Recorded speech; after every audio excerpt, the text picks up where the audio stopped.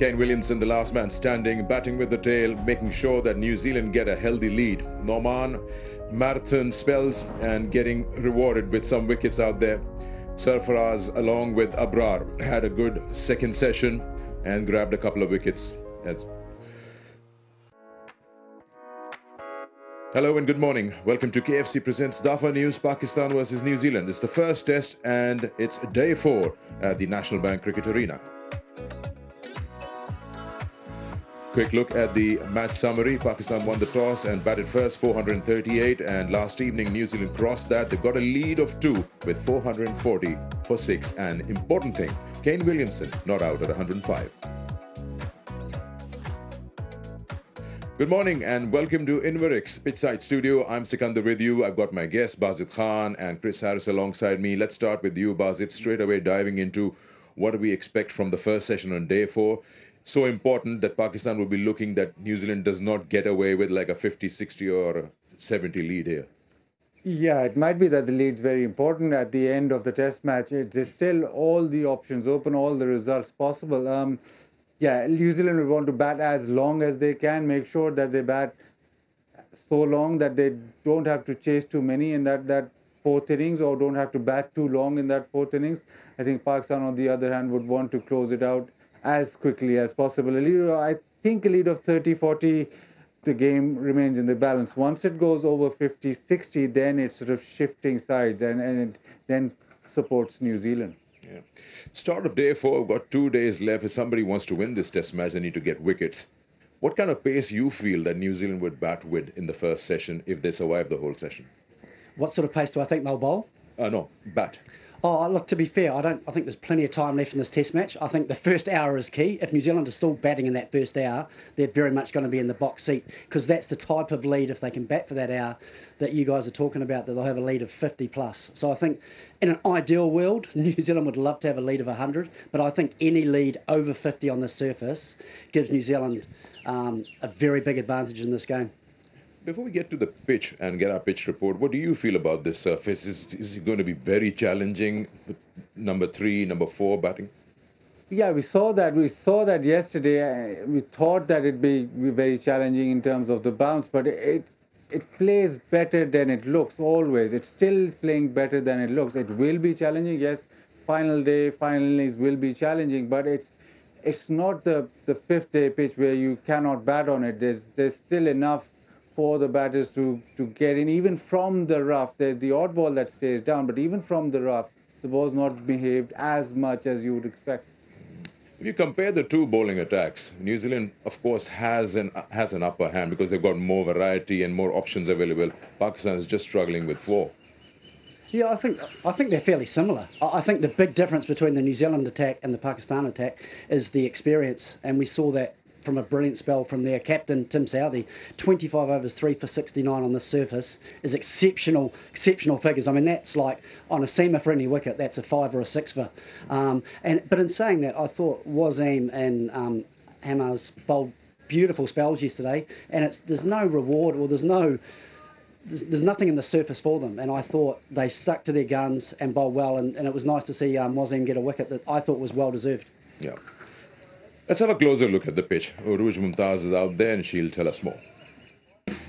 Pitch report brought to you by Inverix Solar Energy.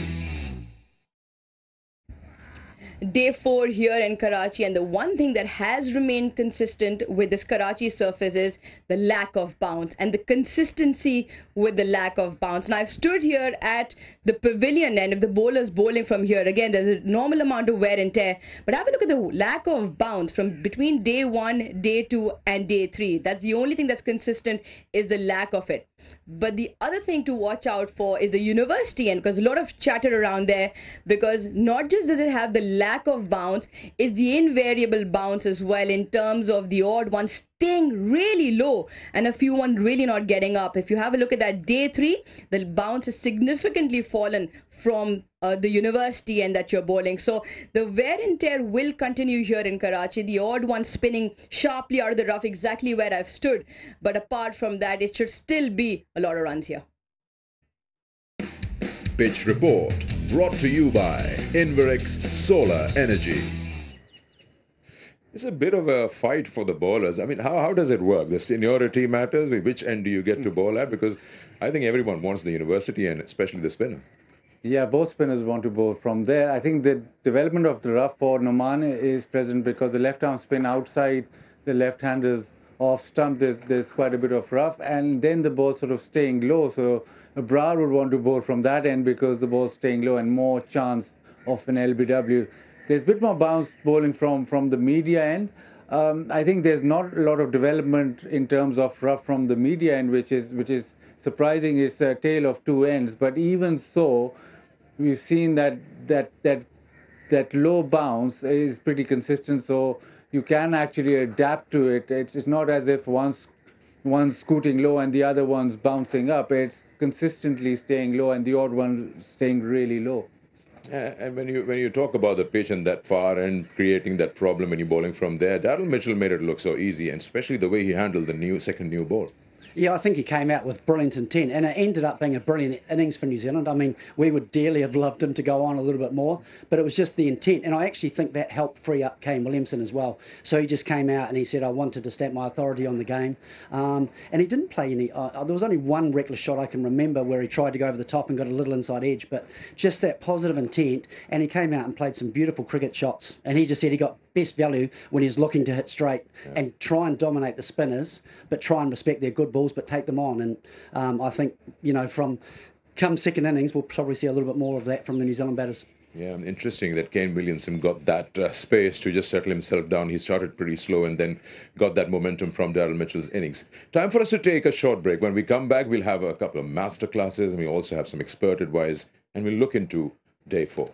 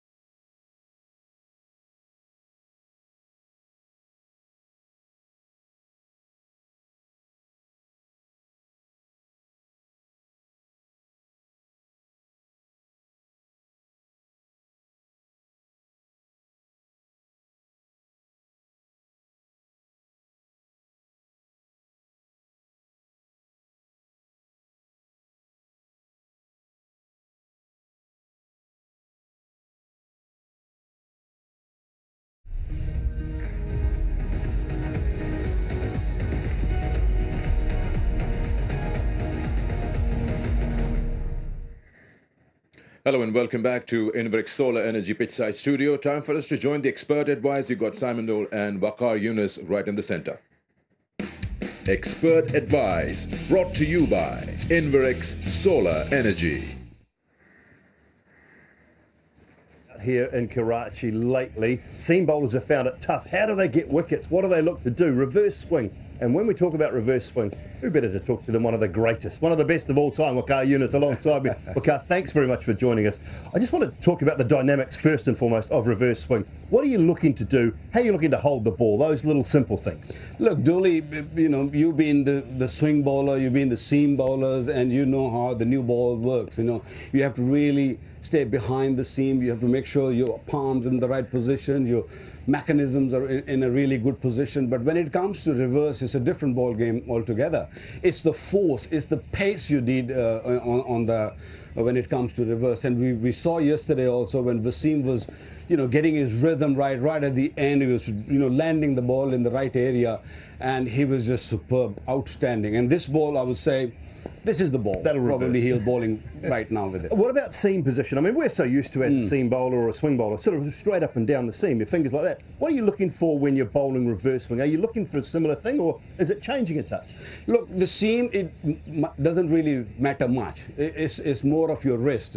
And you don't really have to go straight. You can really tilt it a little bit, Right. to not sort of swing it, just to sort of make it dip the ball more than anything else. Because I know that a lot of pundits talk about reverse swing, you know, stay behind it. For me, I've done it all my life. Yeah. I feel that your wrist position has to be a little bit tilted, so the ball shouldn't swing, it should dip. And that's exactly That's what what gets the happened. batter falling over, isn't Yeah. it? Which is kind of what we saw with the Blundell wicket. We'll Yeah. take a look at that one now, because Mohammad Wasim, I think, it gets his wrist in a great position, Yeah. and it's slightly angled, almost like a UFO. Not quite, but similar to a UFO. Yeah, and also modern days, it's not all about bowling the Yorkers. It's about just getting the length right, especially when you're playing on these pitches where the ball doesn't really come. Normal pitches where there's a little bit more bounce, I would say, you know, you have to really pitch it up a Yeah. bit more. But over here, you have to really stay a little shorter, because it's still not going to miss the stumps. So I think Wasim did a wonderful job bowling that. Just want to finish off on bowling to the lower order batters, because Yeah. we've got a great illustration of what Mohammad Wasim did to Ish Sodhi. It's not just about going full, is it? No. I mean, gone those days when you just run in and bowl those Yorkers and, you know, stumps going all over. You have to really play around with them. You just bowl those bouncers, which Wood did to us in the England series, and I thought Wasim did a very similar job yesterday. He bowled that short delivery to Ish Sodhi and really, you know, troubled him a bit with that, and he was just shaken a bit. And then he came out with that beautiful Yorker. It was very unlucky that it didn't go through. Could have easily just taken the stumps. Well, it's all about getting your length right. I think that's the key with reverse swing. We saw that brilliant delivery to get Tom Blundell out. He may have got an inside edge, but that doesn't matter now. It was the right length. These conditions are quite conducive, I think, to reverse swing. Got to get the length right, and if you're bowling to the lower order, short, hit him in the badge, then the toes. Expert advice brought to you by Inverix Solar Energy. Time for us now to get the predictions from our guests, so let's roll. Expert prediction brought to you by Inverix Solar Energy. We're talking about predictions. I mean, it could be anything. Lesser, the better for Pakistan. But realistically, if I ask you, what's the number that won't ring any alarm bells when you talk about lead against the bowling side at the moment? Yeah, we talked about this. I think anything under 50, I think Pakistan will be pretty comfortable. Anything over, then once it gets to 50 and above, then you just start to think about it more. I think New Zealand too, they'll be thinking get to 50, and then anything over that, then pressure back on Pakistan. From New Zealand's point of view, 50 plus is good, but will the time also play on their mind, how quickly we get there, or they will like to bat as long as they can? Oh, I don't think the time will come into consideration at the moment. It might a little bit later, but I think the magical figure for New Zealand, 440 for 6, is probably 500. Get to 500 and try and get as many runs as they can beyond that quickly, and then get Pakistan back in. So it's a little bit what Baz is saying. Any lead is a good lead, but any lead over 50, for me, really puts pressure on Pakistan. There you go. Expert prediction brought to you by Inverix Solar Energy. Okay, so before we wrap up, I'm going to ask my guests. We've been talking about spinners, and they have had a big say out there, 3 from New Zealand, 2 from Pakistan. How do you see the fast bowlers' role now coming in? Will they have any say in terms of wickets, or they'll just be the support role? No, I think reverse swings will have a role, and the ability to then shut up shop or make pressure build through bowling dot balls. I think that'll be the fast bowler's role. You agree? Absolutely, and I think reverse swing, and as we saw from Simon and Wacker there, if they get the length and pull it back a little bit with the variation in the bounce as well, I think that's going to play a role in this test match. So the seamers definitely have a role to play. But New Zealand will still get the new ball to the spinners. I think after the first innings, you've got to give them a go early, don't you, from both ends. And I think you said you've got to talk about which end they bowl to. I think give everyone a go at all ends and see which suits the spinners the best. Okay. Thank you, guys. Enjoy the day. It's day 4, and we are all set. Action is about to start on the other side of the break. This is going to be fun.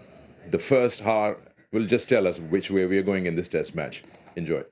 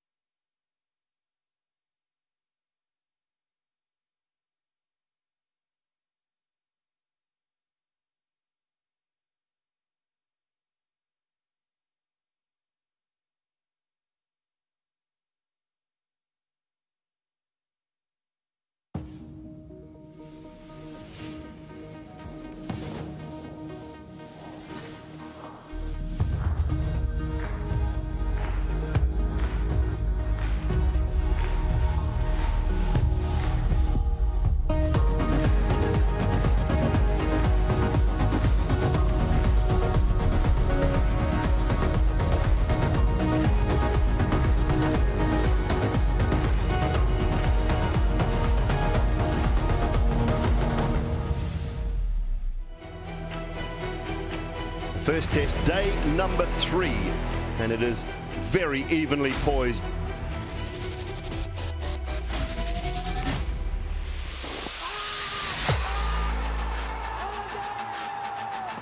Oh, he's gone.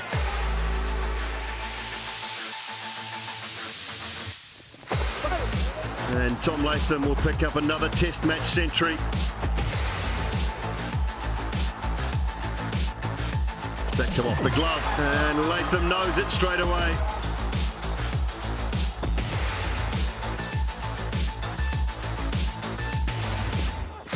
In swing, and that time, Halim Dar says it's out.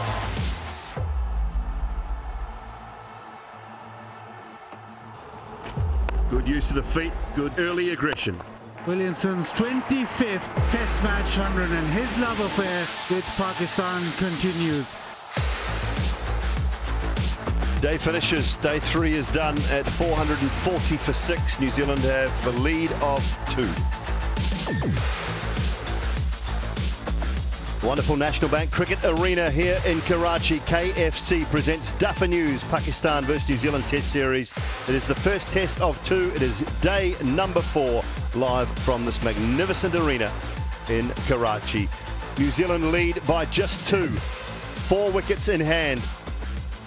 Big day in store for both sides. Pakistan need early wickets. Can they produce them? New Zealand in need of a partnership, maybe looking for a lead around 60, 70, 80. Could that be enough? Could we see a result on day 5 if either of those two things happen? Kane Williamson will resume alongside Ish Sodhi. 105 not out for Williamson. Sodhi is 1 not out. And what about the surface out in the middle of the National Bank Cricket Arena? Rouge Mumtaz is out there to tell us more. Always a tough ask to bowl in the subcontinent. If you're a quick bowler, a useful asset in your armory can be the reverse swing. On day 3, on session 3, Wasim Jr. exploited the reverse swing to absolute perfection. If you pull up a pitch map here from his session 3 bowling yesterday, you can have a look at it. He's bowled a few short and he's fired a few yorkers in, but predominantly he's bowled the good length area between the 6 and 8 meter mark. And if I show you on the surface, just about there is where his bulk of his bowling was. So if you don't have the pace from the surface or in your arm, the perfect length on these subcontinent surfaces with the reverse swing is just about precisely there. Absolutely spot on. It's still a surface that looks like it's good for batting, but there is a little more turn. Spinners are in the game, that is for sure. One man who played both very, very well yesterday was Tom Latham, his 13th 100. He caught up with Buzzard Khan earlier. Tom Latham went past John Wright yesterday in terms of hundreds as an opening batter. Tom, were you aware of that stat at all when you were batting out there? No, I wasn't. No, the guys mentioned it last night. So, yeah, I guess it's something you probably don't necessarily focus on. But I guess when those accolades come along, it's yeah, it's certainly a proud moment. Your opening partnership, there was a lot of discussion regarding the way Abrar bowls, a lot of communication. What was those on lines of? Yeah, I think leading into a series, you always do your scouting on guys, and we're fortunate enough to see some of the England series and have a little bit of footage on Harry bowls. So for us, it's about trying to do as much homework as possible and then understand what he's trying to do when he's bowling. And for us, it was just about trying to, I guess, see the different deliveries that he bowls, and I think once you're able to recognise them, then it makes things a lot easier. But I think we saw yesterday that the wicket did start to play a few more tricks, a little bit more bounce and a little bit more spin. So yeah, I think it's a wicket where he's obviously going to play a little bit more of a part, but obviously we've got our spinners that will do that as well. Left-hander and the rough always goes together. What are your plans when dealing with that rough? Yeah, as you said, it's something you always face as a left-hander. There's always rough, regardless of what sort of wicket it is. But for me, it's always about trying to adapt to each surface as best as possible. And I guess when guys are bowling into the rough, spinning the ball back in obviously makes it a lot easier to play the ball onto the leg side rather than playing against the spin. So as you're probably aware, the sweep shot is something that I use, you know, fairly regularly, and I guess it's just a shot for me that I feel you know, best suited to play in these conditions. So you know, hopefully I can have a little bit more success playing that shot as well. Tom, thanks for your time. Cheers, thank you. Yeah, superb yesterday, Tom Latham, and as Buzzard Khan said, he went past John Wright. So 1300s now in just 118 innings. 4,698 runs. He has been prolific in the last 4 or 5 years, in particular Tom Latham. And there's an argument now that he is alongside Glenn Turner as New Zealand's best ever opening batter. Terrific innings from a Canterbury left-hander, and another one alongside me, Chris Harris, to talk us through a little bit more of this wonderful Test match century. He plays superbly off both feet, off the back foot and front foot. And what's so good about Tom Latham is his defence is so good. And any time that bowlers look for a variation, he puts them away. Strong on his pads, and as he talked about, such a strong sweeper against the spinners. Wonderful innings. Yeah, it certainly was. Tom Latham's innings of 100, and then Kane Williamson backed that up nicely. His 25th Test match century. Uruj Mumtaz alongside as well, and his love affair, as Bazid Khan said, with Pakistan continues.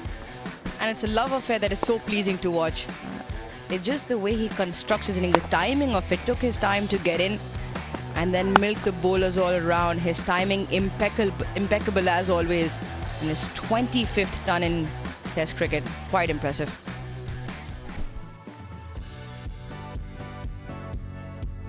Yeah, Williamson with his 25th century. Well, Abrar has been of minimum success, you would say. 3 for 143 so far. New Zealand have managed to counteract him for the most part, but he has picked up 3 wickets, a couple to the reverse sweep. Latham and then Mitchell. And then that one just closed in the face a little bit too early, Michael Bracewell. Abrar has picked up 3 wickets. And Pakistan, I'm sure, will start with him this morning, or rely on him to try and get through this lower order alongside Kane Williamson. His first century for some time for Kane Williamson. He's had his issues with that elbow. He missed a few Test matches as well in the summer post the World Test Championship in the UK. He missed most of that summer at home. He missed the Test match in the UK through the English summer as well. And he is well and truly back into form. I think he's relishing the fact that he doesn't have to do anywhere near the amount of media interviews now. He's not captain anymore. And just sit back and enjoy being a team member and a teammate, and just do everything he possibly can to help New Zealand along the way. That huddle there, I'm guessing, Uruj, will be all about the first 20 minutes. Much like yesterday morning, I thought Pakistan started very well. And that's exactly the key. You want to start off strong, you want to apply the pressure, and even if the wickets don't come earlier on. Even yesterday we saw it was good lines from Mir Hamza to apply that pressure, and then Abrar was able to get that breakthrough. And I think first and foremost, Pakistan will be looking to pick up those 4 wickets and pick them up quite quickly. And probably allow the single here and still applying pressure on Kane, allow him the single and then get Abrar, and I'd say start off with maybe Wasim Jr. at the other end, the way he finished off the day yesterday, up to Ish Sodhi. Key for New Zealand, I guess, Chris Harris, is Ish Sodhi more than capable, Tim Southey capable, Neil Wagner also capable, but they can't just let Kane Williamson do all the scoring. They have to help out. No, and I think Pakistan will play a role in that as well. I'm pretty sure that they will look to give him a single, have an in-out field and try and bowl as much as they can to Ish Sodhi. But it's a valid point, and it's one that New Zealand would have discussed last night and previously as well, is that every morning the fielding team has started very strongly and asked some very good questions.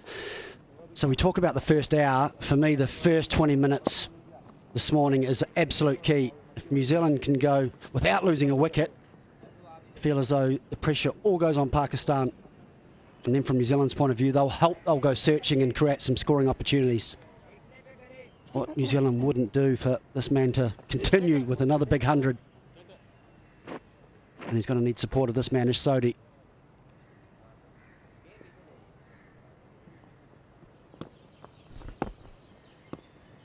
Yeah, I think this is the right move. You start with your best, and Wasim Jr. was really good late yesterday afternoon with some reverse swing. Time will tell as to who starts from our commentary, the media centre end. Will it be Abrar? 1 for 81. 24 overs of hard toil for Mohamed Wazim yesterday.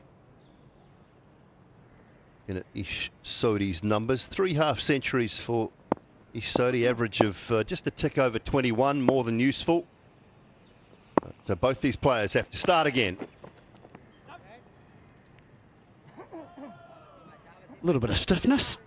Let's get that first one out of the way. It'll be interesting to see if, I guess we'll find out in a few overs, whether he actually watched the masterclass and if he pulls his length back a little bit.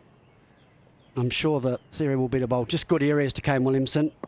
And Bubba will say, I'm not happy, more than happy for him to get a single. And then try and hit those good areas to Ish Sodi. Try and get one through his defence.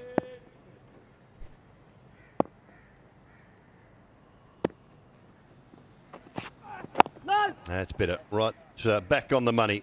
One loosener, and then into it. The masterclass that you talk about, Dooley and Vakar got together earlier on in the morning. You can catch that on PCB's social media channels. Wonderful.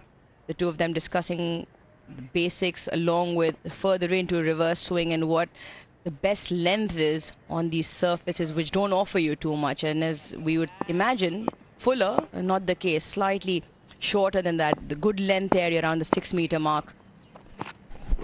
Yeah, it's something you mentioned in your pitch report as well, Aruj. I was interested listening to Wakar and talking about it. When you haven't got that genuine 150 pace, the Yorker is not always the go-to. And you think in modern day of Mitchell Starc, that type of bowler who's, you know, got those brilliant Yorkers at 150, that's predominantly very dangerous. That's what we've got to work with, the workbench, the 22 yards.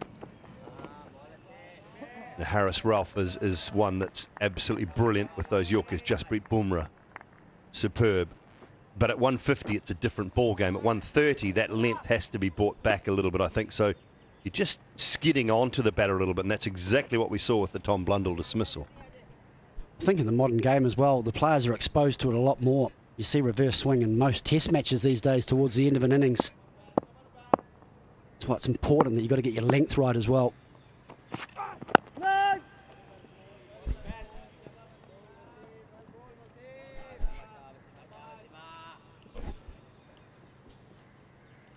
Like you mentioned, with the advent of the white ball game and the innovations that have come around, when it's not at pace, it allows you so much time. And with the players now willing to go so far back deep into the crease or even move laterally, that in-swinging Yorker, if it's not at pace, almost becomes a scoring opportunity with the laps and the reverses come up playing the players play these days. Starts with a maiden, does Wasim. It's 440 for 6.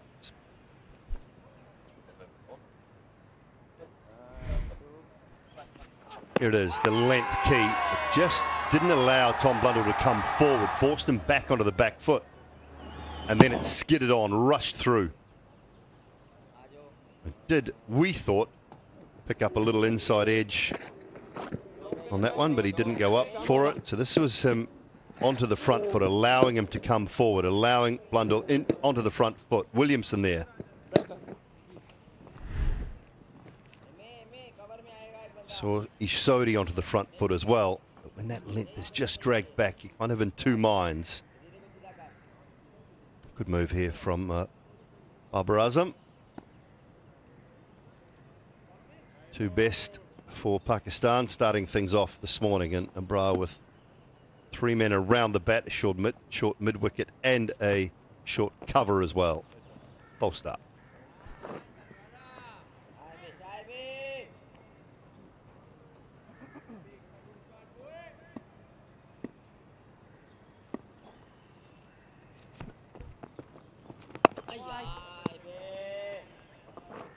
Extra encouragement for Ish Sodi as well, knowing in that first innings how hard he had to work for his wickets.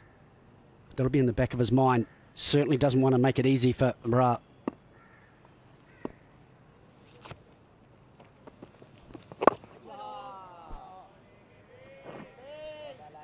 Good start from Bra, right on the money, first 2 balls.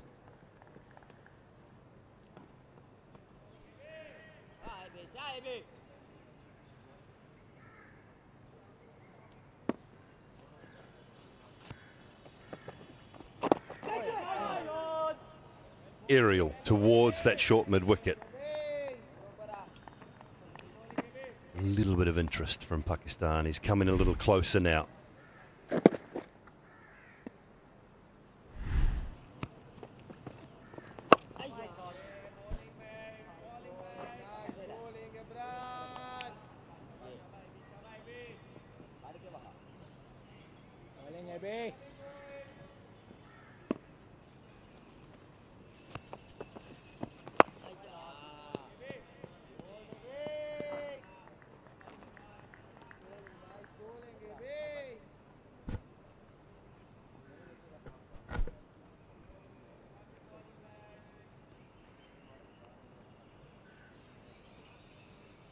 Salman Agha is not on the field this morning for Pakistan. Oh, just about carried again. In at Gully, back-to-back maidens, 440 for 6.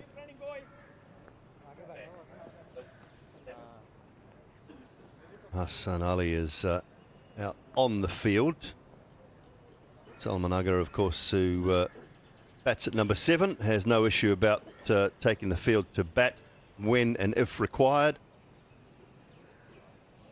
Had to come in anyway at the fall of the 5th wicket, so there's no issue around that.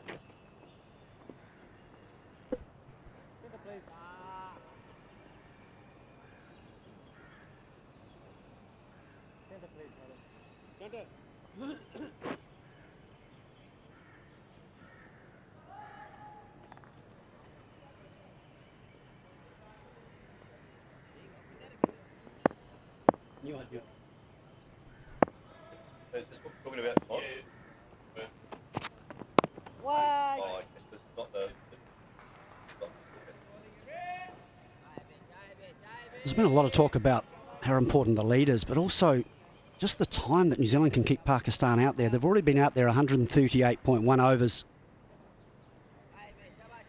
So the longer New Zealand keep Pakistan out there, the more tired and the more difficult it's going to be to then come and bat for a long period of time.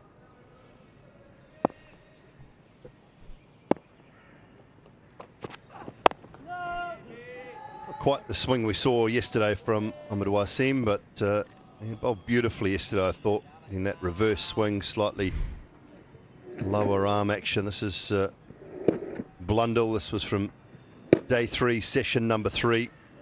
Tom Blundell again, inside half of the bat. Williamson waiting on that one. Ish Sodhi.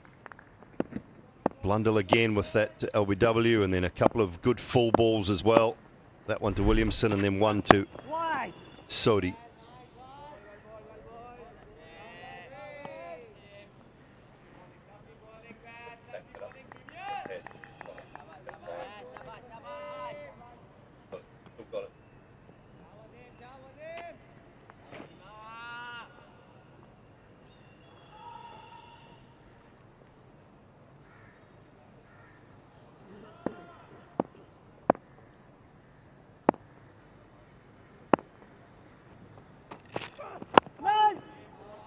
Good line, good length.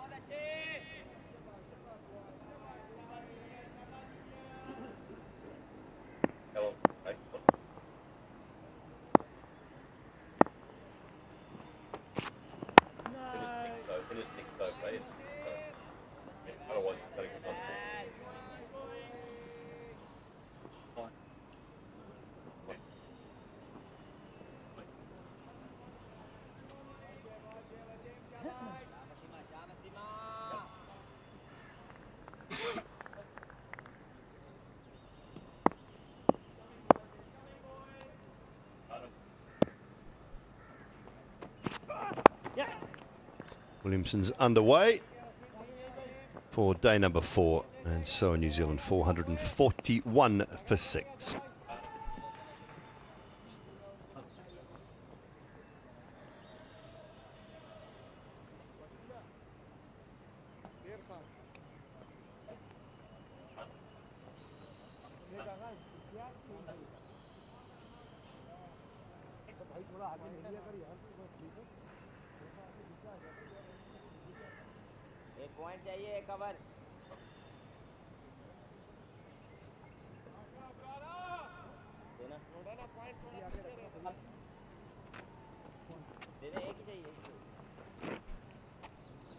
There's 3 runs that lead for New Zealand. Pakistan looking to pick up the last 4 wickets. Love to do it, or maybe around that 20, 30, anything under 40 runs. But as Chris Harris just mentioned, that the longer New Zealand can keep Pakistan out in the field, it almost buys you a wicket or 2 at the top.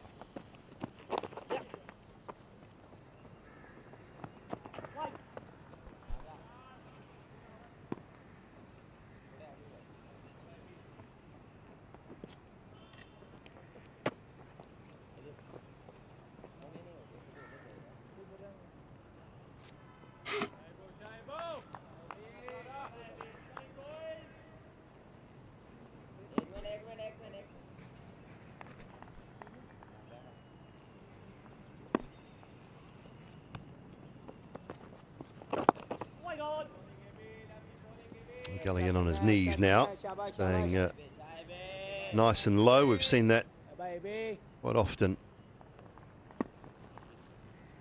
In there on his knees at Gully. Oh, he's just chipped that away towards mid-wicket. Pick up a couple here, Ishsori.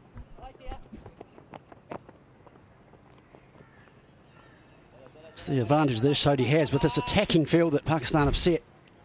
Lots of men around the bat and lots on the drive. Plenty of open areas. So lots of scoring options for Sodhi.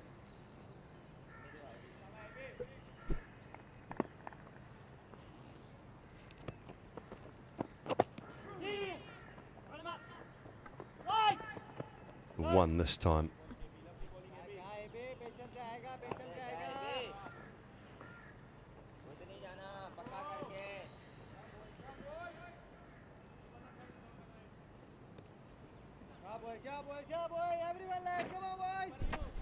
Yeah, into the 4th over this morning, and been slightly more contrasting to the other mornings. Haven't really seen anything in terms of the surface this morning. Slightly warmer in Karachi as well. Since last evening, sun's been out. It's been rather warm in comparison. Runs haven't come by, just been 6 off the 4 overs so far. In terms of the surface, we haven't seen that certain advantage earlier on in the morning as we normally have seen in the first 3 days in this test match.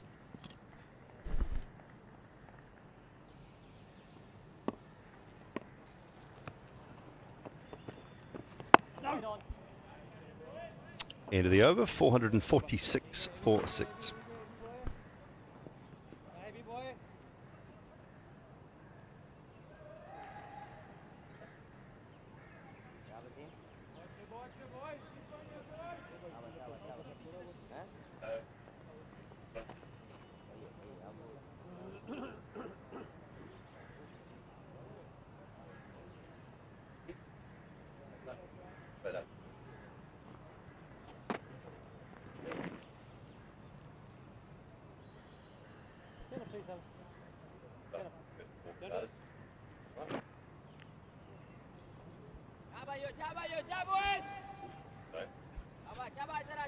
Two men in it, a shortish mid-wicket, one straight, one slightly squarer for Kane Williamson.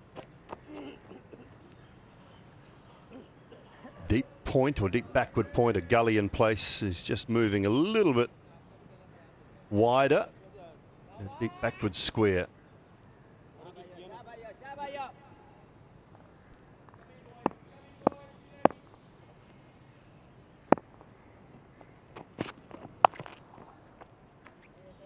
And short, and it basically just gives Williamson one, I think, Mohammad Waseem. I like the way he's applied himself, and good to talk to Waqar Yunus this morning about the reverse swing and how to go about reverse swing. And subtle changes from a new ball to the old ball. So we've got the new ball on the left for Mohammad Waseem and the old ball on the right of screen.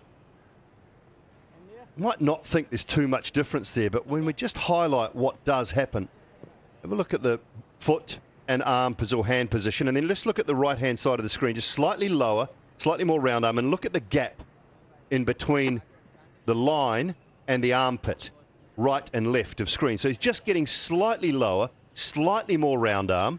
You can see the height of the ball as well. It's probably dipped about 3 or 4 inches from where, if you line up the brim of Alindar's cap or hat, it's dropped about 3 or 4 inches. So he's getting slightly lower, slightly more round arm. No! And it's exactly what Waqar Yunus was talking to me about this morning when we did that little piece out in the middle.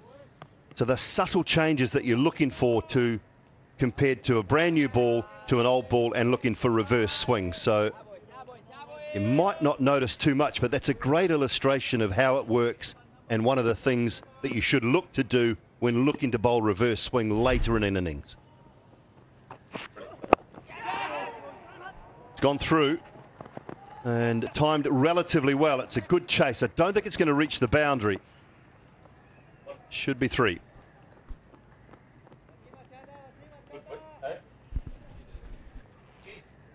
Yeah, absolutely brilliant piece. If there's any young boys or girl watching out there of the art of a reverse swing, a tough art to master, but those subtle variations in dropping the arm for a slightly more slingier action, the position of the ball in your hand slightly more side on for the dip that Waqar Yunus spoke to you about earlier. And Wasim Jr. showed us quite impressive skills last night as well. It was brilliantly highlighted, Simon. It's brilliant how you can see with just very subtle changes how much of a difference it can make. Just with a slight wrist, slightly lower arm, slightly different foot position, which at full speed from a batsman's point of view is very hard to pick up. Which is what the bowler's trying to do.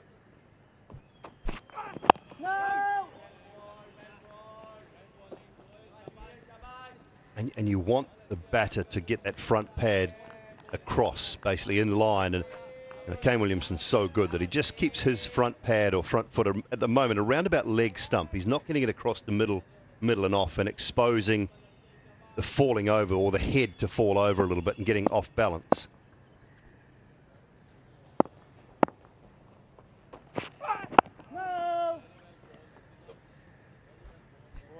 New Zealand have reached 450 and they've lost 6 wickets.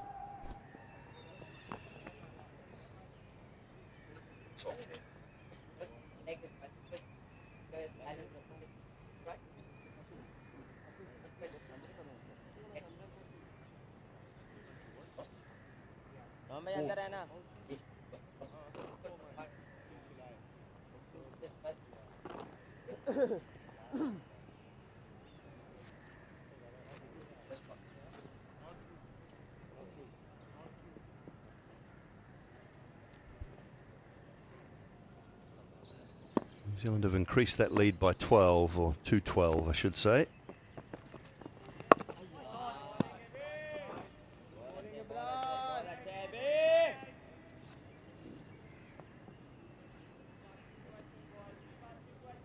Worked really hard on his batting over the last few years, Ish Sodhi. Lasts himself as a genuine all-rounder at first-class level. Certainly capable. One thing he tends not to do, and I don't want to say he never does it because at times we've all done it, he tends not to give his wicket away. He will fight.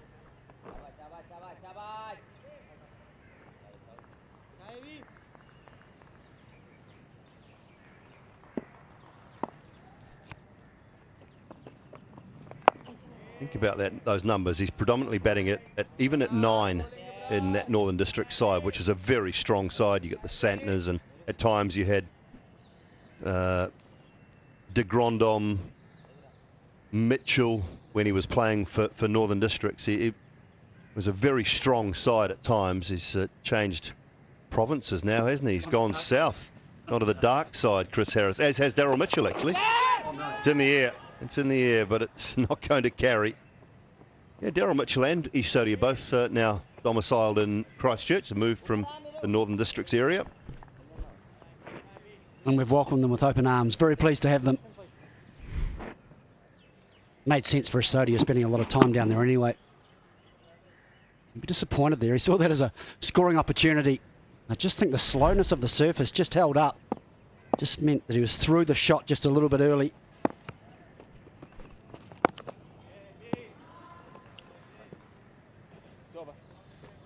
.451 for 6.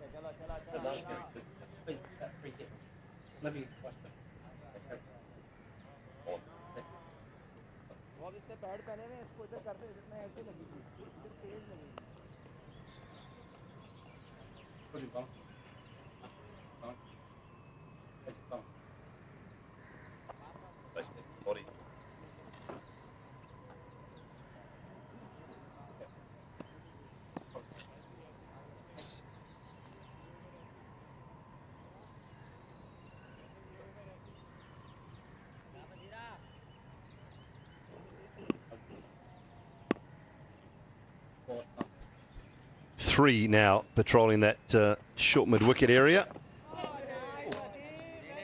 Wasim goes short.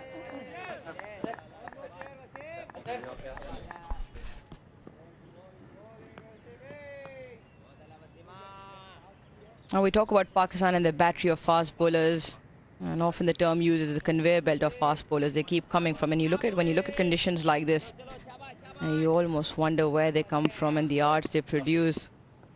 It's a tough ask bowling out here when you're a quick bowler. But off late, Pakistan have had their fair share of trouble with fast bowlers. Just this year in Test cricket, not one Pakistani quick bowler has picked up a fifer. And that stat compares to every other team that has played Test cricket in the year has picked up a fifer from their quicks. Pakistan the only one not to do so. And you talk about conditions, Pakistan, they've played 9 tests so far, not one fifer. It's not like it hasn't been done in Pakistan. Earlier in the year when Australia were over, Pat Cummins picked up a 5-wicket haul in Pakistan.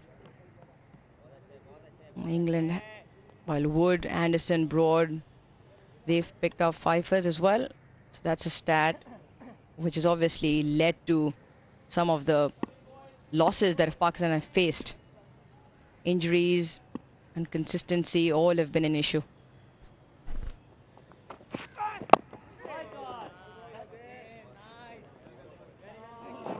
Injuries have played a part, I guess, as well for key fast bowlers for Pakistan. They've been, I guess, in and out of the team, or players that haven't recovered from injuries. It's been tough. I mean, we've seen the depth of Pakistan fast bowlers because of those injuries, but it's a shame not to see the key contributors time and time again.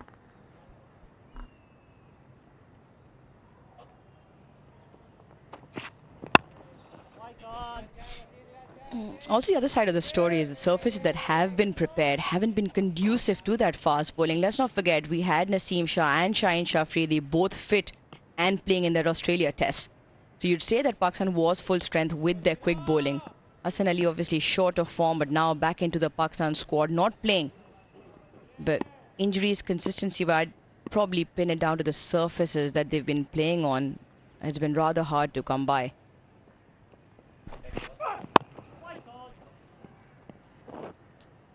.451 for 6. Across formats, injuries have been vast for the quick bowlers.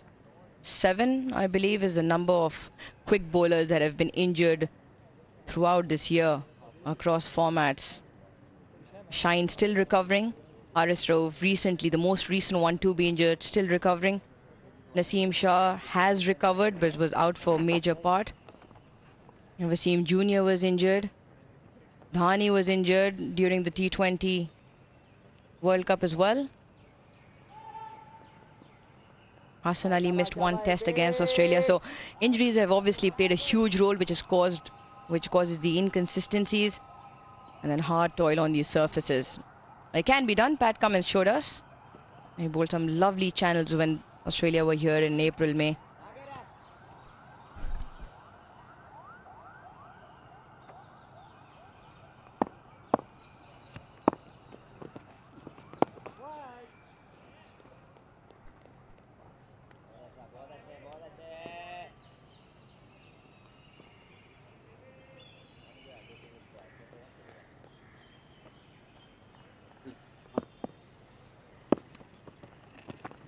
Wide on.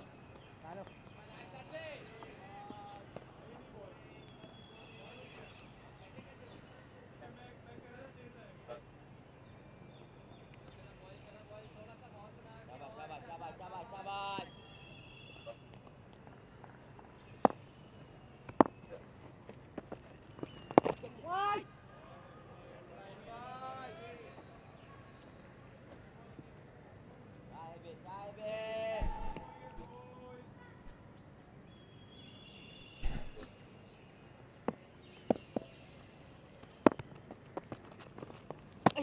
Nicely bowled, just tempting Williamson, who wanted nothing to do with it.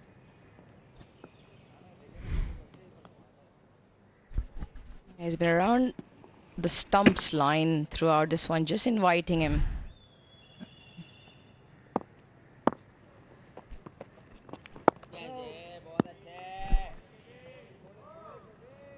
I haven't seen a lot of spin or variation and bounce this morning,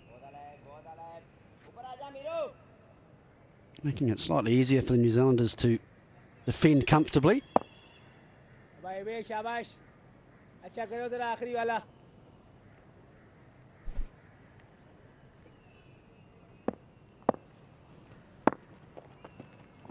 A little bit quicker to finish from Abra, 451 for 6.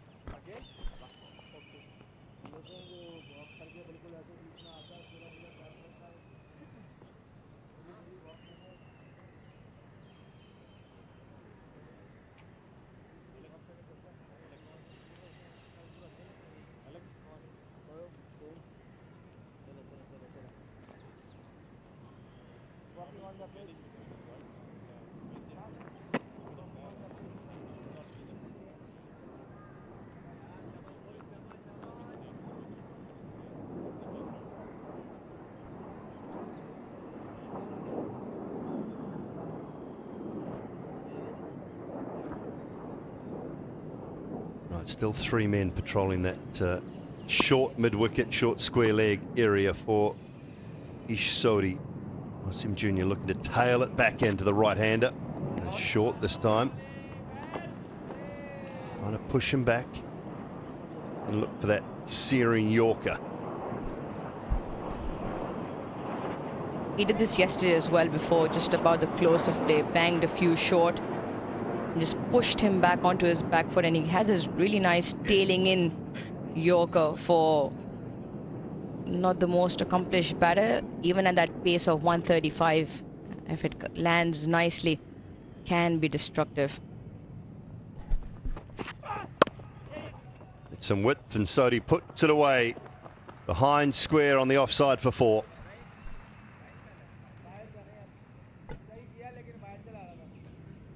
He's just gone searching a little bit here, Wasim, just a little bit wide. Southey in good position, nice still head. Just threw the hands at it with such an attacking field, lots of gaps.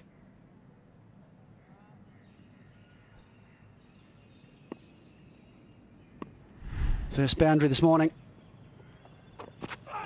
No! That's a better line and length from Wasim.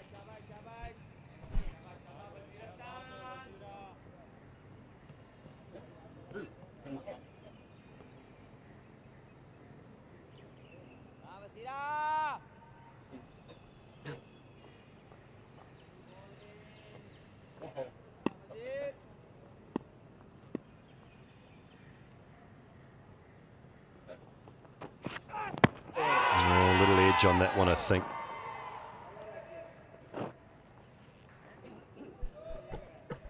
All of a sudden, ramped the pace up, 140 Ks. Looked like a little bit of an inside edge.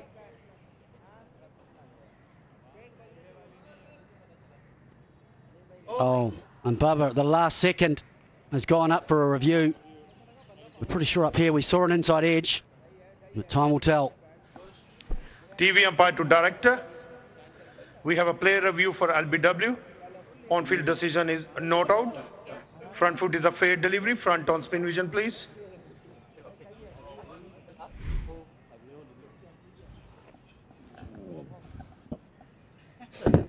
Roll back. Now roll forward. Look like there's an inside edge and then onto the pad. To confirm ultra edge, please.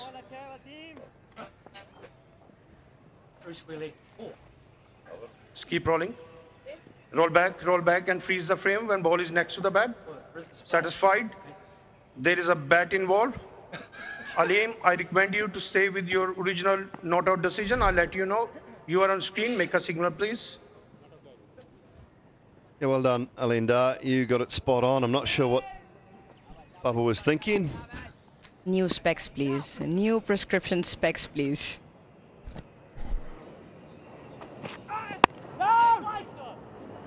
The most important thing about that for me is it was Pakistan's last review, and you just wonder at this pressure situation how important that may be. Obvious for us all to see, it was a very, very bad review. Massive inside edge. How important will that be?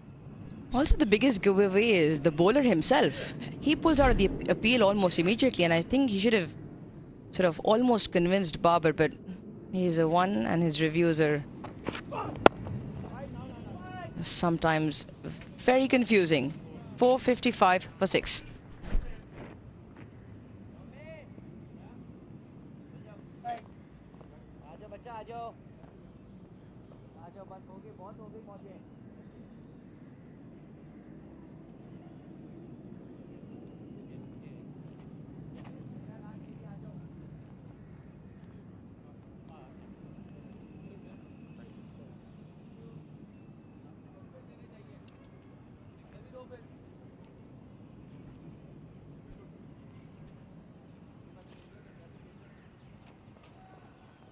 Runs in the half an hour's played today.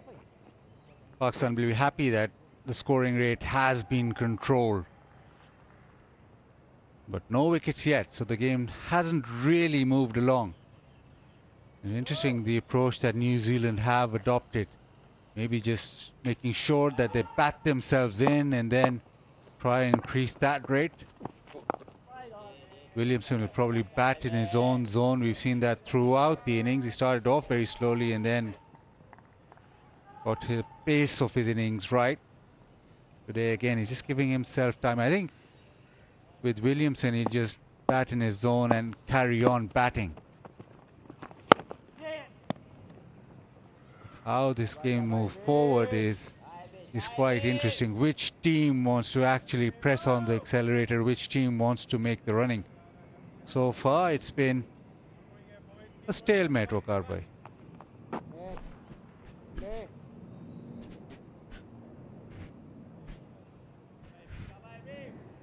New Zealand keeps scoring more runs and spending more time at the crease will put Pakistan under lots of pressure. Any lead is going to be very crucial. Still plenty of time. They don't really need to bat second if they can carry on batting till maybe lunch or maybe tea. Good delivery, very good delivery. A quicker one. And spun a bit too.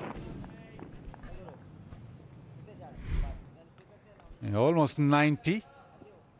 And yeah, a bit of bounce of the lines and lengths. Stacking the stumps is Abrar. And again, he's searching for that pad. He's that kind of bowler. He wants to be as close to the stumps as possible. A little bit of turn or variations that he's got.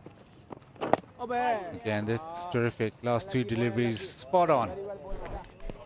456 for 6.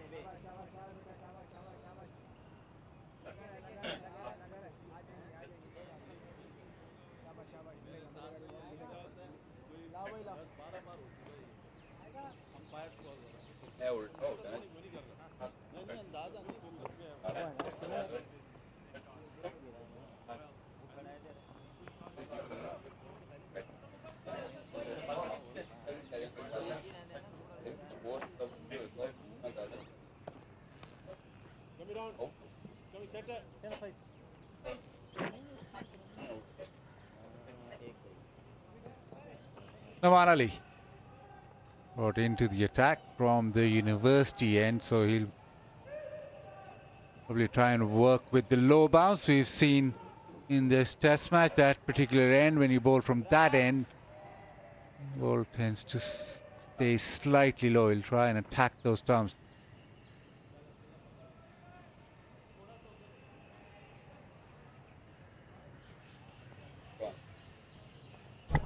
They bowled marathon spells, 50 for Abrar and 44, or now 45th now for Noman. We're missing out on that fifth option.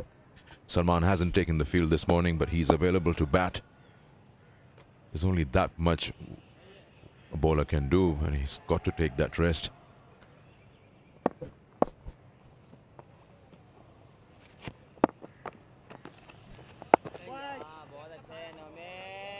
Garba, do you think Babar can do anything different?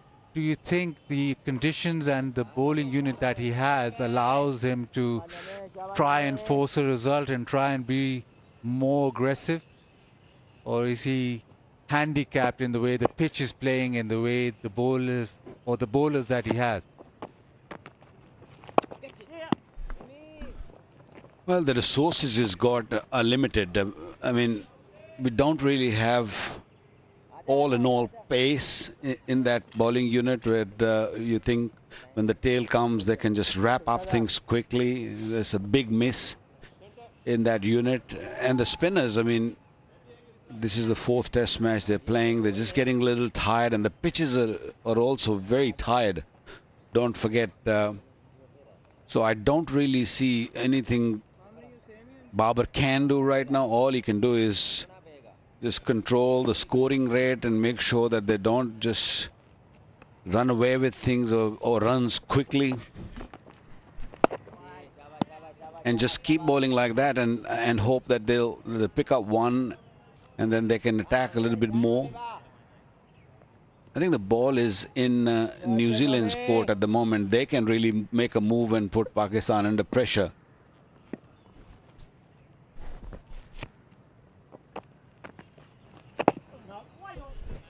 Part two of that question is that will Pakistan, or you would see that Pakistan would try 5 bowling options, because Salman Agha is playing as a batter who can bowl. In the England series, he bowled only 12 overs in all across 3 test matches. Here, of course, he's not well. Would you sacrifice a batter? Well, looking at the first inning, I wouldn't, because Salman Agha was the one who just bailed us out from a situation where we were. He's the one who batted with the tail and put up that partnership, small partnership. He got over 100 runs with them. And that is always a worry when you play one less batsman.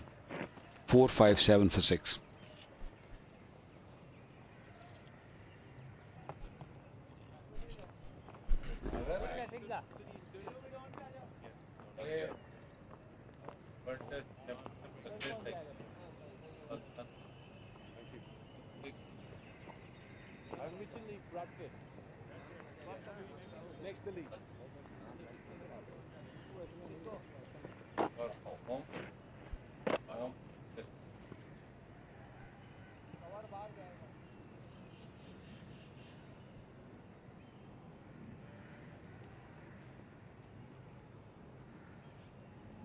It's been slow, it's been patient. In a slow burn of this test match. Williamson, first signs of aggression down the track, and he's always in control when he's hitting over the top. We saw these shots on several occasions yesterday. Every time he comes out of his crease, he makes sure that he go over the bowler's head rather than just playing with the angle bat or trying to go over extra cover. Just the safest shot in the book. Great timing on that.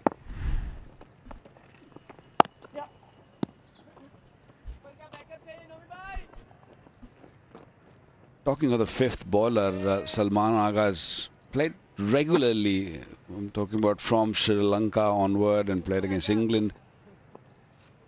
Yes, he's been very good at number 6. He's batting quite nicely. He's scoring runs, but he hasn't bowled enough. So you got to really, if you want to develop him as an all-rounder, you got to give him the opportunity and ask him to bowl more overs in the game,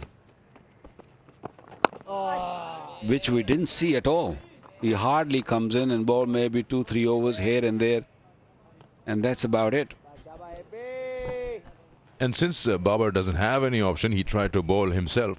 He could have tried South Shakil. He's bowled quite a few in first class, got 23 wickets, and he is someone who's bowled long spells, if you're talking about a part-timer.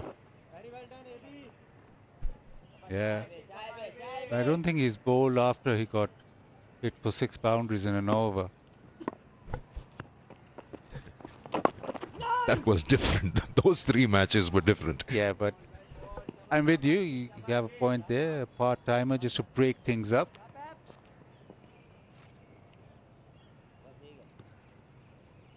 It is tough. It is tough.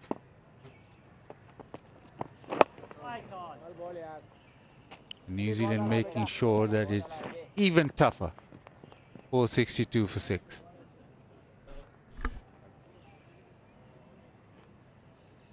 When Hafiz was playing Test cricket, I think that was a big advantage.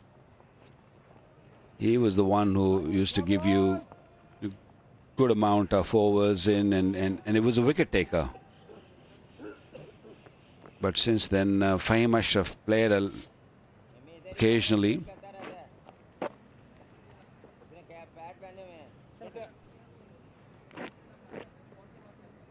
But I think, yeah, Hafiz was the probably name comes to my mind who was a complete bowler as well as a really good batsman.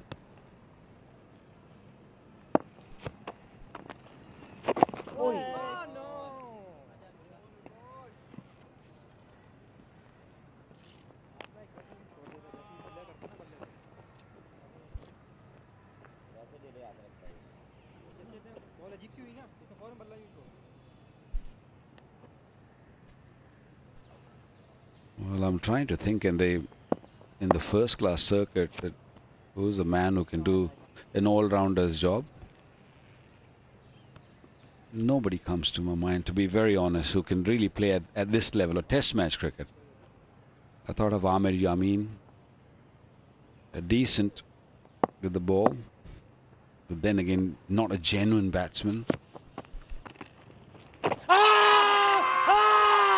Halim Dar thinks that's out. Williamson goes upstairs straight away.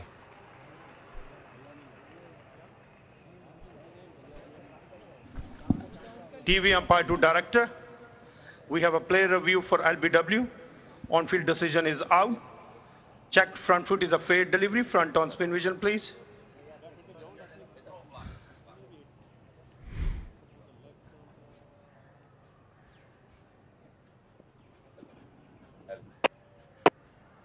Ball is close to the bat to confirm ultra edge, please.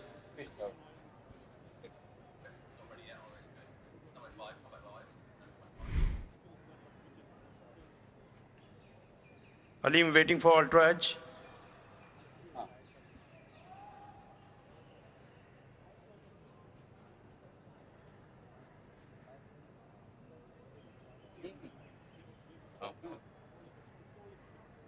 Stand by.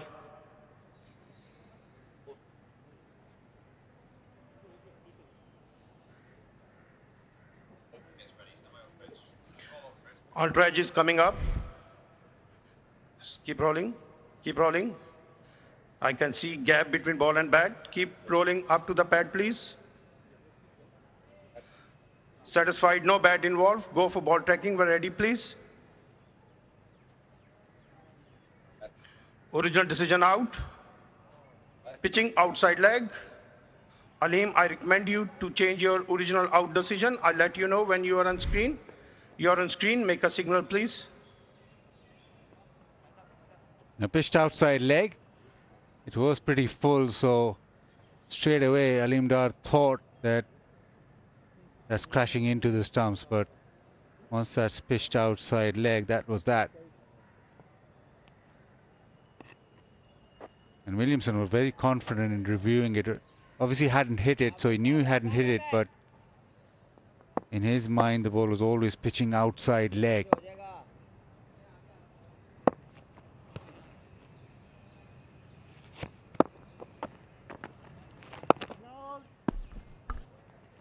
I think because the ball pitched so close to the pad, Aleem thought that it is pitched in line, and that's why he gave it out, and it didn't take long before he sort of raised his finger.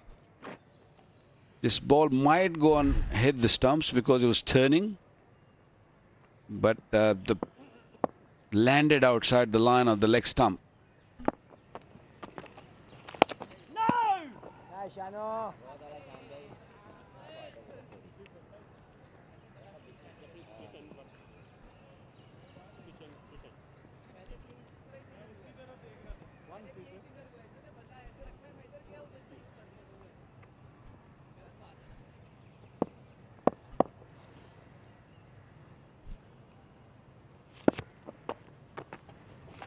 Wait on! Yeah.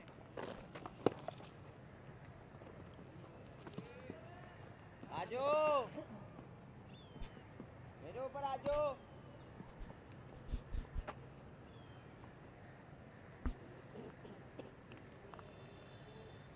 बहुत अच्छे नौमी आवाज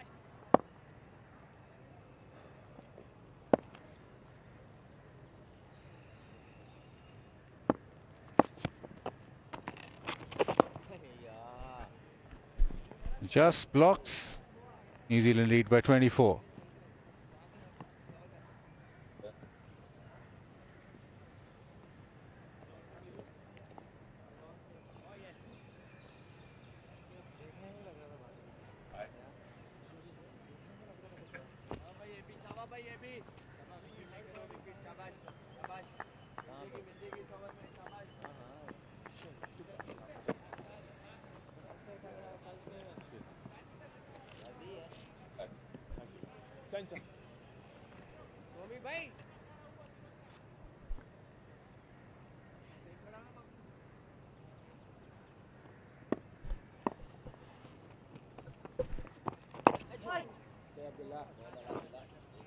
It's been tough for Pakistan. Also, there have been opportunities for them, which they've not availed. That has meant that they're now into their 150th over of the innings. Opportunities lost through not reviewing, catches dropped. That has made it very, very difficult. Yeah, there should be a separate department, the art of taking a review. Many a times, captain relies on keepers. Of course, the bowler thinks it's out all the time. But chances missed, sometimes reviews missed. Quite a few in this test match. And that has cost Pakistan in terms of runs, in terms of losing reviews. Have a look at that. Review wasn't taken on Conway's chance. 57 was when he was batting. Williamson stumping, who can forget that? Williamson actually twice. One was a tough one. Blundell twice. And you can see right there how review wasn't taken once. Stumping chances missed.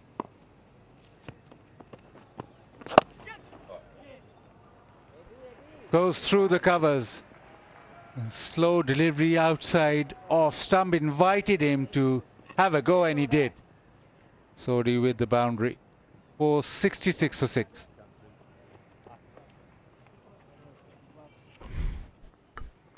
More frustration for Pakistan. Brad tried to give a little bit more air outside the off stump, inviting Isodi to play this drive, and I think he handled it beautifully.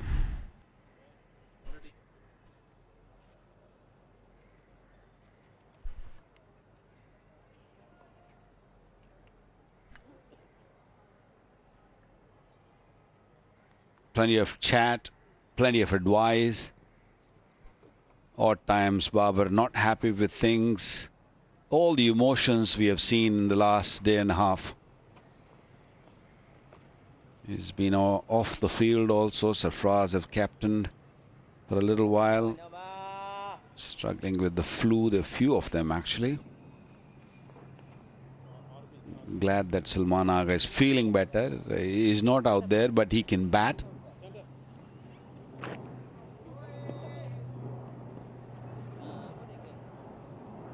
$150 overs has been that Pakistan been in the field.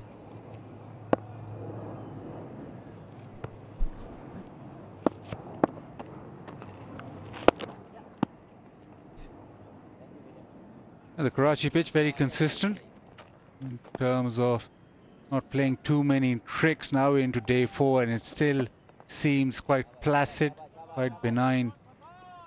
Williamson also making it look that way with his balance. The question now then, Sikandar, is why is Karachi so consistent even with the weather? Today in the morning it was quite muggy. We thought it might rain, but the sun comes out again and it's same old, same old. I thought it was a city of excitement. Rain at this time of the year. You just wanted a day off. No, we could actually smell the rain. It was so muggy. When he came out of the hotel, Okar and I, we thought maybe. We just looked at the security guard there and asked, has it rained? And he said, no, no chance.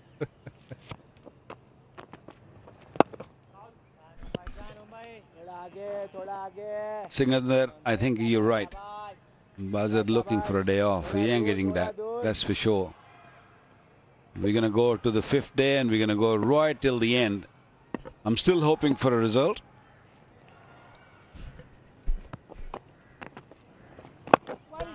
I think the England Test series has spoiled him. Early finishes.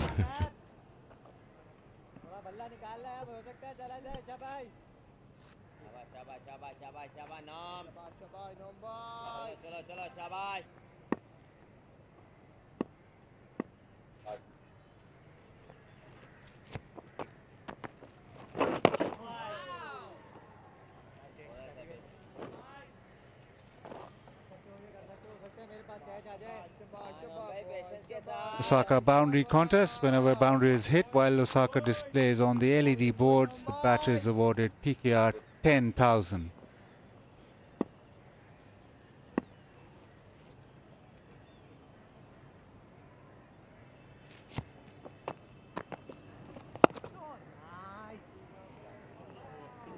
.467 for 6.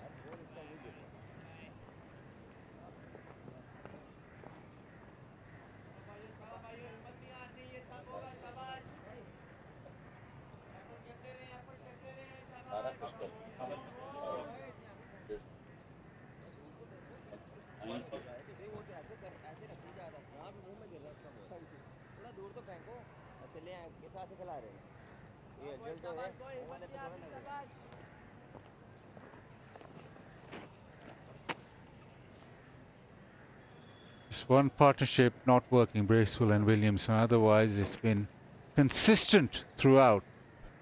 Started off with the massive 183, but every partnership has been contributing.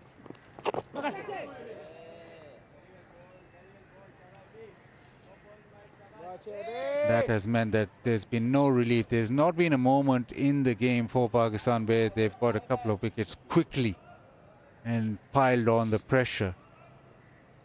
New Zealand being able to soak all that pressure and just calmly carry on.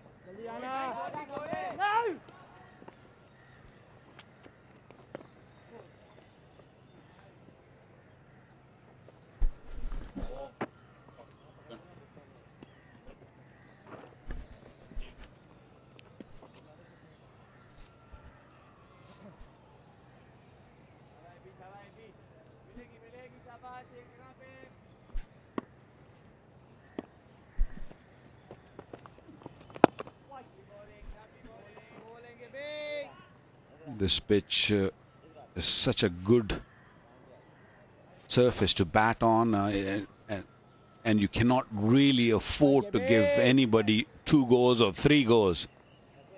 And Pakistan have given New Zealand side few opportunities to, bat long, and that has cost Pakistan more or less 150 runs. Same goes for New Zealand also, because Babar was on 12 when he was dropped. He went on to make 161. That was 149 runs that cost. So it's pretty even when you talk about the extra runs being given, the opportunities given.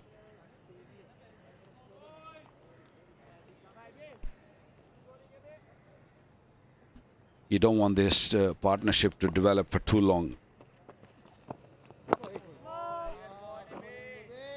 Waits, and then blocks. For 68 for 6.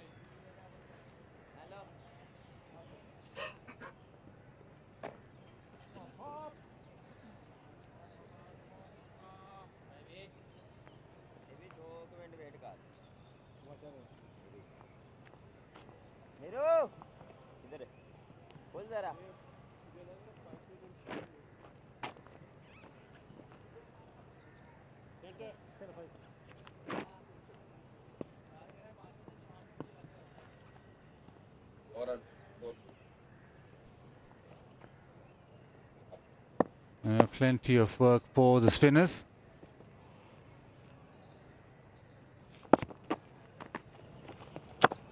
They keep on bowling. It was always an issue going into this bumper test match season for Pakistan. You've got 5 test matches back to back. This test match, you've got even less time to recover, because there's only 2 days in between, and there's always going to be that issue where if you have a test match like this, which goes the distance, where you are bowling so many overs, how do you then recover so quickly and play another test match? So the bowling unit does get tested a lot. Thankfully, with that England series, they didn't bowl a lot. England scored so quickly that they got those matches done. I think Pakistan maximum in one innings had bowled 101 overs. They already did 153rd over here. You think that's the reason why they've got a big squad? 22 sitting in the dressing room right now. So they might just bring a totally new team or a totally new set of bowlers. Yeah, it's all right having 22 in the dressing room. There's still 11 have to play, so you need 4 bowlers, and you need to then rotate them. I don't know if you can rotate them now. Do you have anybody else who can come in? Already Pakistan. Only one. Already Pakistan have tested out a lot of bowling. Haris, Wasim, Mohammad Ali, all debuts. Abrar debut in this season. Zaid Mahmood. So everyone has debuted, especially in the bowling unit. Well, you might have to go back to Hassan Ali, who's here. Been watching him bowl. Is bowling quite nicely. Naseem Shah, who's there, is in the squad. Maybe go back to them when you talk about faster bowlers. It's the spinners, I think, where Pakistan will have to carry on with these two.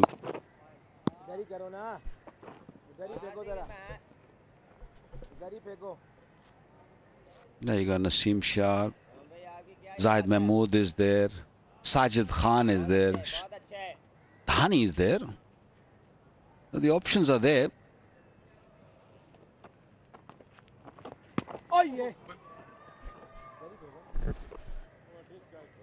Somehow survives that. First hour done, and it's time for drinks.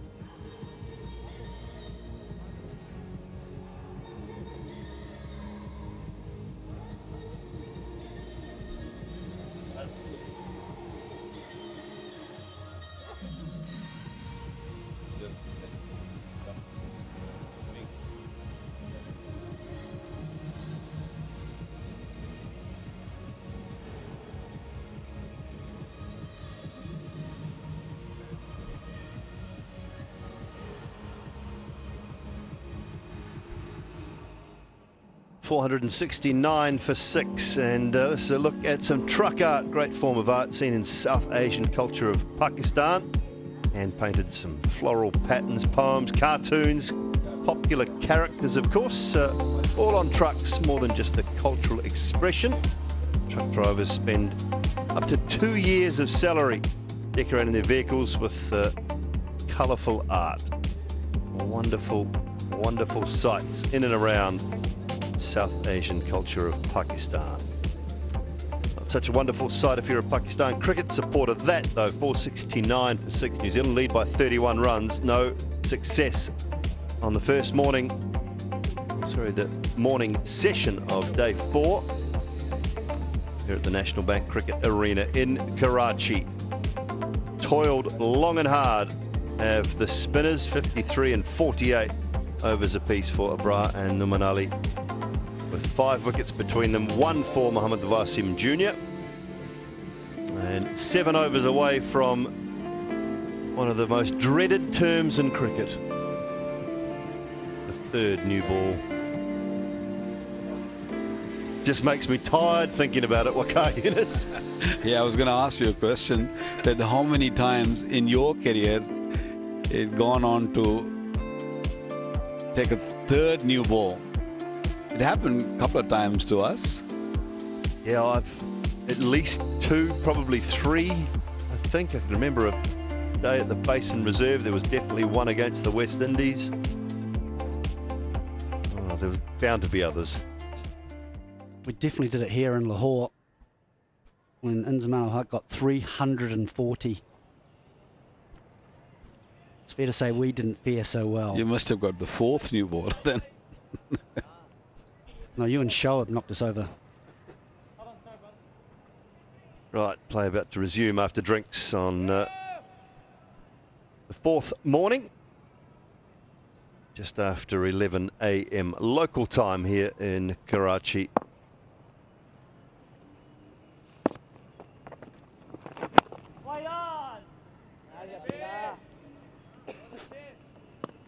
I'm not sure what Williamson thinking at the moment, because just playing out the deliveries or playing out the overs ain't gonna really help. The more they play, more overs they play or defend, they're gonna kill the game. I think they need to start scoring a little quickly and put Pakistan under pressure. At the moment, 31 runs a lead.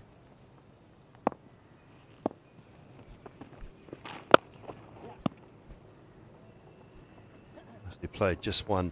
Yeah, I just think it's bat. I honestly do. I think it's just bat. If they're still batting at T, they're going to be 140, 150 ahead. And I would imagine they feel that that's going to be close.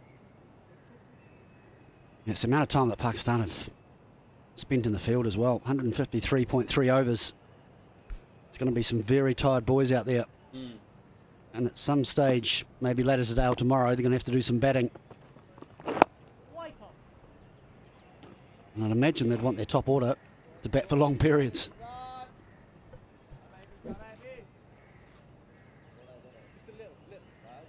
We're so used to watching England bat just lately.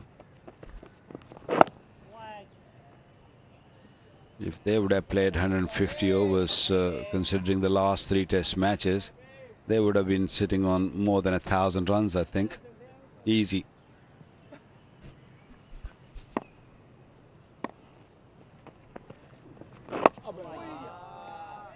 Yep, yeah, just the one from the over, 470 for 6.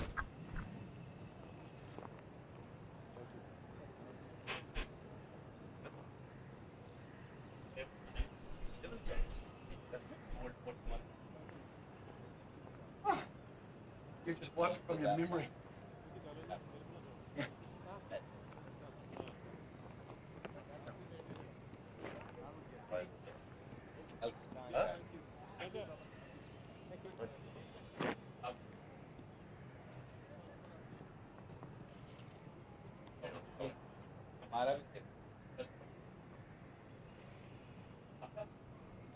.470 for 6, and nothing gets past. Nothing gets past our stats, guys, does it? Nothing at all. How many times? How many times did I go to the third new ball, Waka? It's pretty embarrassing. Do you really want me to say it? Well, I think it's fine. Now it's fine. 7 times. Oh dear. 7 times, Mazza tells us.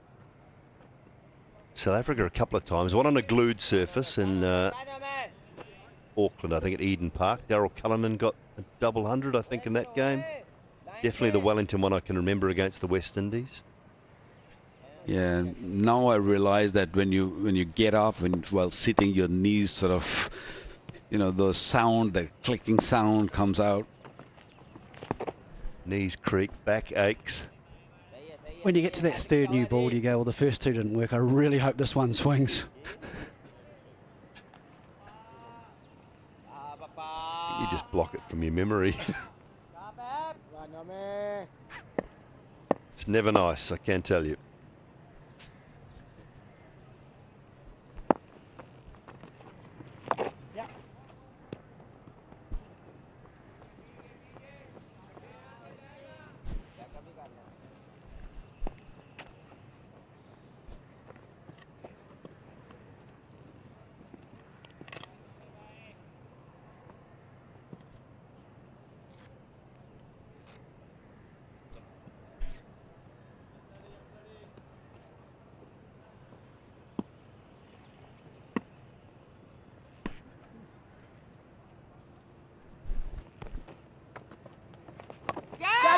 That's in the air, and it will land just short of Mohammad Wasim.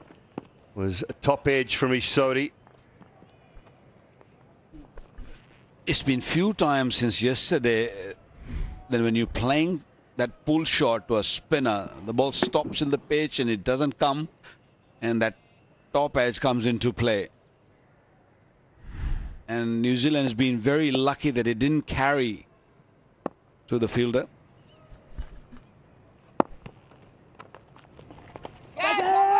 That one's in the air just short as well, so a couple of moments for Pakistan just falling short. Which highlights your point perfectly, Waka. When you're sweeping or playing horizontal bat shots out of the rough, hard to predict the bounce, and this one has just bounced a little bit, and Kane Williamson fortunately just short of the man who's on the 45. I might just put that shot away for a wee bit.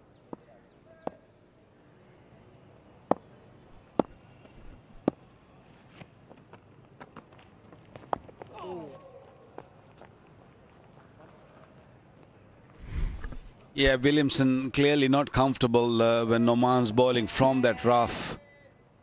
Just closing the face of the bat just a little bit early and getting the back of the bat. I don't think it was even edge. Edge normally do carry. It was off the back of the bat. Just left well alone The last couple, 472 for 6.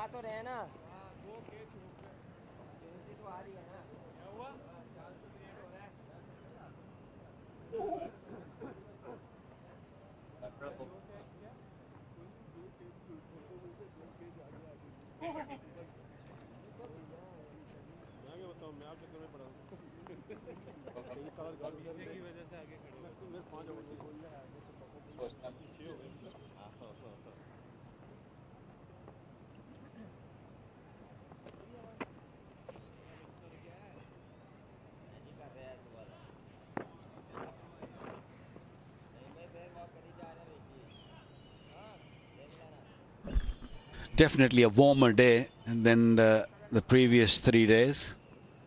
It was a little overcast to begin with. And then once the sun came out, it just got very muggy, just a little bit humid. It's not that comfortable out there. What about this one? Is someone going to catch that or not? Not again.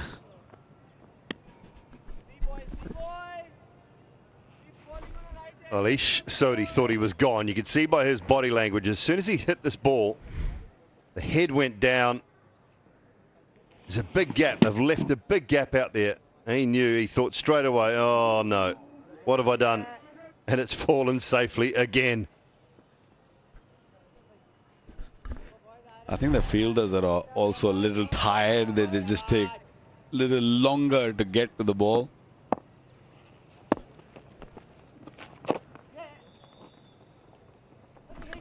I'll push for 2 here, and they will.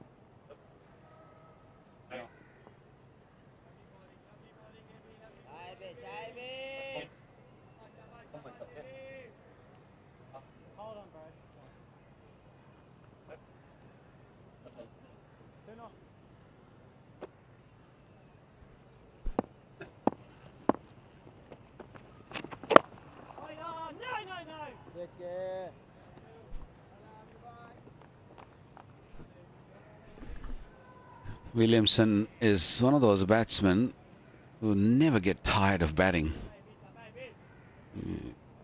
You can ask him to bat 5 days, he will.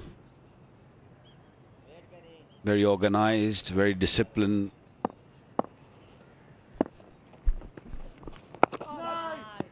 Or 75 for 6. Well, Kane Williamson now averages 60 in the last 5 years of Test match cricket, which is the highest by any of the current players. Highest average by any current player in the last 5 years of Test match cricket. Minimum of 1,000 runs, of course. You look at that list.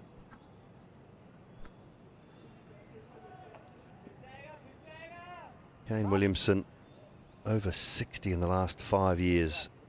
Babar Azam, of course, right up there. Manus Labuschagne has been brilliant. Steve Smith, equally as good. Conway up there with Rohit Sharma.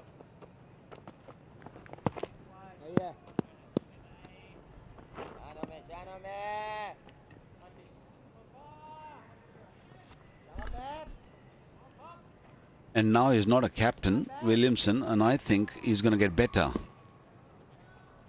He's definitely have that pressure taken off him. Well kept. Interesting little battle this. Just wondering how long it will be before Sodhi comes up with an attacking option. Saw him go to the sweep, which has brought about a couple of top edges.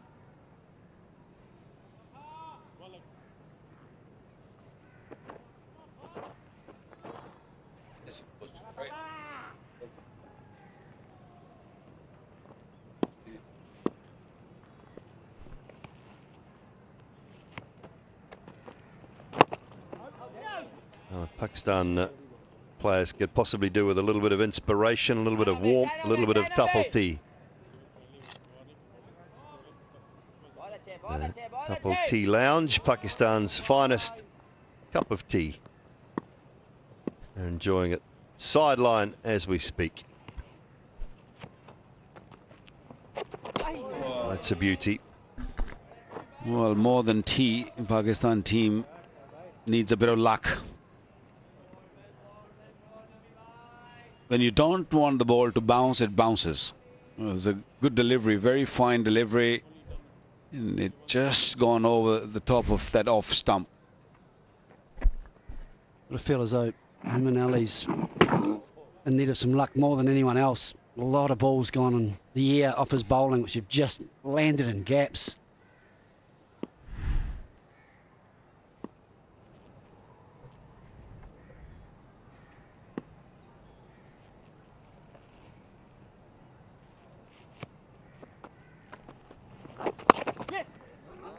Set through the offside, times it well enough. At least 3, possibly 4. I think that will be 4. Hassan Ali could not catch up with it in time. I believe that'll be 4 for Ishodi. It was a very similar delivery, which Ishodi got beaten off. This one may be touch short, maybe a little bit, and didn't spin that much. Oh, I didn't get a hand on it. It was a good effort, but at the end, needed to push it back. But a great timing from Ishodi. He must have enjoyed that shot.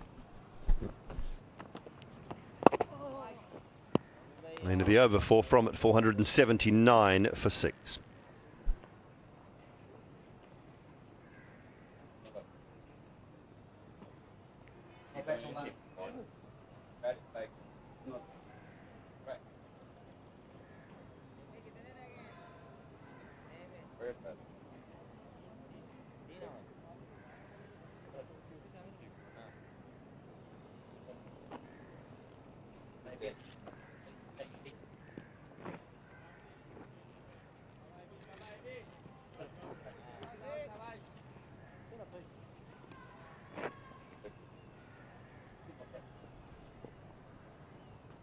Shabash, shabash, shabash.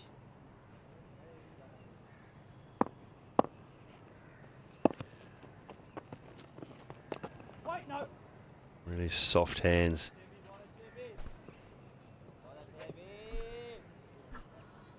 Such a slow pitch. Even if you plant your front leg a little early, you can still manage the delivery.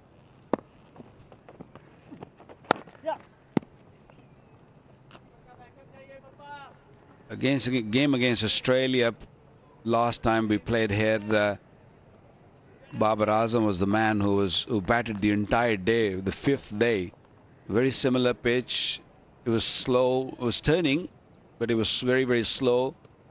Very much battable, but might not be able to score quickly. But you can really survive on this pitch if you really apply yourself.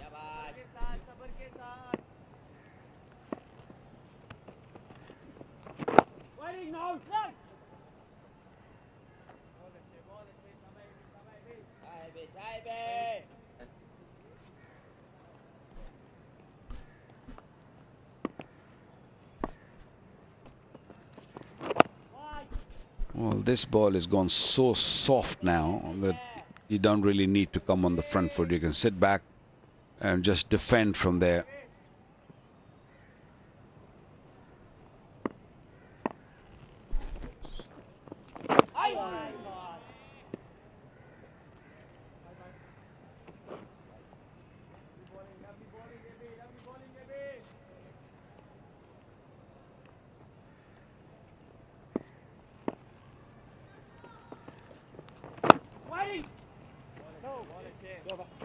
It's the one from the over, 480 for 6.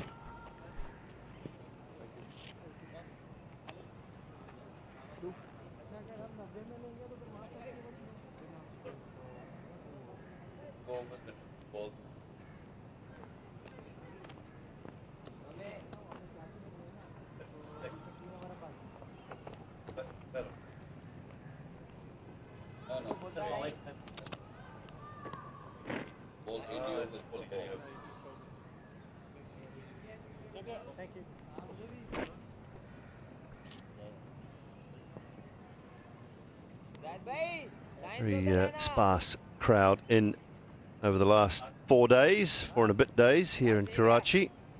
Those that have been here have enjoyed parts of it. And some tough cricket played. New Zealand are grinding at the moment.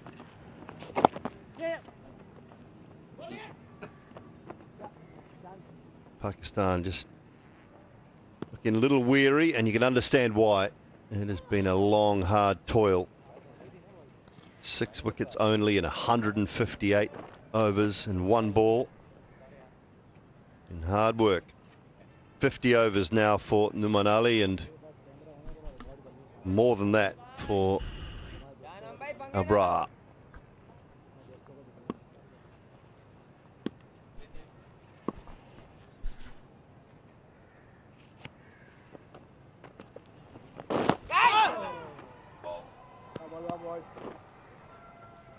Saw Mir Hamza warming up a little earlier.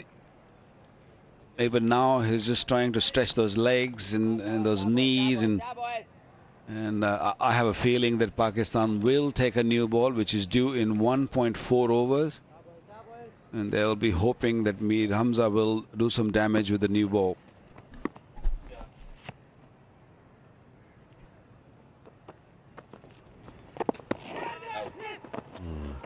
It was a play and a miss. I think it'll be buys. Yeah, we did see the second new ball be a little better for the batting side, didn't we? It was a little more, slid onto the bat nicer. It'll be interesting to see what it will do this time around.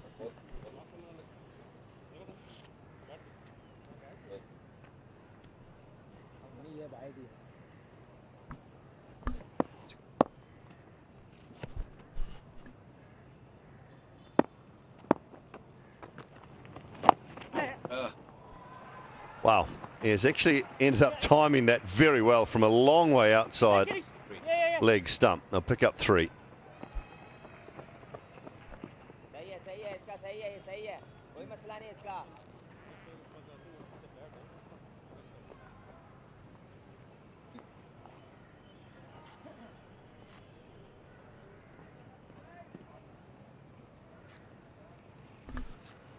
When Pakistan took a second new ball, they gave it to both their spinners. I don't think they will make that mistake this time around. They will at least go with the Mir Hamza one end.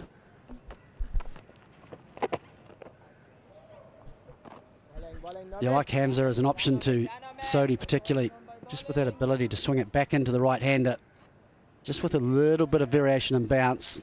I'll see it as an opportunity to maybe get through his defences for bowled or LBW.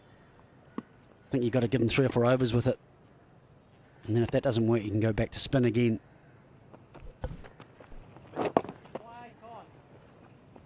Five from the over, 485 for 6. Just have a little look at this. Waqar. Aleem Dar gave this one from Ishodi buys. Oh, it wasn't buys, it was just dropped, sorry. Have a little edge down the leg side. It was a little edge down the leg side. That was a little while ago.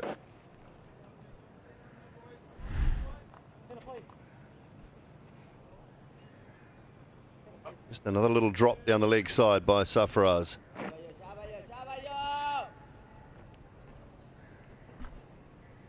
Tough day.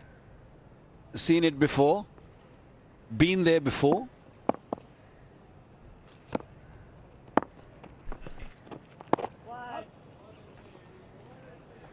Yeah, especially when you ask your left arm bowler or left arm spinner to bowl from the rough and expect everything to be collected behind the stumps. It's difficult. You're asking for too much.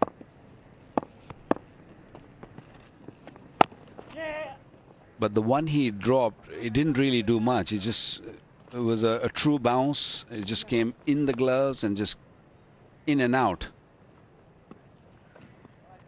Not the best day or day and a half with the gloves in, and he batted superbly, no doubt about that.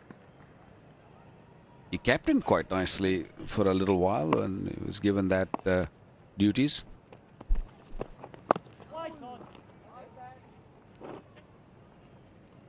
Yeah, he's had a couple now. It's in and then just bounces straight out.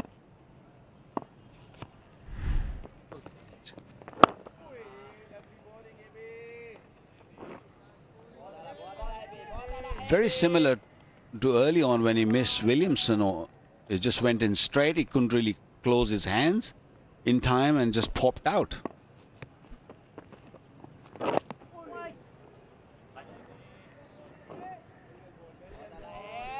Yeah, that's 5. That's the 5th missed opportunity of Numan Ali's bowling. So no wonder he's a little miffed with the whole situation.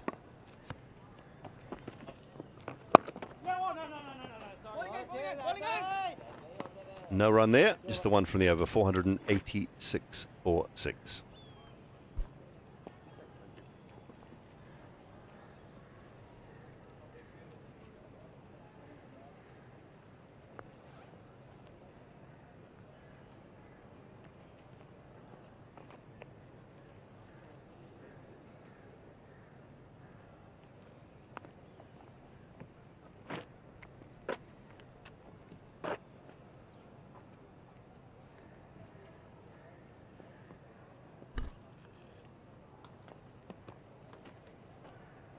A little slow, but a very handy partnership between these two, Williamson and Ishodi. 50 of 169 deliveries.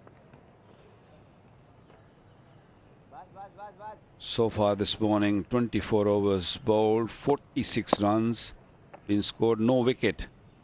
There have been a couple of chances provided. Oh! Well, I don't think he's worried about a new ball, is he?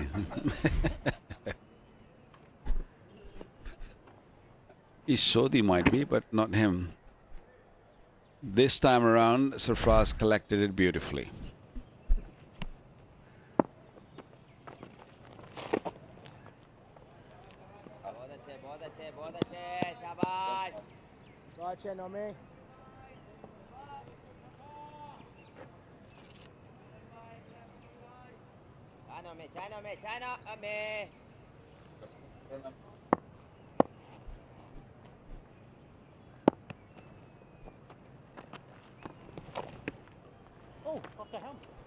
I think that's hit the helmet.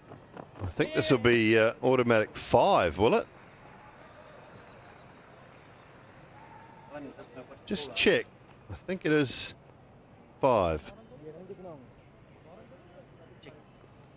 Just making sure that it did hit the helmet. Went through the legs of Sarfraz and then bounced off the helmet.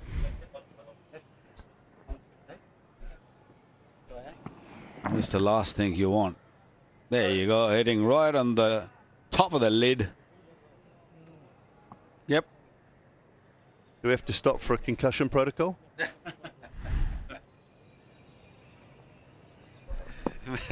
Maybe change of helmet.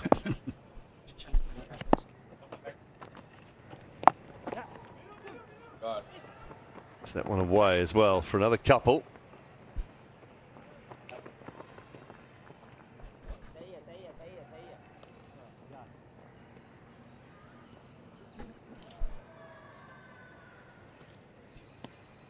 Asif Yaqub is the 4th umpire, and I'm sure he's sick of bringing this new ball. I think it's, what is it, fifth trip on the pitch to take a new ball.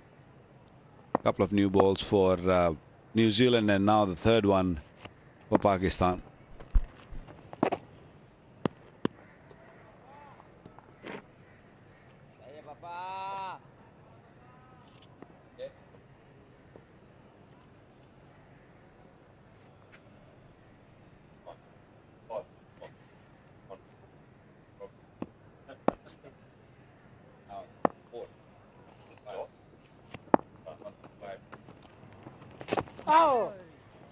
Misses out on the reverse that time.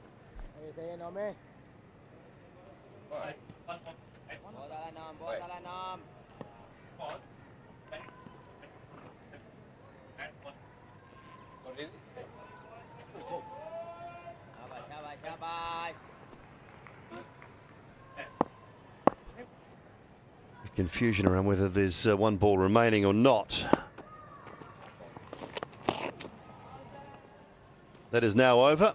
Finished with a dot. New Zealand 161 overs have been bowled, 492 for 6.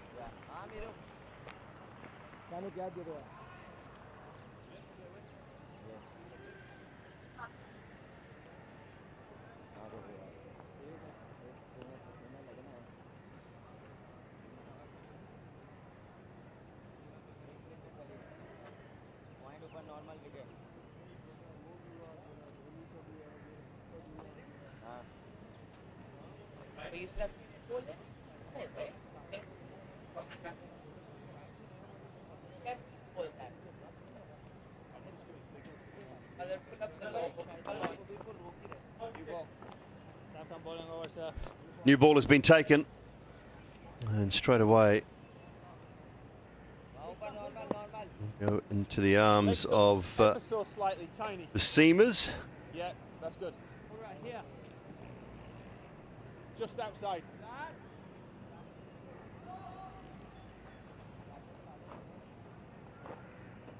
Hassan Ali and Babar Azam warming up, and I don't think either of them will take it. One can't and one won't. Well, there's been plenty of debate between yourself and me, at least, with whether should the new ball go to.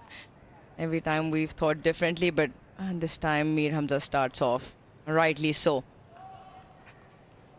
He's probably the better of the two for the new ball in terms of the seamers. And I thought he bowled brilliantly up front yesterday morning. He was the one who applied the pressure. And now he'll be looking to take the ball away with the angle to the left-hander. He can bring it back in as well.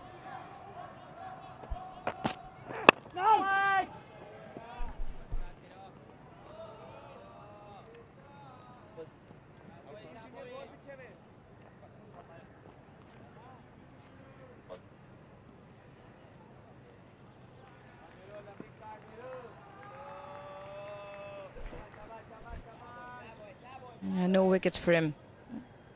He's been good with the scoring rate, not given off too much, but back after 4 years, and he'll be hoping to break this partnership now. Slashed hard, and through the fielders for 4. Yeah, that's the other part of the new ball.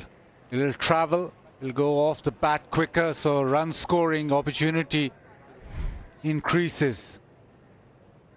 Slightly too wide, and Lodi made sure that he got enough bat on that.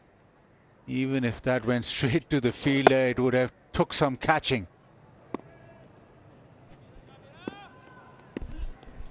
Best time to bat as well against the new ball.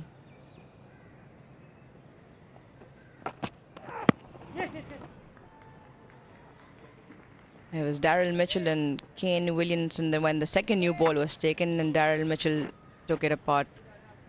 He came out scoring aggressively, reverse swept, used his feet, and completely took any effect of that new ball.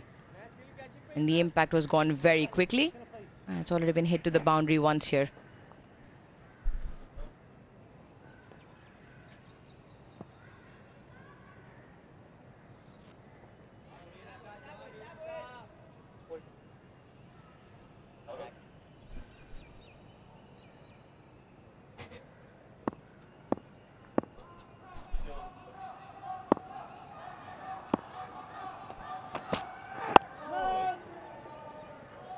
Good line.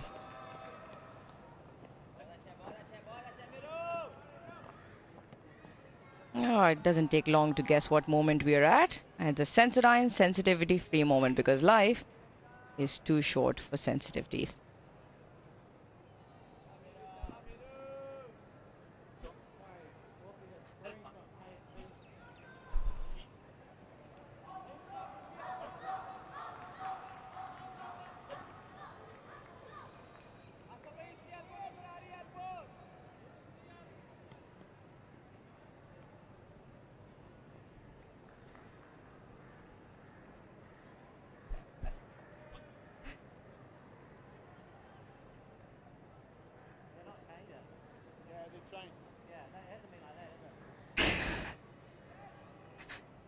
A constant problem, isn't it?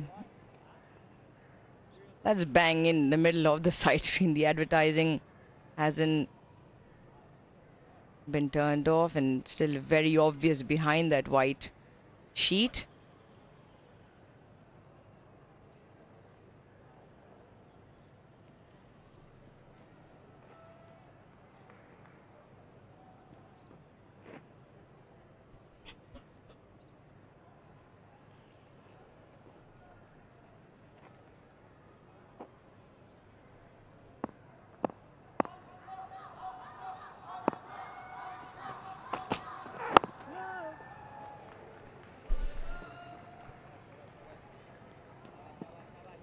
Williamson yet again with a masterclass. Dooley, just to, not to put you in trouble, but just a questionnaire. The Fab Five, say Barber, Root, Williamson, Smith and Kohli, at peak performance, at peak form, just your opinion on who would you want to watch at their very best. Not about who's better.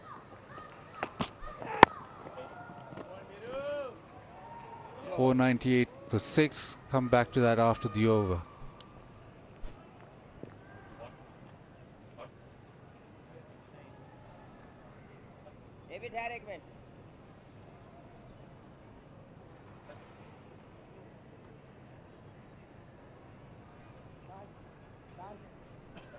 दो चाहिए दो दो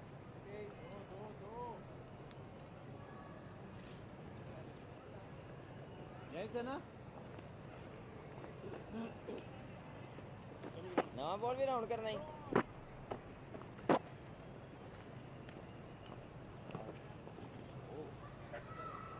जीरा ऊपर आ जाओ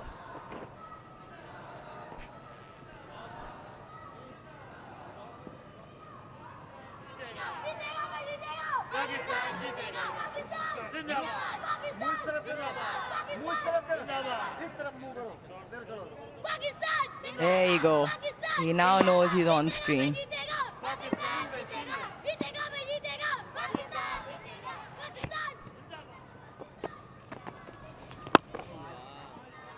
Dooley, you've had time to think about Baz's question.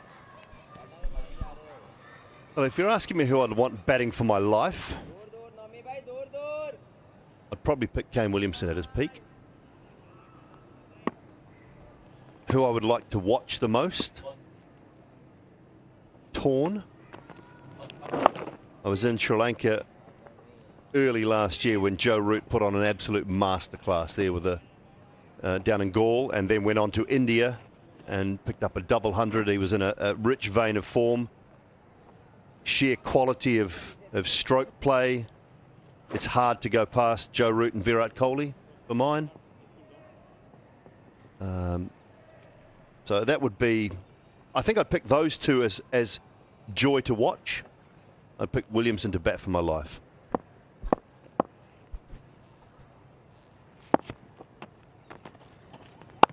Rouge can't dodge the question either, just signaling here and there. You'll have to answer the question as well. So it's not just Simon who has to answer the difficult questions. You can't just sit on the fence all the time. Come on. Opinions matter. Come on, Baz, you know, I'm not the one to sit on the fence.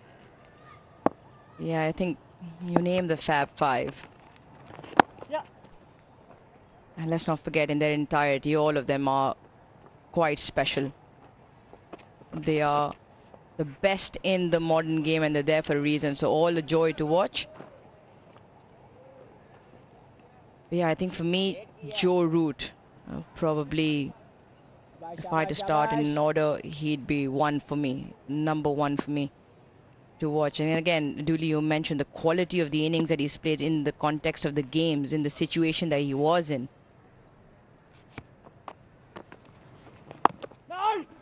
Each of them, when they go into that zone of theirs, is just special, just on a different planet. But for me, I'd put Joe Root as number one in that Fab Five. And it shows the ups and downs of a career, doesn't it? We showed that list of the last 5 years. I mean, Virat Kohli has fallen off the radar completely as far as Test match cricket is concerned. is, you know, when you look at the numbers of the top 10, top 15, he's just not there anymore. He averages 41 in the last 5 years, which compared to his career is a long way behind. 500 has come up for 6 wickets down. Kane Williamson and Babar Azam have been brilliant in the last 5 years. So it just shows you that each player will have a peak and a trough, but the trough is sort of 40, 41, which is most other people's decent career. Such high expectations. Just we mentioned they're in a different league, and that different league has its own parameters, has its own benchmarks, which, like you're saying, are probably the highlights of most batters' careers, which is where the low meniscus of that trough is for someone like a Williamson or a Joe Root. But obviously Babar, relatively, in comparison to those, the newest entrant in that as well. So he, I believe, still has a long way to go in comparison to, say, Root or Williamson, Kohli.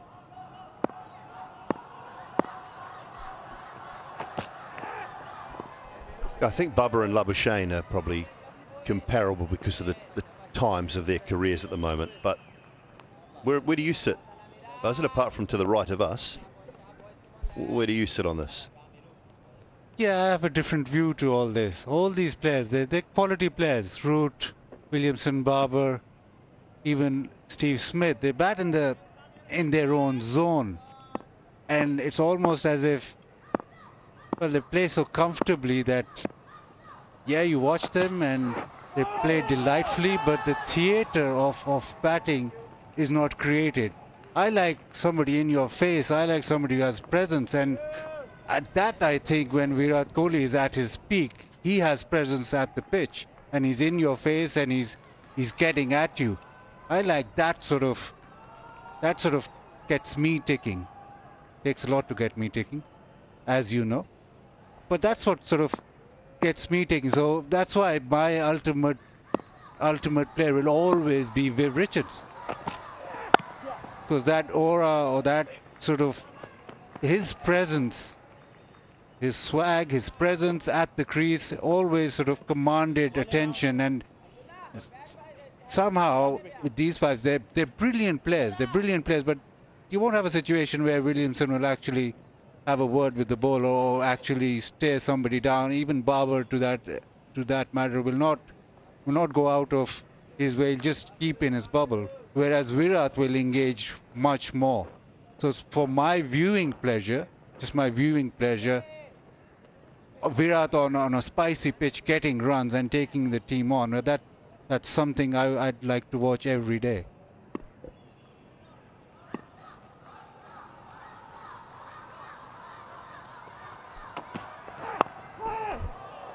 Edged through the wick and slip cordon. Another boundary.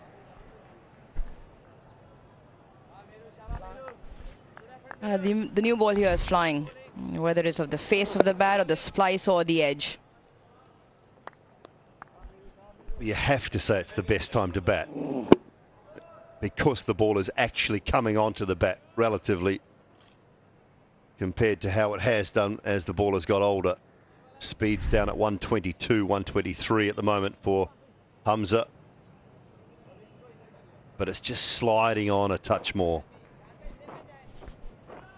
Yeah, duly heard you guys having a conversation around what appears to be New Zealand's mindset in terms of what they were planning to come out and get quick runs and get a certain amount of lead and be happy with that. 69 now, this partnership, and it's taken its time. Just under 200 deliveries for this partnership. It just looks like they'll want to bat as long and as deep and probably just bat the one time.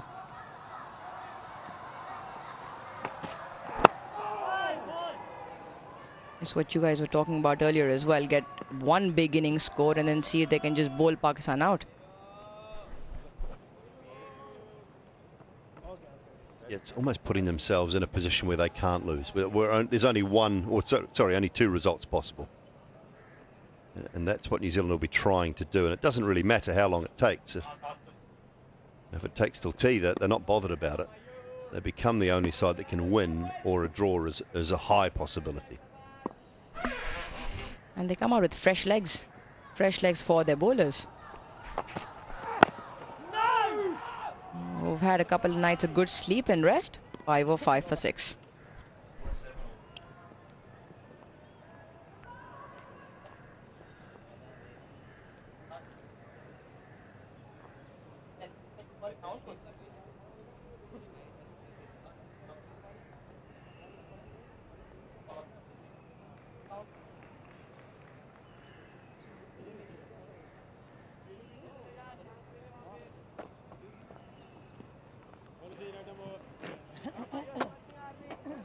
शाबाश शाबाश शाबाश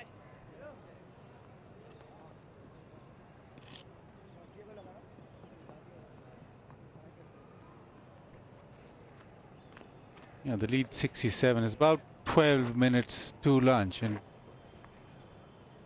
what New Zealand wouldn't mind even if they bat to tea or bat as long as possible. Pakistan will then have to bat probably mostly on day 5, and I think that's the best chance that New Zealand have to win the game.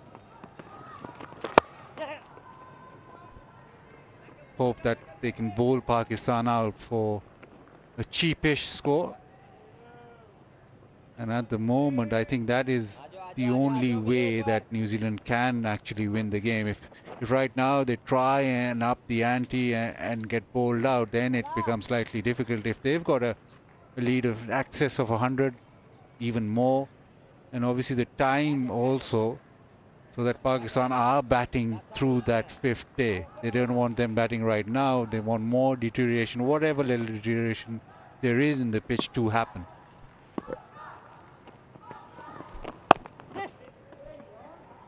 That's nicely timed. Has it got the legs? Yes, it does. Sodhi picks up another boundary. You can stop running, it's all right.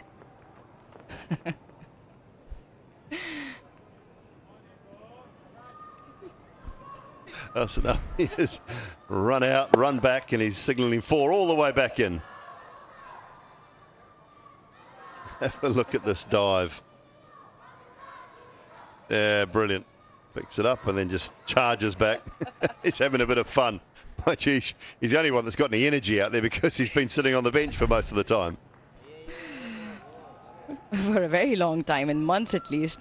He's a good character. He loves his game. He's somebody I'm sure Bazid will enjoy. As Bazid mentions, likes the spice, and he's always in your face. He's full of energy, isn't he?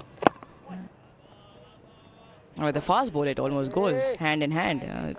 Nowadays, you wouldn't like a fast bowler, Bazid, who just turns around and walks back. I'll take you back to that Australia series. Everybody was so happy with the way the series was played. It was played in really friendly spirit.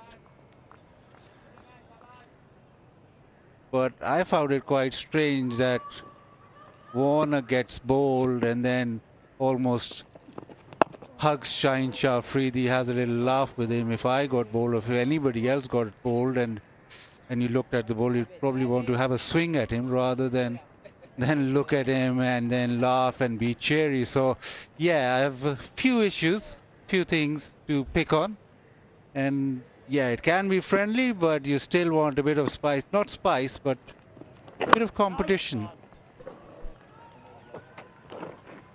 5-10 for 6. शाबाश शाबाश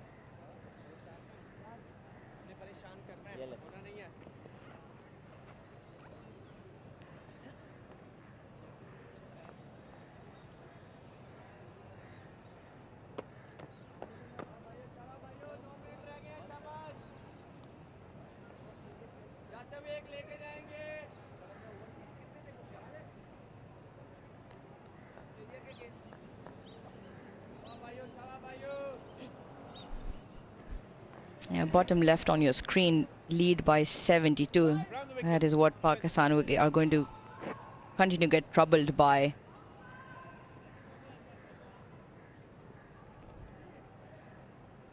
Williamson looking extremely strong and comfortable. 134 now he has. So he's picked up.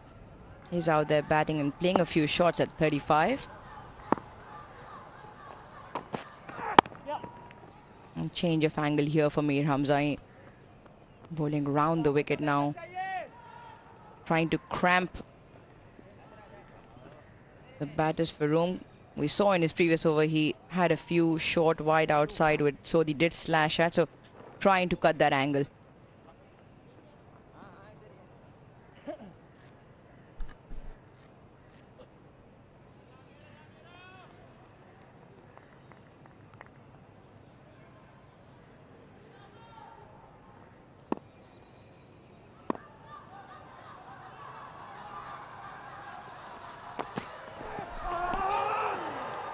Better line, better angle. Oh, and frustration. Didn't beat the bat very often on this surface, so some frustration for Hamza. Hassan Ali trying everything he can to keep the Pakistan side G'd up, keep them on song. New Zealand about 7 minutes away from batting through the session. That's a really good delivery.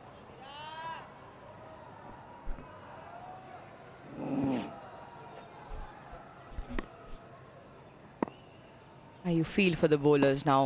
165 overs. Shot. It was full. And he's given the full face of the bat. Nicely driven from Sodhi.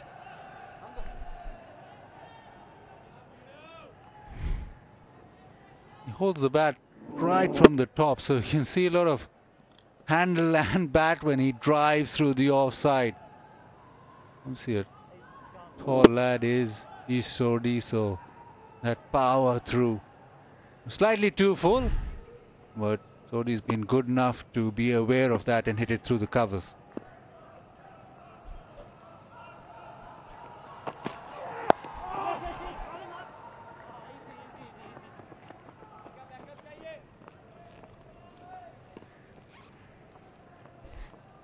This is good from Hassan Ali. He's obviously not been part of the playing squad for a long time now and has been on the bench, has been recovering and playing first-class cricket and domestic cricket. But this is good from him. Every now and then he walks up to Mir Hamza, trying to impart any bit of wisdom, any bit of tricks that he can, and he's trying to keep the tempo, any sort of energy that is left outside up.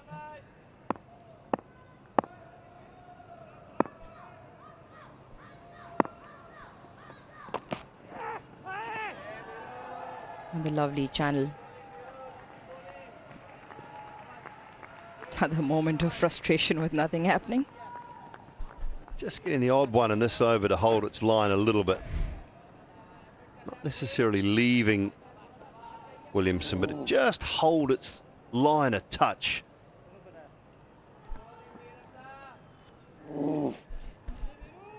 Yeah, just in that replay from behind the keeper, you see holding its line. Slip in place as well. Slightly over pitching. Williamson picks a couple of runs. 5-1-8 for 6.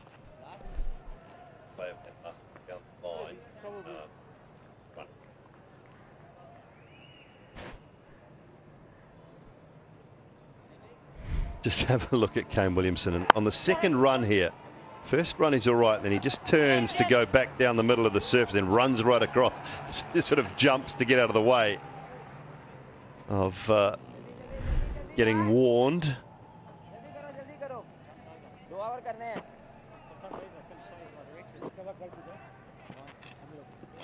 Very conscious of not running up and down the surface. Now, let's say this with all, I don't know whether it's tongue-in-cheek or not, but I don't think as a player, Ish Sodhi in particular, I'm not asking Kane Williamson to do this, and I would expect the same from the lower order of Pakistan if they were in this position as well. You're not doing your job unless you've been warned at least once.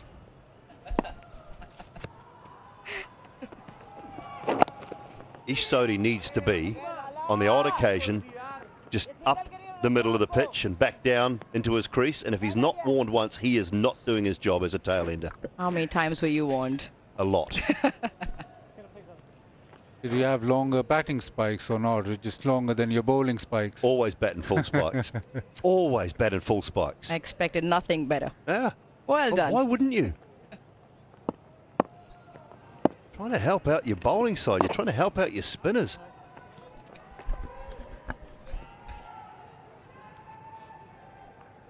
Nothing gets past the cameras these days, Dooley. Not sure they're trying that. I'm fine with it, but you must get warned once. Oh! Rouge is the most honest person in the world. She's looking at me. You can't see. She's looking at me with disdain at the moment. I think, surely you wouldn't do that. I did it all the time. No, you would, but you wouldn't say it. Fair to say now that he's up here with us and not playing. No! Yeah, but I get your point. Why not? Take a warning and then get off, right? Let's get warned once. Buzz is loving it. He thinks it's a great thing. Yeah, it is a great thing. He's probably done that a lot of times, Buzzard. Yeah, take the warning, even a second warning, but you get 5 runs off, doesn't really matter. No! Take 5 if you get a wicket from it.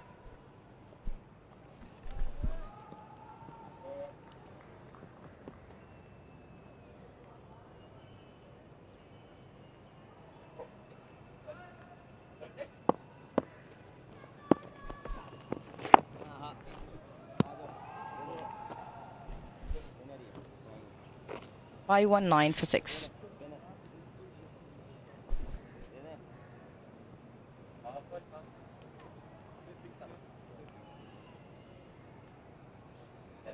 Change bowling, right arm over.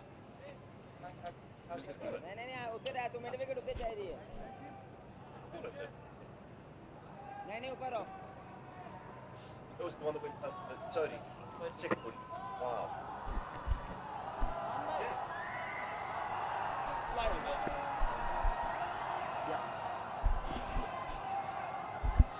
As he did it before lunch. Yesterday. Back into the attack. The Pakistan skipper brings himself on for some gentle lofties, as we saw yesterday, and again a period where both the batsmen would just want to play this over out.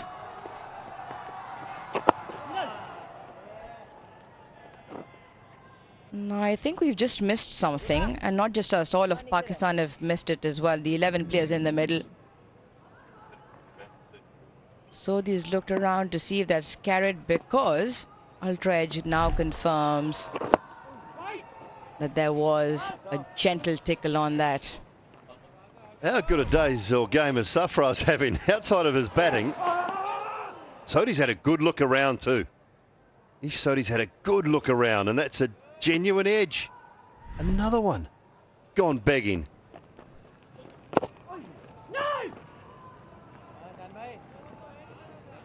No reviews left, Pakistan either. Well, we didn't pick up anything. It was more about the lines that Hamza was bowling and discussion being around how good those lines were. Just let's watch it on full speed now in real time. Let's have a listen.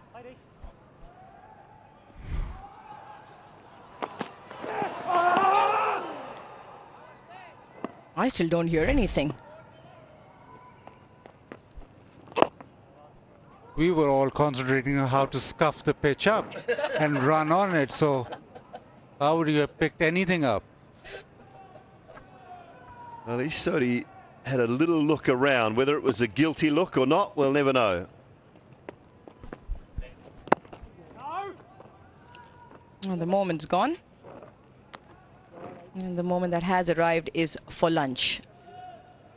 On day 4 here, New Zealand 519 for 6. Leading by 81 runs. I think he's now found out. He's not happy. Pakistan won't be happy, and that's another chance gone begging. I think you can pick up on the fact that he didn't hear anything either, nor did the keeper. And nor did the skipper, nor did the umpire. Well, we don't know because they did not appeal. And New Zealand will be very happy again. They've piled on the runs. They've got 81 run lead, 79 runs in this session. And most importantly, they haven't lost a wicket. The partnership now 83. And it's come in time, 217 deliveries. And for Pakistan, plenty to think about and how they break this partnership open and how they pick up the remaining 4 wickets for New Zealand, who are now in lead of 81. Quite a bit of hope for Pakistan at the start of the day, but the first session, no wickets at all. Kane Williamson carrying on, 137 to him. But Sodhi, he's got 41. So the partnership has made sure that now New Zealand are in the driving seat. They control where this test match goes. Pakistan's toil, you see in the partnerships, very consistent. Apart from that Bracewell-Williamson partnership, every other partnership has provided contributions, and that has meant that Pakistan have bowled 168 overs. It's been over upon over. 59 for Abrar, 53 for Noman, now Wasim 29, Hamza into 23, so a lot of bowling and only 6 wickets down. The start of the day, it was options for Pakistan to pick up a wicket early, little edge that didn't carry, but it was all comfortable after that. Sodhi through the offside, Williamson down the ground, they took their time, defense was good. This one, Judge LBW on review, the ball was just pitching down leg. Williamson was very quick to review. A couple of deliveries outside off stump. Pakistan just getting slightly frustrated with all this. The opportunities far between the top edges, not carrying, but it was solid from New Zealand. Yes, with a wearing pitch you'd expect a few mistimed shots, but few opportunities that gone begging. That edge not collected cleanly. The new ball came and it came on to the bat bearer. This one was an edge, nobody appealed. So that meant that Pakistan missed another opportunity. And New Zealand carried on with their innings. They're very satisfied with the way the session went. And going into lunch, New Zealand now lead by 81, still have 4 wickets standing.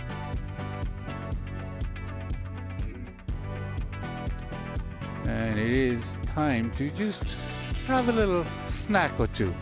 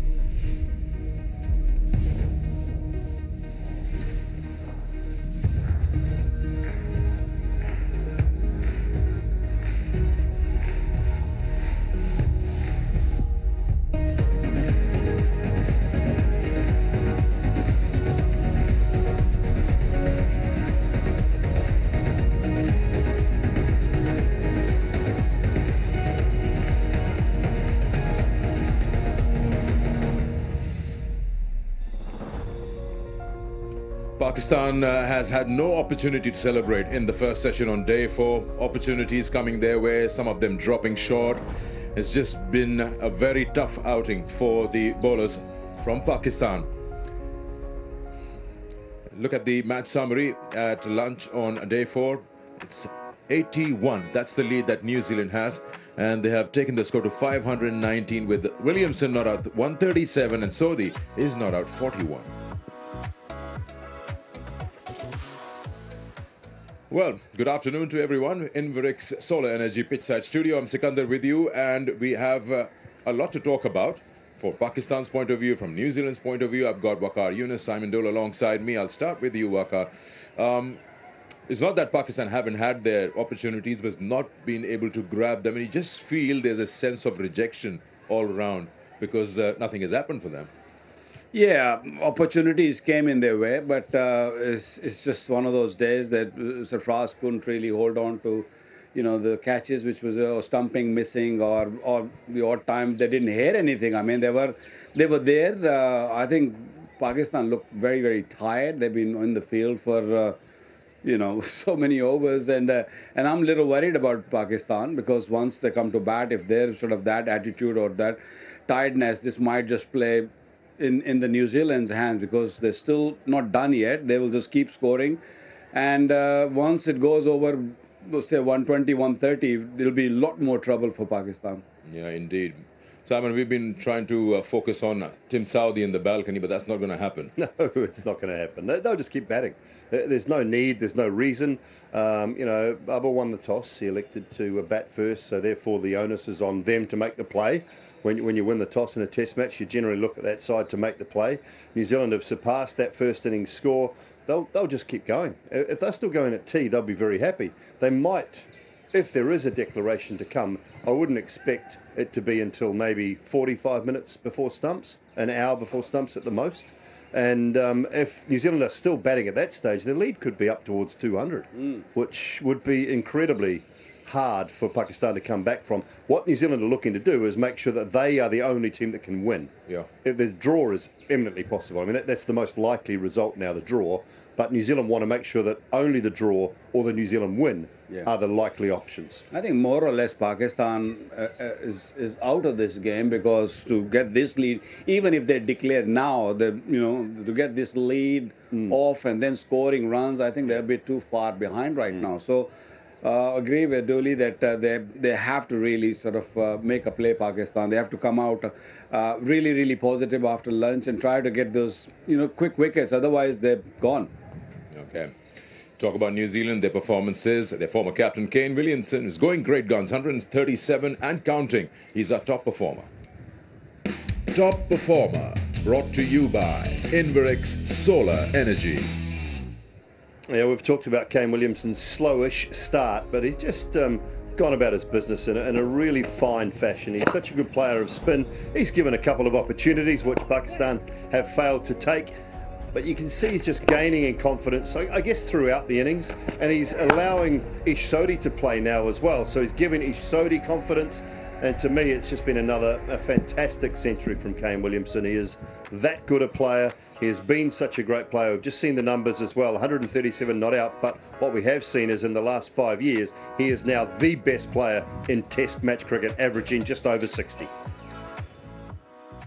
Top performer, brought to you by Inverix Solar Energy.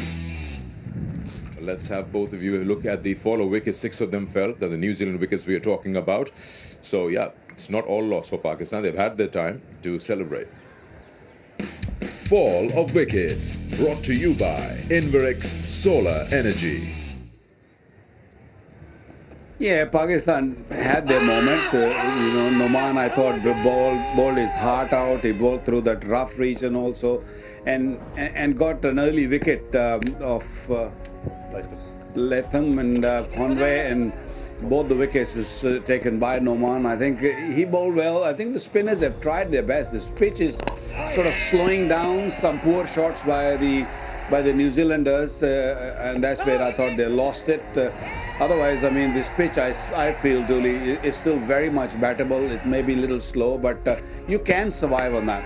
Yeah, absolutely. I think the reverse sweeps have been the key there. Lost a couple of key wickets to the reverse sweep. That LBW, and then Bracewell with that one, just chipping it straight to mid-off. A slightly miscued, mistimed shot. Fall of wickets, brought to you by Inverex Solar Energy. These were the wickets. These were the celebrating moments for Pakistan. But there have been so many opportunities that have been missed. And I don't know, it's not a full house. Why aren't they hearing those edges? I guess it's one of those days. I mean, you know, when nothing goes your way and you start sort of not focusing at times. You know, this was the first one. That was yesterday, a long time ago. You know, there'd be no. This was a tough one for Sarfraz. But straight after that, you know, one which went. This was the catch, went down.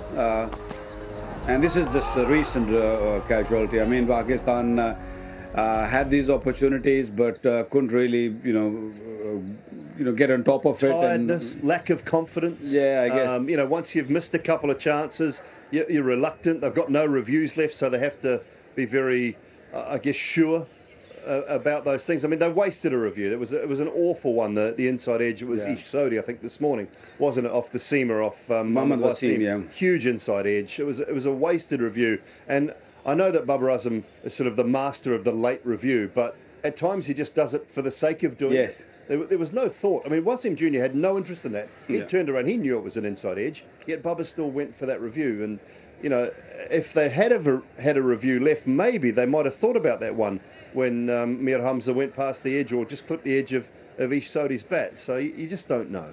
Well, that's just strange, isn't it? But you expect the bowler to have that muscle memory. Your hand just goes up when the ball passes that outside edge. It's not one occasion Conway won with Norman bowling and this Mir Hamza just now. It's just strange. The keeper misses it. The bowler misses it. The fielders, there's lots of guys close to the bat as well. It's not happening. Look, when you're so tired and you sometimes don't really bother, or you don't really, you're not in the game. You sort of just going through the motions. Even those chips which it went in the air, nobody really went for it. It was just, the legs were really, really heavy. So I think, Pakistan got to really come out positive.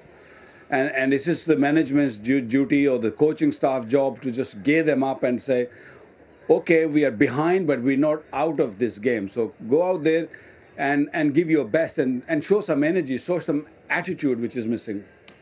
What do you feel, Simon? I mean, of course, 4 wickets is the key. That's what Pakistan would want. But at the moment, with Babar having limited bowling resources, are they happy with let them bat as long as they want? Well, how do they get those wickets? Well, that's the one thing. I mean, that's what Kaz just talked about. Between the management, between the captain and the bowlers, they have to figure out a way at lunchtime right now.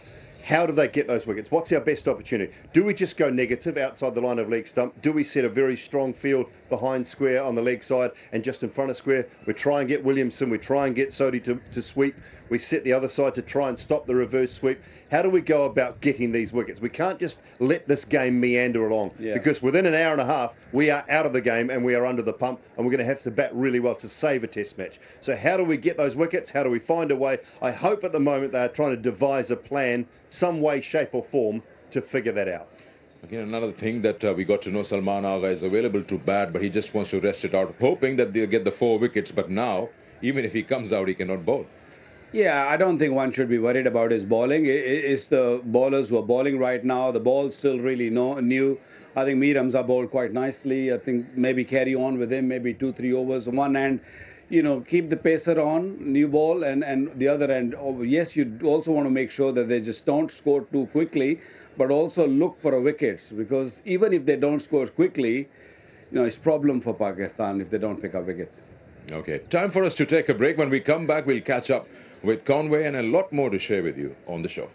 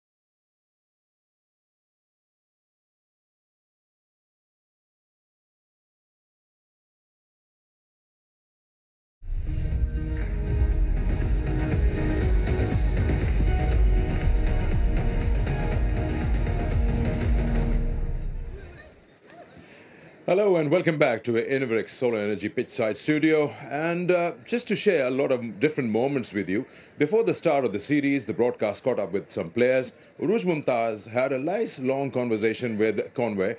We'll play part of that. The complete version of this interview will be on PCB's social media sites. Do catch it over there. But right now, have a look.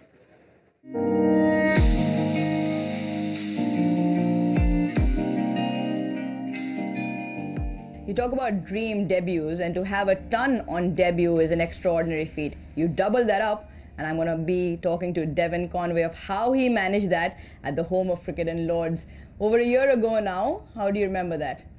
Yeah, I think, as you say, over a year ago, so it's time's ticking. But yeah, special time for me. Making a Test debut is obviously a very good time for a young cricketer coming through into the international scene. But yeah, it was a good memory. I think one of the biggest things for me was actually just trying to make sure I got off the mark in that first test. And yeah, so I managed to do so, and yeah, it was a special game and a memory I'll remember forever.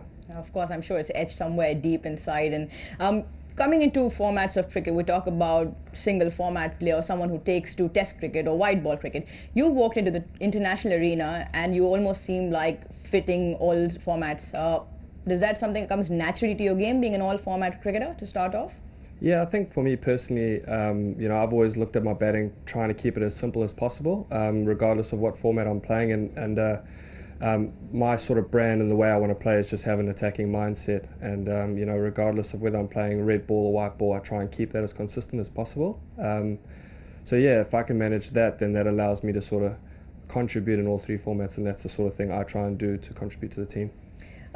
Coming off a lot of white ball cricket, the last New Zealand played a test was over the summer in 2020. How do you adapt to, obviously, contrasting conditions here in Pakistan? How do you adapt to your game as well as overall strategy? Yeah, I think one thing we noticed as a group is the way England went about it, they were very positive, especially with the bat, you know.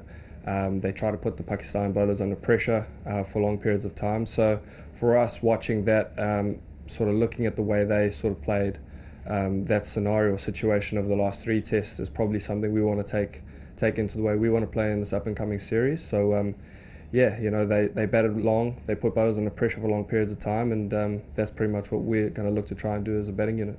You talk about being positive. I think that's where modern day batting is. It's aggressive, it's high risk, and that sort of entails into positive. You played a lot of first class cricket before you made your test debut, over 100 first class games. How much does that experience help? And as a player who hasn't sort of yet broken onto the international scene with so much experience, what is the feeling as an almost an opportunity just about to come? And then how much does that experience help you once you sort of burst onto the scene? Yeah, I think for me, I'm pretty grateful for how it's panned out. You know, I sort of made my international debut at quite an older age. So having that experience of playing first class cricket for a number of games allowed me to sort of know how to play or learn how to sort of attack different situations or scenarios and different surfaces. So for me, I'm pretty grateful for that aspect. You know, personally, you get to learn a lot more about yourself in the batting the more you play. So you know, to get my debut at the age of I think 28 or 29, it sort of allowed me to sort of have a platform to fall back on when things don't quite go my way, in particular in international setup. So yeah, I think that's something I'm pretty grateful for. Adapting to different situations, something that New Zealand as a group will have to do in Pakistan, considering the fourth innings we don't being subcontinent, we still don't see a lot of turn. Pace bowlers normally are wicket takers in this part of the world. As a group, obviously, without giving too much away, results will be hard to come by. Yeah, I think you're right. You know, we've had some good conversations over the last couple of days, just sort of talking about how we want to go about it. And you know, a lot of the things come down to our blueprint as a group in terms of batting long, batting in partnerships, having good conversations and communication out in the middle to create those long partnerships. And as a bowling group as well, we know we're going to have to be very patient. The surfaces do look good here, but we're just going to have to stick in there for a long period of time and just keep their batters under pressure. Lastly, you keep talking about blueprint. How is the blueprint modified from Joburg to Wellington? Talk us through that. It's been very different. I think, you know, in Johannesburg, growing up in South Africa, you know, being exposed to sort of different surfaces, hard and fast surfaces, as compared to some of the surfaces in New Zealand where it's been a little bit slower and lower. But I've been fortunate enough playing at the Basin Reserve in Wellington. The surface there has been quite bouncy and quick, so it's sort of helped me and my game and the way I've grown up and playing as a youngster in Johannesburg to actually do a job for Wellington in New Zealand. Fantastic, Devin. It's been a pleasure talking to you, listening to your story. Wish you all the very best, and thank you very much for your time. Cheers, thank you.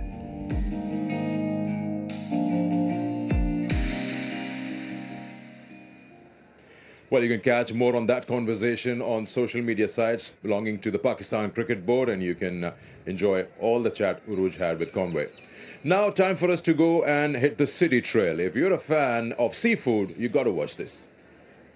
City Trail, brought to you by Inverix Solar Energy.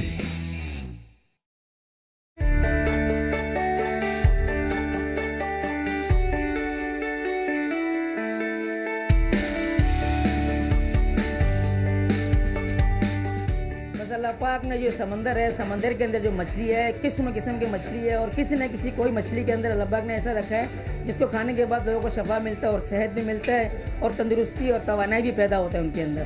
तो लोग उस नीयत से भी अल्हम्दुलिल्लाह मच्छी खाते हैं, मच्छी भी खाते हैं, झींगे भी खाते हैं और क्रैब वगैरह ये चीज़ें भी है।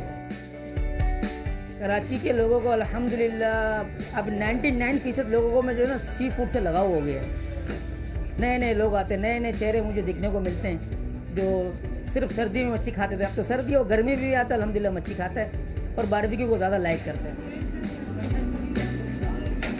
ये रेड स्नैपर है, ये समंदरी मछली है और इसमें लोग बारबेक्यू में इसको ज़्यादा लाइक करते हैं, इस रेड स्नैपर को। ये दोतर है, इसको भी लोग फ्राई में और बारबेक्यू में ज़्यादा लाइक करते हैं। ये भी समंदर का मछली है, हमारे पास दरिया का मछली कोई नहीं है। ये है काला पापलेट, इसको लोग ज़्यादा फ्राई और कढ़ाई और बारबेक्यू और कढ़ाई यानी फ़िश कढ़ाई। इसमें एक कांटा है और बड़ा एक बेहतरीन सा जायका है इसके अंदर ना। ये सुरमाई, ये ज़्यादा लोग फ्राई में लाइक करते हैं, अब ग्रिल में थोड़ा कम। इसके बाद है दंदिया, इसको भी लोग ज़्यादा बारबेक्यू लाइक करते हैं। ये वाइट पापलेट है, ये लोग फ्राई में ज़्यादा लाइक करते हैं। ये मुश्का है, ये मुश्के के पीछे अपने बड़ा मेहनत की है।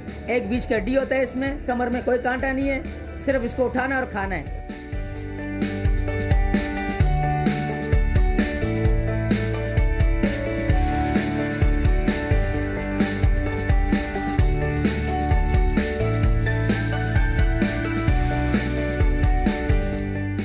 लांचे पकड़ने के लिए जाते हैं तो कुछ लांचे ऐसे हैं जो 24 घंटे वाले, कुछ लांचे 15 दिन वाले, कुछ लांचे महीने वाले।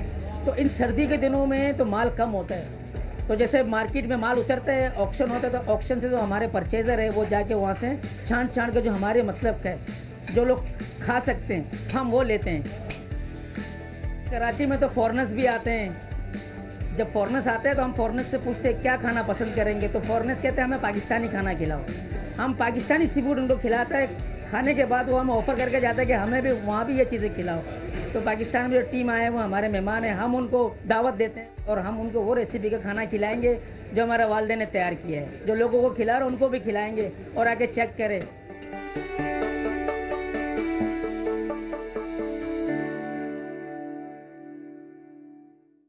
City Trail, brought to you by Inverix Solar Energy. The last line from that gentleman was inviting Simon Dole and the visiting party to come and have some seafood. And if you're a big fan of saltwater fish, surely Karachi is the place. Are you a fan of seafood? Love seafood. Yeah. Love seafood. Being from New Zealand, how can you not like seafood? Yeah. It's it's one of our sort of traditions, I think. The seafood, beautiful coastline, of course, and you get everything you could possibly want. Napier is the place. I remember a few years back, I went there and we used to get this big platter. Remember, Tuli? Big platter with all different types of fish cooked in a different style. Also, yum, prawns, you name it, snappers, everything. Awesome. You got to visit this place in particular, which we just showed you. If you get time, it's got a lot of variety and lovely tasting food. Now, shifting our focus to the expert prediction. I know the gentlemen with me have already answered all the questions, but I got to put it in another way. Expert prediction brought to you by Inverix Solar Energy. So it boils down to the same question, and if you can answer it in a different way. The expert prediction from Pakistan's point of view, what do you feel is running in their mind? What is it that they're trying to do when the wickets are not coming their way? Look, I hope they're not thinking about the batting right now. They're got to really come out positive and show some attitude. And the attitude comes from the captain. I think the captain's got to really show the body language out there because if you don't do that, you know, and you are already behind the game, it can really slip away from you. So for Pakistan, I think they have to come out first 15, 20 minutes. That's going to be very, very crucial. You mentioned something really important that if they want to win the game, New Zealand, that they've got to keep, of course, that lead and, of course, certain extent time also in their mind because they've got to bowl Pakistan out. So in realistic approach, where do you feel that Saudi and men would feel, okay, this much is enough? Look, I think anything around about that 180, 200, they won't feel it's enough to guarantee a win, but they'll feel it's enough to put Pakistan under some pressure. And that number probably comes around about tea, just after tea. So this is a session where they will just look to bat again, I think. Kane Williamson is his job is just to bat. And if he showed he can pick up some runs in between as well, he's good enough. He's got 3 half-centuries in Test cricket already. The time will come around the discussion at tea. What do we want to do now? Do we want to be overly aggressive for half an hour, 40 minutes after tea if we're still batting? And if that's the case, I think that will be the time to do it. And bowl for 40 minutes tonight. You know, if New Zealand can put themselves in that situation, that's what they would be comfortable doing. Brilliant. That's the expert prediction from the two gentlemen in the studio. Expert prediction brought to you by Inverex Solar Energy. We've got 2 minutes left, so I'm going to throw in a question which is not really related to this particular game, but as bowlers around here, in modern day cricket, we know that Yorkers are not used as much as they were back in his time.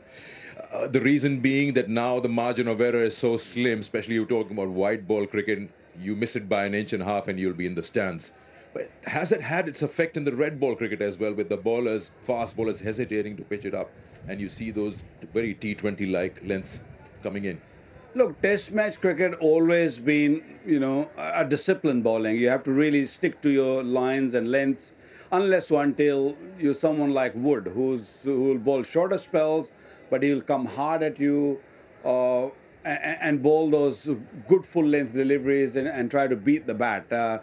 You know, with the pace what we're seeing in this game from both teams, discipline is going to be the key. So Yorker, yes, the odd Yorker we saw yesterday, Wasim, when he bowled that bouncer and then he came out with that Yorker, you can bowl that, but you do need pace behind it. So that's the key, I feel. I don't think you want to overuse it. I think that's the key, particularly in Test match cricket. But we saw a couple this morning as well. I think Mir Hamza bowled a really good one around the wicket to Ish Sodhi. So it's about not overusing it. It becomes the surprise delivery, particularly in Test match cricket, but without the pace and bounce in a surface so you can sort of ruffle the feathers of a batter, it probably just takes the effect a little bit away because you're not really getting a player scrambling on the back foot so much, where the Yorker becomes so effective. So I think there's a place for it, sporadically, and if you get it right, there's still an ability to take wickets when you're using the Yorker. All right. Thank you, gentlemen. Time for us to join session 2 on day 4 for this first test match between Pakistan and New Zealand. And it's all about a waiting game. Can Pakistan get those wickets, or will New Zealand continue to bat on?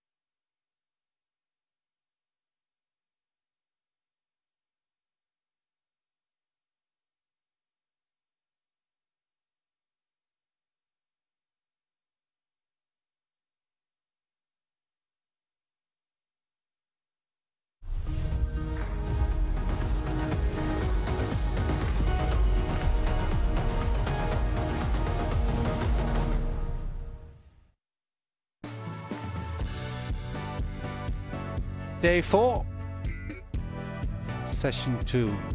KFC presents Tafa News, Pakistan versus New Zealand Test Series.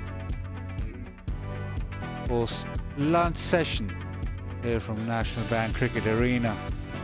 Keen Talwar in the background, but it's been a session for New Zealand. No wickets lost. And Williamson and Sodhi just building that partnership. 83 this partnership now, and the lead now. Bit of a bother for Pakistan. Yeah, they toiled hard, they toiled really hard. They bowled 168 overs. The spinners with the majority of the overs. Fast bowlers now also with that workload. It's been tough for Pakistan. Williamson, he's been class as per. Started off slowly, but got used to the conditions, got used to the pace of the pitch, and then in his zone, being able to maneuver the bowling throughout. Good down the ground, good square of the wicket, and just has made sure that there's been no blemishes, and has put New Zealand in a very strong position today. He's come out and looked assured as usual, and he looks set to carry on. So after that impressive first session for New Zealand, means New Zealand now lead by 81 and still have 4 wickets standing. Williamson 137 not out, and with him Sodhi 41 not out.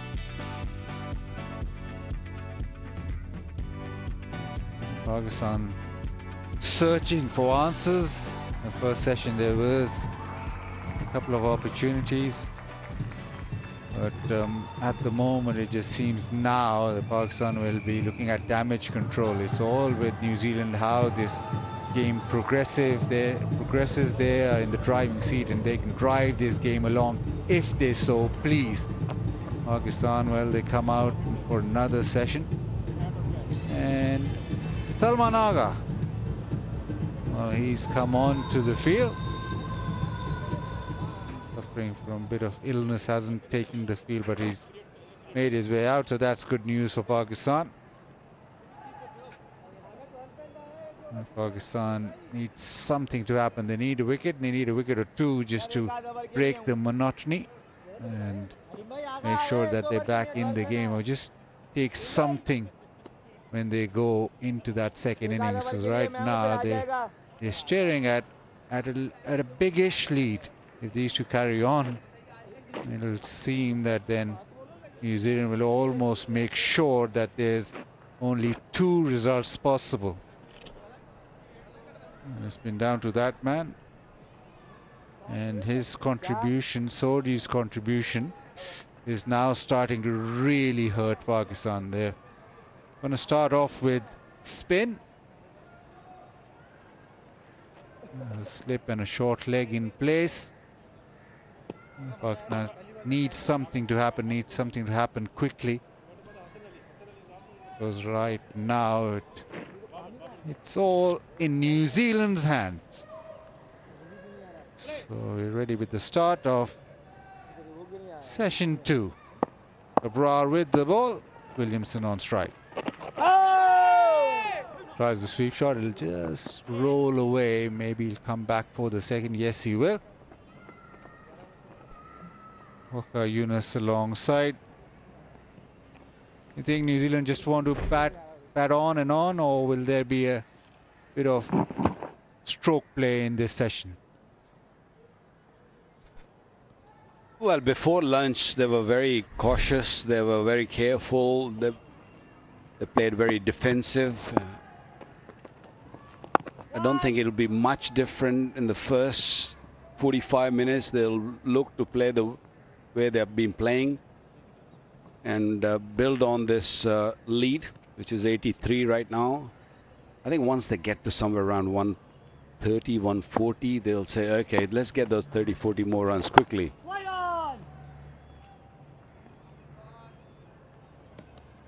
They want to get to a total where they'll feel that they can bowl out Pakistan and don't have to bat last.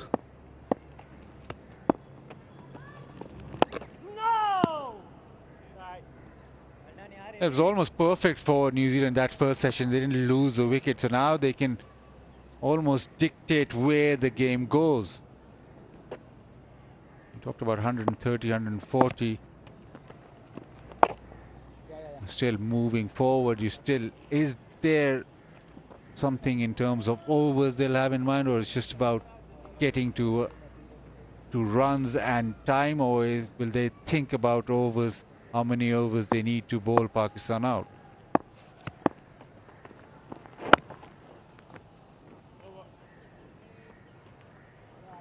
.521 for 6.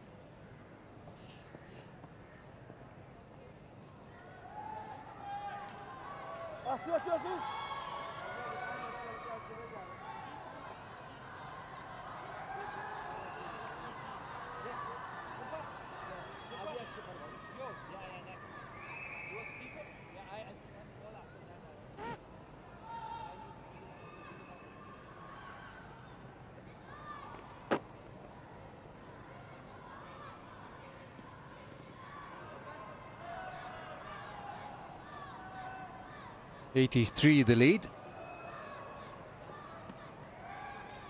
This partnership 85. Abrar with the first over after lunch is going to be Mir Hamza from the pavilion end to continue. But will New Zealand have sort of a target in terms of minimum overs to bowl at Pakistan? I think first thing first, they will look to sort of push Pakistan out of this game, so they won't be able to win this, which they are almost there right now.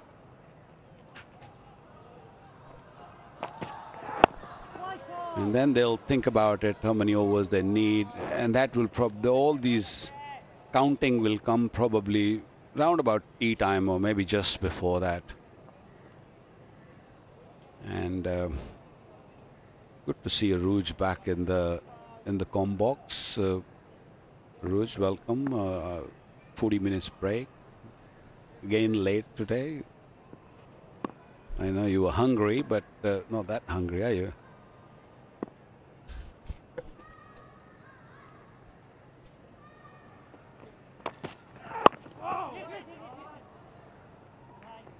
You guys miss me too much? I leave you guys. Of course. Oh, I'm sure you do, Vakar. I'm not sure the guy on the left does.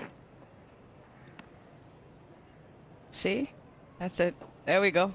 I love the confidence, the way you say, I'm sure Vakar bhai, you miss me. I'm not too sure he does. Let's ask. Vakar bhai, you're on the spot here right now. Didn't I answer you just now? There you go, Bazin. There you go. Yeah. It's only the two of us. Our love-hate relationship will continue. Yeah, where's the love though?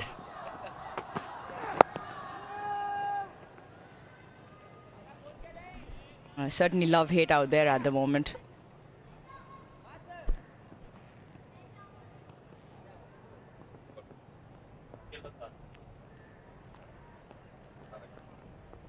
Pakistan will be on one end of the spectrum at the moment, going through the motions. They had a chance, they had quite a few chances, and we keep bringing that up because it's hurting Pakistan now.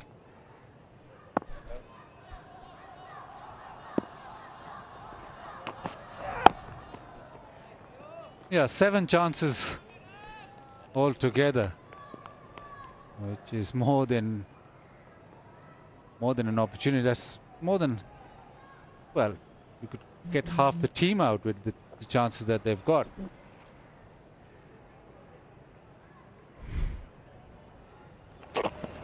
That's a tough one down the leg side. This was quite simple. This was regulation. This one should have been taken, should have been easily taken. Another one, the opportunity, miscommunication, or just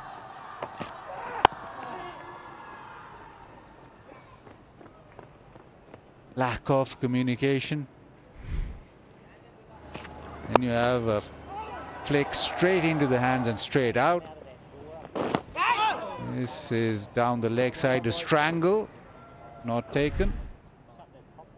And it's been an issue. Not to discount that review that wasn't taken. So the opportunities were there. Yes, flat wicket, yes, 520 on the board, but it all could have been different. Well, some of them were very easy. I mean, the stumping from Sarfraz and even catch down the leg side, I thought it just went straight in the hands. It couldn't really close the hand. And then Imam dropping one at mid-wicket. Few maybe just you needed a little bit more effort, extra work on that. But those were very easy ones.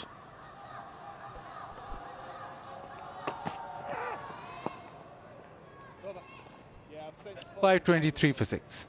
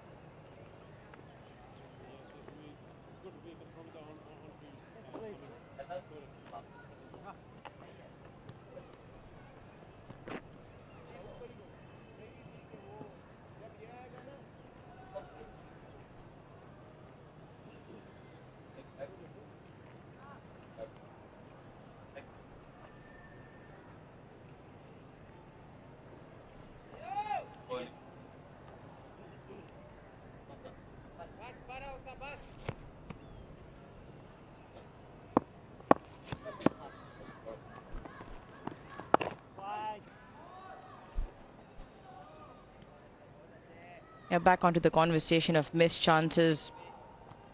The big one there was the simple edge behind to Sarfaraz, the stumping rather, when Kane Williamson was on 21. He sits on 137 at the moment. Now we talk about 7 or 8 chances, 4 of them for certain. 2 behind the keeper, 1 to Imam straight in, the 1 missed review that no one heard. Makes all the difference, doesn't it?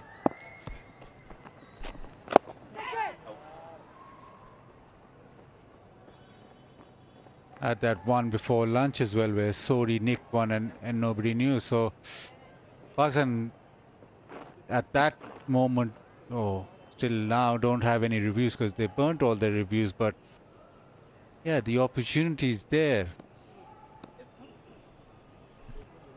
Even the way that they wasted the reviews also. But even so, if they did have a review, nobody appealed when Sodi nicked one and nobody really noticed, so they wouldn't have gone to review anyway. Then when you look at the overall situation of where the game is, I mean, yes, docile surface, probably not the best bowling attack Pakistan has had in a long time, but themselves to blame. They could have easily have rolled out New Zealand here and with not that much of a score really. Had Williamson gone when he did, could have been a different story.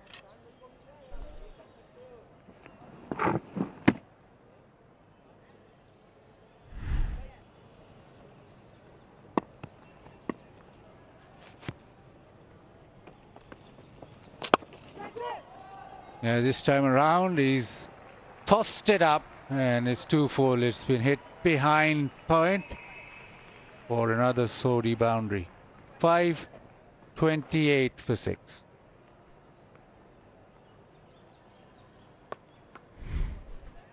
Yeah, he's been tossing them up, but they've been too far outside the off stump. So they're more than happy to have a slash at that.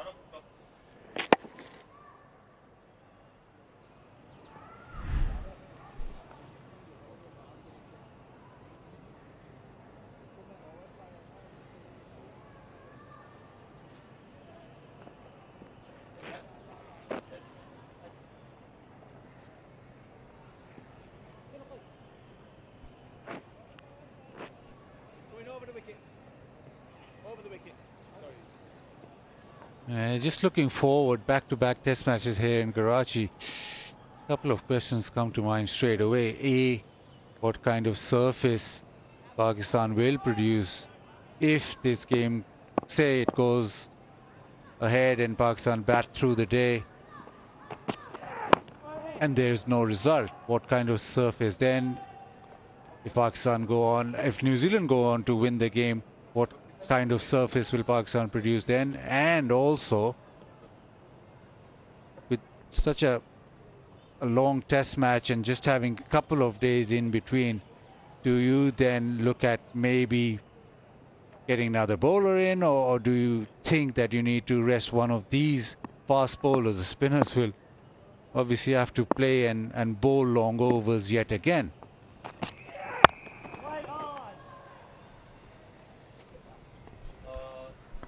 Baz, looking at the square, you know, the previous test match Pakistan played against England is on your left of your picture. That was the one. And the one next to the, so the third one on the left is the one where we're playing the next test match. Got a little bit of grass on it right now. Still a few days to go. I'm not sure if they're going to keep that grass unless until you have bowlers who are ready. Maybe Hassan Ali, Naseem Shah, they're both here in the camp. Been watching them bowl. If you leave a little bit of grass, I don't think it would be a bad idea, because what I saw from this youngster, Mir Hamza, he can really be handful if you leave a grass and a little bit of moisture in the pitch. Him with Hassan Ali and Naseem, I think won't be a bad bowling attack. Play one spinner with them.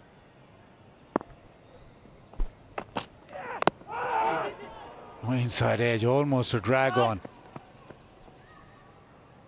He's trying to angle it down to third, maybe. Hit it quite a bit, ball didn't arrive, and then that inside edge.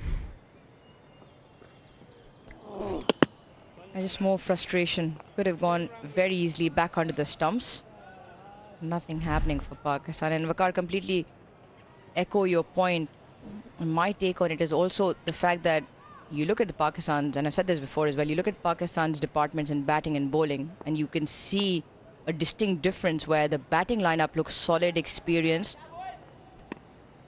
Babar in there, Shan in there, Imam, Abdullah Shafiq looks good, Saud has looked good, Salman Ali Agha looks good. And you see, and Safraz in there, and you see your bowling lineup, and it's a clear distinction there. The bowling lineup is the one that's inexperienced and needs a little bit of help. And you do that by giving your bowling lineup the conditions and backing your batsmen then to play out into those conditions. By no means will it turn into something like what we have in England if you leave a little bit of grass.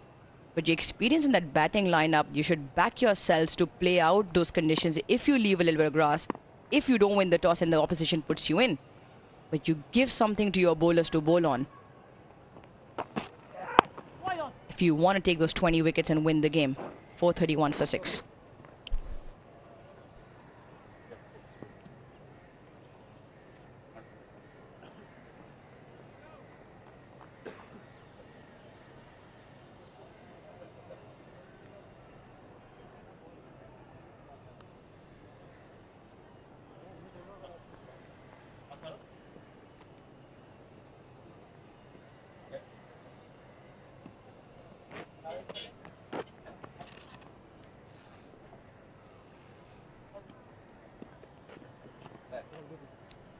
Lead by 93. That's something that both teams will be looking at. New Zealand will want to build on that. Pulls it leg side, wide open spaces, he'll get a boundary. Poor delivery and dispatched. The longer you play test match cricket, the harder it becomes. And Abrar, who bowled extremely well during the England tour, picking wickets left, right, centre, is struggling here for the right length. Is bowling his 62nd over.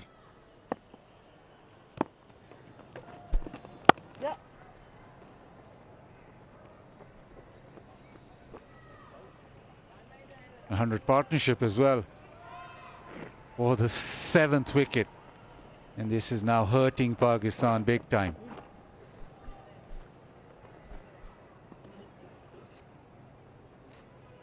Waqar and Baz, coming back to that discussion, the other argument could be, and I think me and Baz have spoken about this earlier, is that you prepare turners. Now, as far as I can remember, turners have been difficult to prepare, especially in Karachi. They look like they crumble, but they really don't. And you try and go against the nature of the surface. Doesn't look like the option to me. So where does that leave you? Oh, it leaves New Zealand with a 4. Also bring up Ish Sodhi's 50. 4th 50 in Test match cricket, and it's been quite secure today. Enjoyed by his dressing room. They'll be happy they don't have to bowl too long, but it's quite a significant 50 because he's put up a partnership with Kane Williamson, and he's more or less been solid, but whenever the opportunity, especially outside off stump, he's got those boundaries.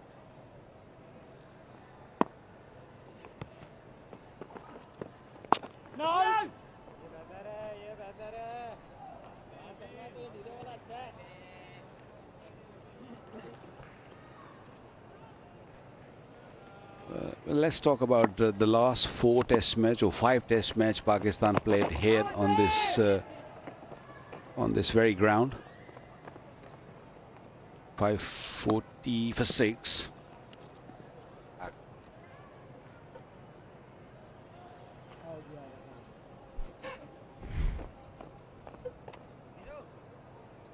Yeah, he batted beautifully. So the team required him out there, and he really delivered.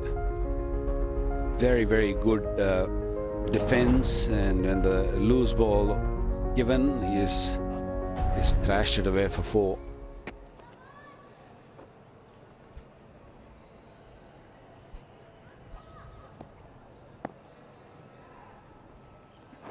Pakistan played against Australia, Pakistan played against England, where they tried to prepare the spin pitch, and Pakistan lost to England, and then previously against Australia they almost lost, where Babar had to go out rescue right at the end. It just went really close.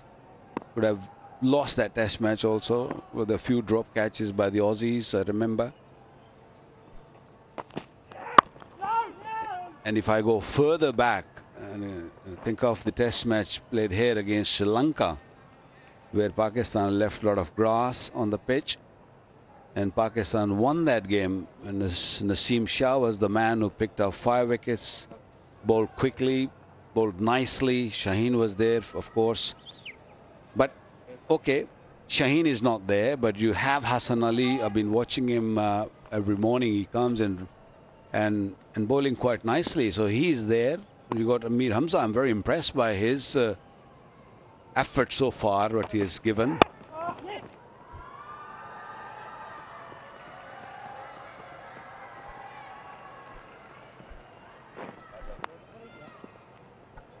Dhani is there. Ooh, I'm not sure if they'll be willing to play him. So I mean, they have got people sitting on the bench. This is a bench of 22. Okay, fair enough. The 3 youngsters, they're not there for selection. So that means they've still got availability of 19 players. So think about it, how we have won game here on this ground. I think you have to really give a little bit of help to the pacers. Spinners you've seen, it's not really working for Pakistan.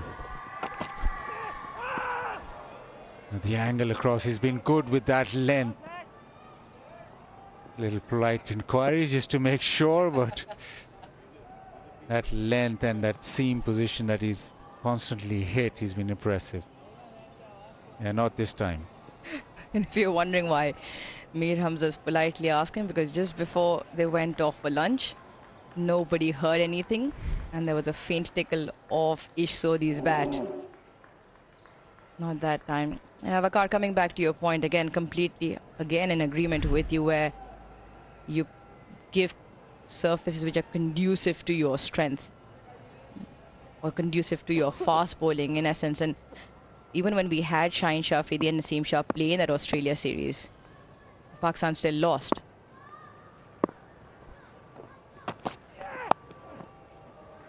Beautifully played. This time around, he just eases it past to third, gets a boundary and gets to 150. Another masterclass from Kane Williamson. And you know, once he's in, he'll make you count, make it count. And he's still not finished yet. It's been quite a spectacle, hasn't it? All the way through his innings, he's been in so much of command of the situation. And once again, they're raising the bat, 150 to his name.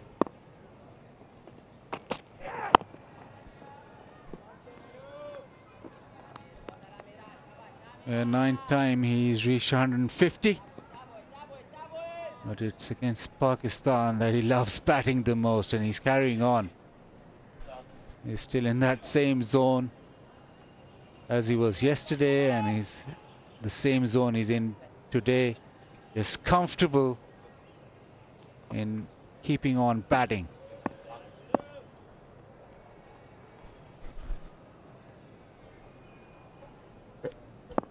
Well, he's so used to of making those double hundreds. He's got 4 in his career so far. 1 against Pakistan, then he's got highest against West Indies. 546 for 6 New Zealand.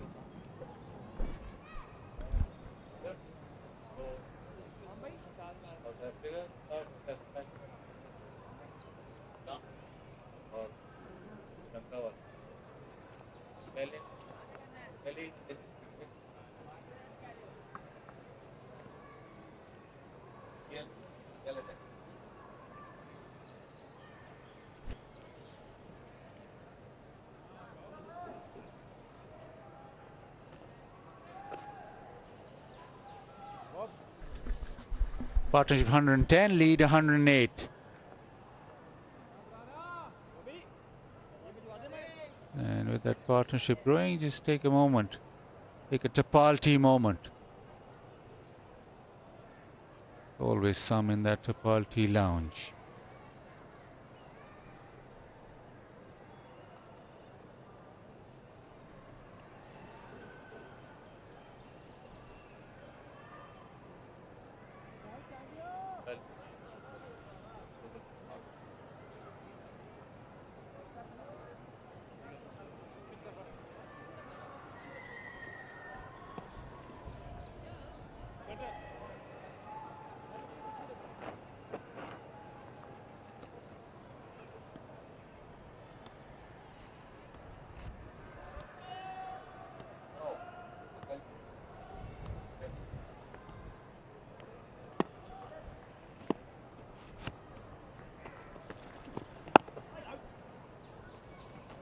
Sodi getting to his 50.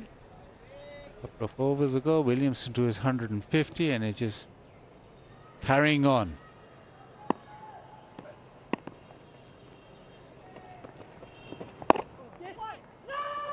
Wants a single, sent back, chance. No, he's got back.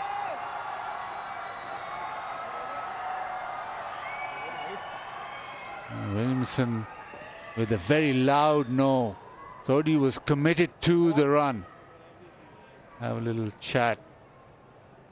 But in the end, the Abrar throw not strong enough. Yeah, you can hear the loud call. Luckily for New Zealand, no damage done in the end. Had been a better throw. Interesting to see the way Sodi's tried to get back to his crease there.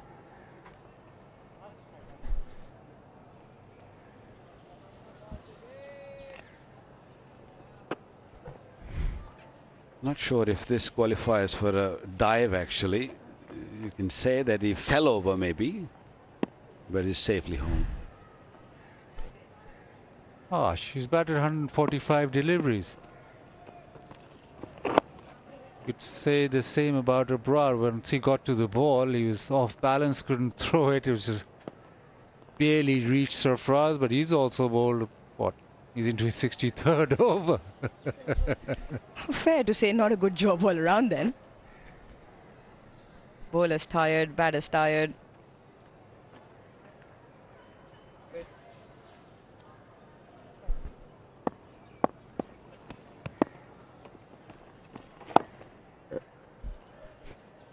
Even the pitch is tired, Aruj.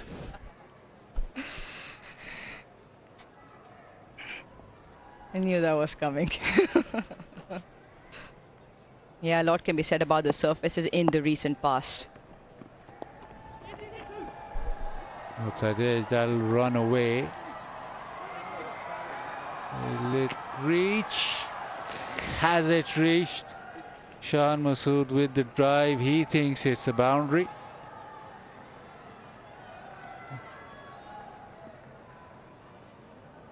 We'll have a check. Shan Masood has resigned to the fact that it's a boundary.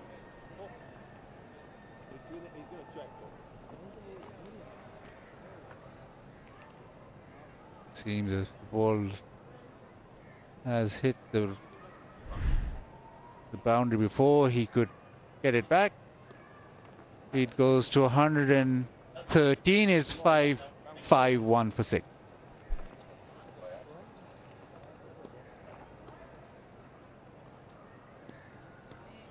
Yes, sir.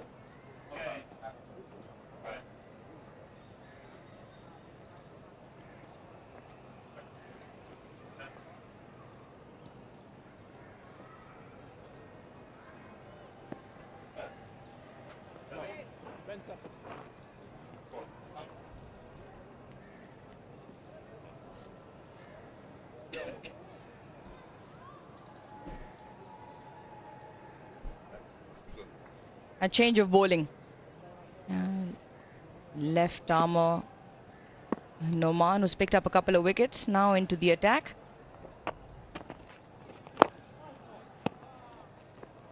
I think that will be the line he'll be targeting. The round arm angle into Ish Sodhi's pad, hoping for one to skid on.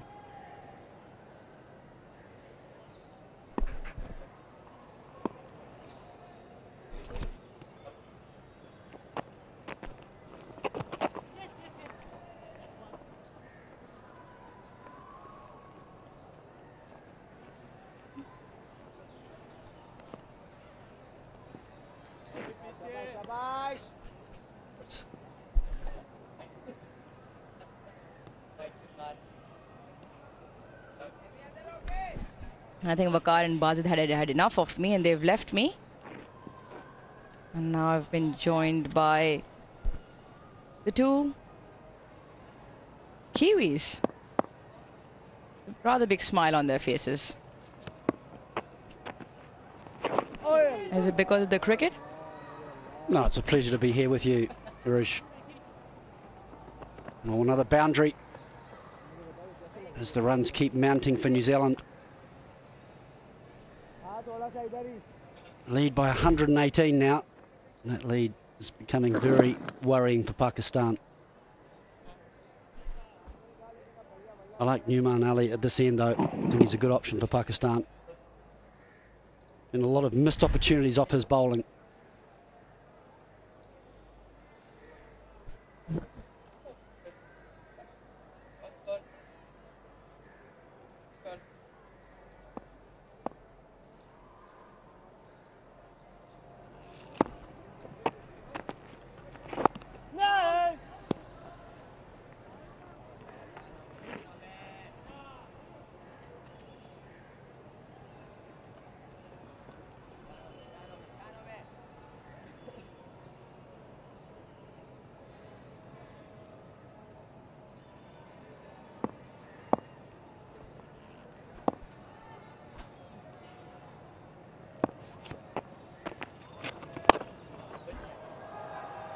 Oh, beautifully played. Kane Williamson picks up another boundary.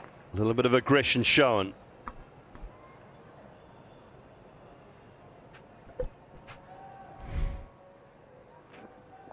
Yeah, wonderful use of the feet.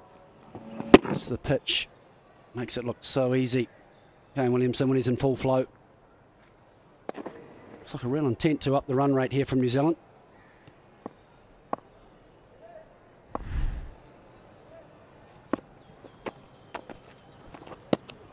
Ooh, just a little fiddle outside the line. 560 for 6. Fourth Test match half century for Ish Sodhi. Played some nice shots along the way. Had an element of luck here and there, but you earn it. And that 148 deliveries, 9 fours. It's been a brilliant innings, hasn't it? I think this, in a bizarre way, I feel like the confidence that he's gained from this batting performance will really help his bowling as well. It's his first test in a few years. Picked up a couple of wickets in that first innings, but just the confidence he's gained from this batting performance, which has been excellent from New Zealand's point of view and his own, really think will give him confidence with the ball as well.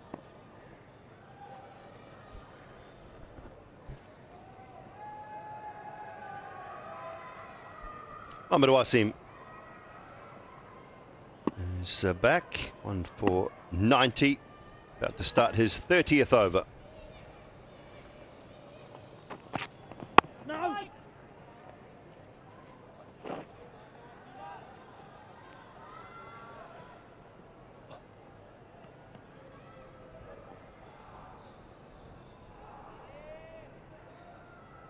Toiled long and hard, both seamers have.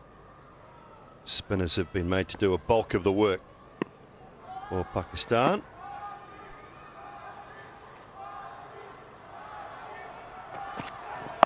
Waiting. In fact, they've got through 176 overs and really only with 4 bowlers, just a small contribution from Baba. It's been quite incredible. I think they will need a rest. And the fact there's only 2 days in between test matches does not help. Heard Waqar Younis talking about that previously.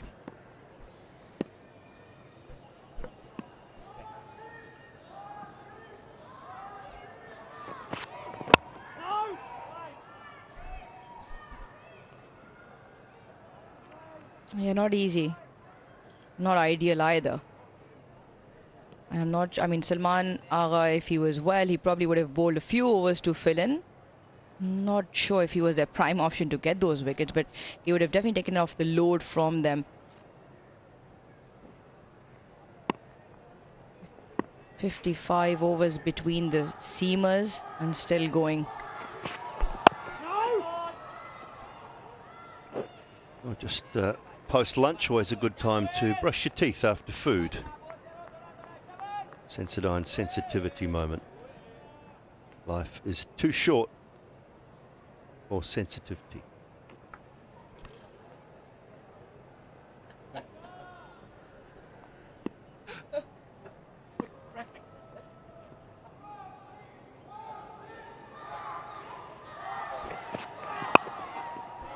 It's gone wide of the gully and away down to the boundary for 4 more to Ish Sodhi.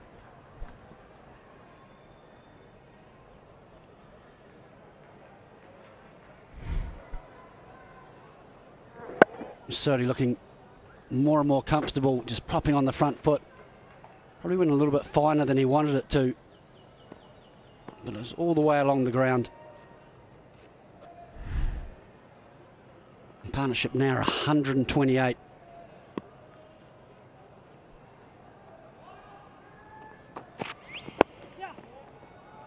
Onside on this occasion, might be 2. No, Williamson just decides on the 1.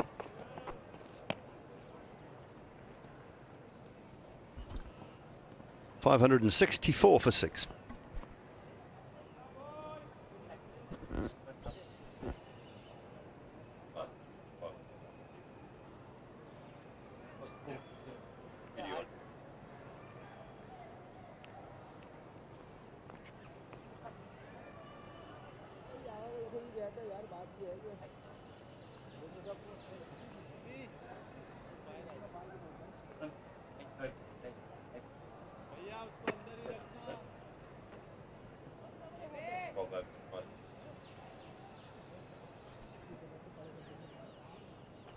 Well, that flag has been flying high through this test match.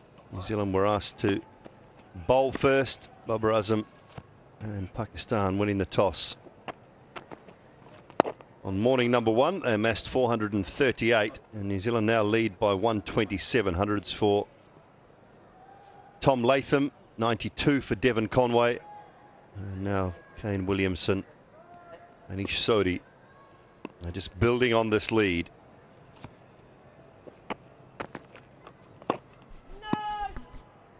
Yeah, talking about the bulk of the load that the Pakistan bowlers have had to do going in with just the 4 specialist bowlers. Now there'll be discussion and debate around whether they play the 5 specialists or not. But they do have Naseem Shah fit and available because he was declared fit to play the Pakistan Cup game. Hassan Ali stands by as well. 2 good options on the bench. Add Mir Hamza into the mix, who I think has been really impressive in this test match. Doesn't have wickets to show for it, but I just thought his control was really good. 26 overs to him as well. Those 3. And then you pick your spinners. I think Pakistan will be looking at the route of 5 specialist bowlers in order to pick up those 20 wickets we talk about.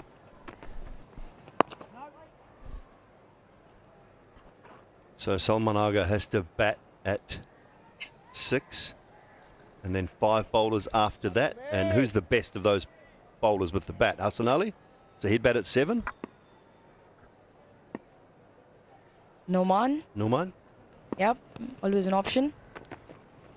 He surely can hang around. He showed that in the first innings. Hassan Ali as well. He can stick it out. He does have a first-class century in this ground. It came in the final of the Qaid-e-Azam Trophy last year. He could go Ali squared at 7 and 8. Again, it's about trying to win the game and give yourself the best possible chance, right? I'm with you. I like it. It's swung away by Sodhi. Chance, direct hit. I think he would have been gone. Just a little bit slow between the wickets, Sodhi.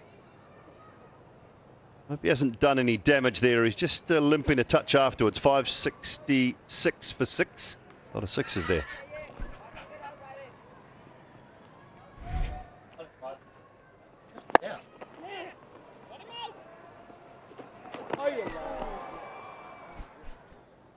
Not the best of throws from Mohammad Wasim. It is a rocket arm in.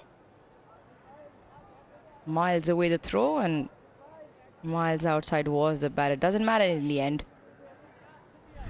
Sodhi survives.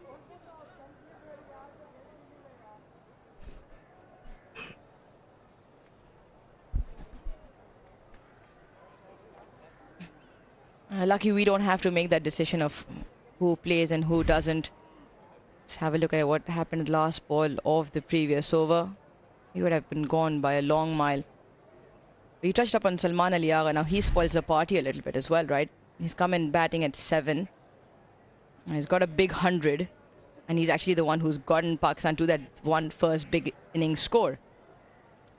But again, I'd imagine with the quality that Pakistan do have with the bat, you have to back your top 5 and then your keeper to score those runs if you're going to prepare surfaces like this. Could you drop one of the batters and play Safraz at 5 and Salman Aga at 6 and then play Numan Ali, Hassan Ali?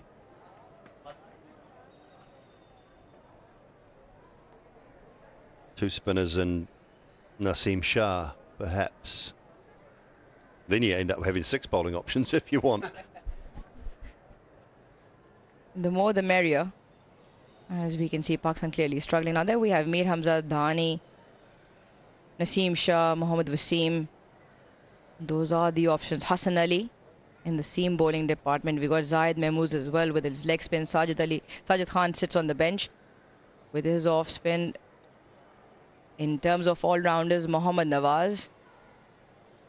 But the one thing I think Pakistan has been hurt or has felt it the most in the recent past as well is a quick bowling all-rounder.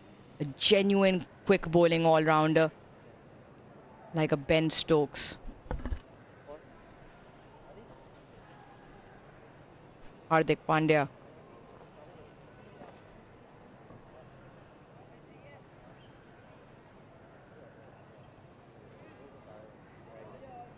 Somebody's a complete quick bowling all-rounder with the bat and with the ball. You use them as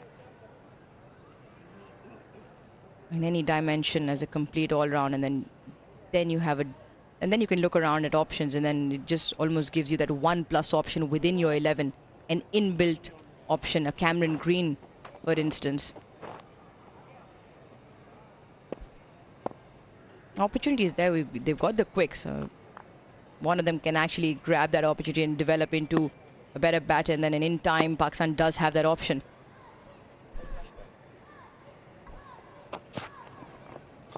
On the wicket for Mohammad Wasim.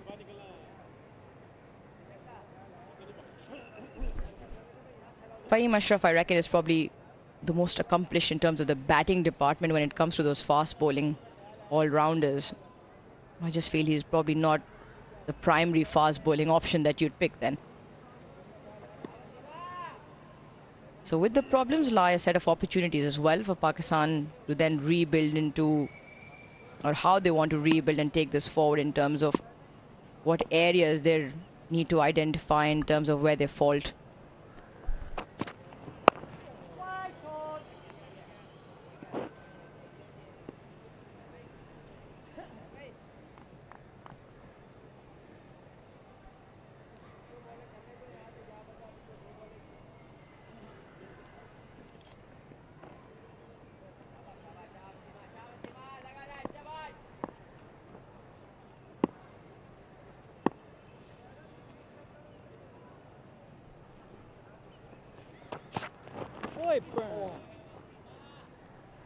Mohammad Wasim looking to whack it into the surface. This one did stay down. I love his attitude though. Into his 31st over. Still got a smile on his face. Still running in hard. Just see how low that ball stayed. Sure, Sodhi was expecting that to come around chest height. Probably not something that Pakistan want to see too much of. The ball staying down that low.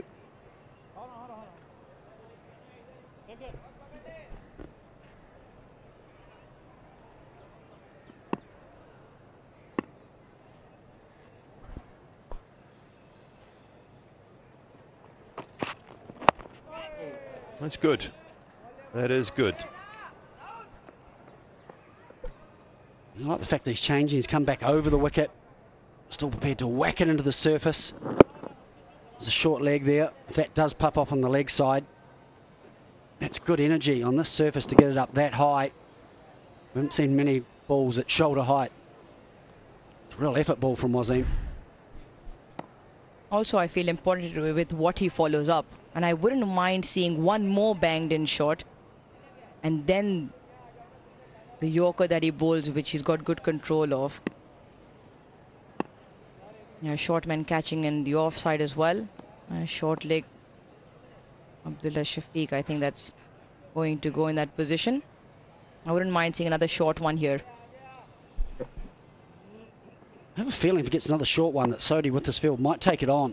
Which might bring in that man at deep square leg or deep fine leg.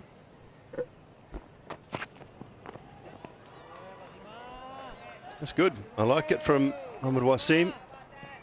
Good energy. Not easy on this surface at all. It's good for a couple of reasons, because you feel as though he's trying to set Sodhi up. Sodhi be aware of that, looking for that quick straight Yorker. But also, all of a sudden, for the first time today, it looks a little bit uncomfortable for New Zealand. Mohammad Wasim is making his presence felt.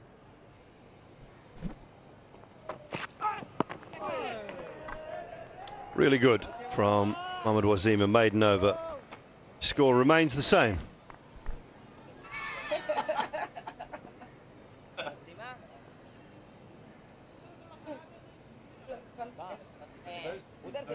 हाँ भाई ऐसे करता जा वहाँ से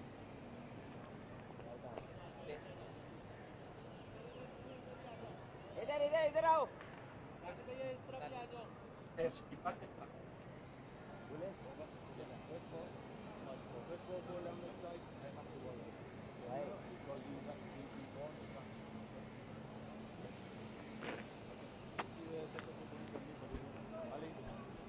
New Zealand's lead, 128 runs. This partnership just continues on, 130.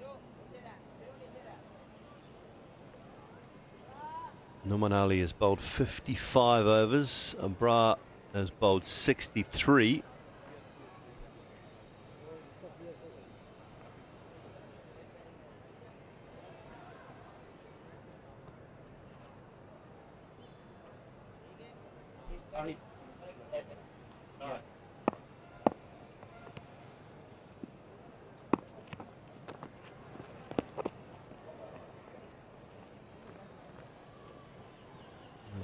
Question now is how long is Kane Williamson prepared to just pad this away? Does he look for the sweep shot? Does he look for that reverse, which he saw him play in the first session a little bit?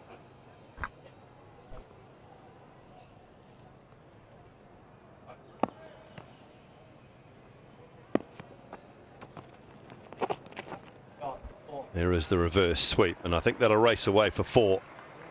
Nicely played.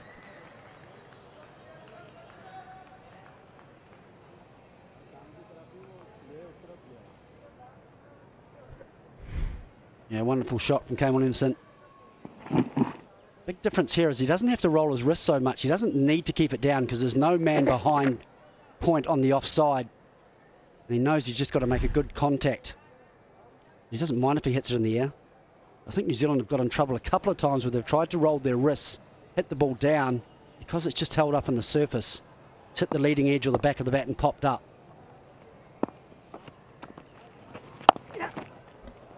Goes again, this time in front of square for 4 more. This is wonderful from Williamson. That's wonderful batting. To be fair, Newman had made the adjustment and went wider outside Kane Williamson's leg stump, but because they'd moved that man behind point on the offside, and because of the line, it allowed Williamson to go straighter. It's wonderful timing.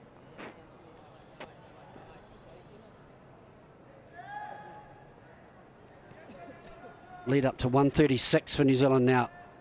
And this partnership, 138.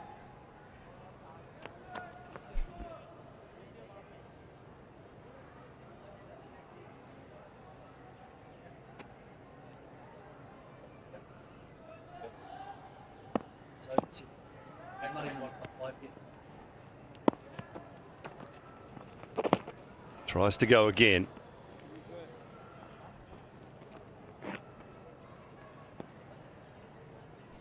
Looking for a wide there, I think, Kane Williamson.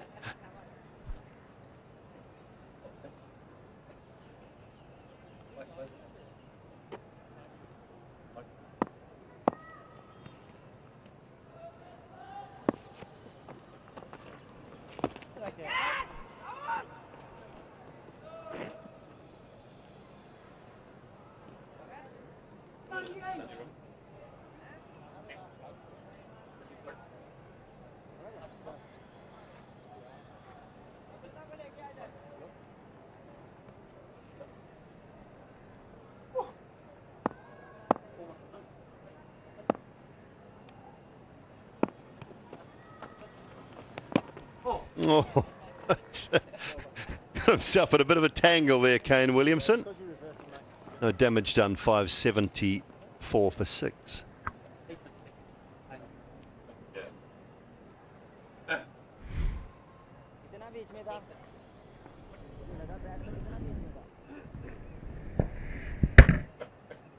think I like him better as a right-hander. Need to work on his left-handed forward defensive shot.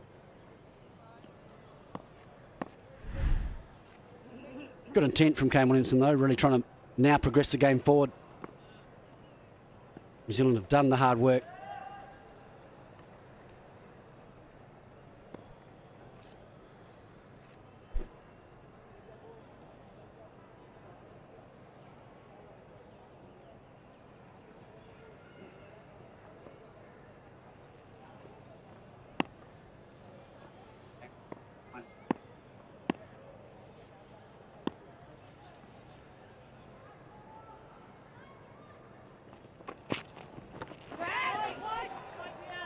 Off the shoulder, I think, that one.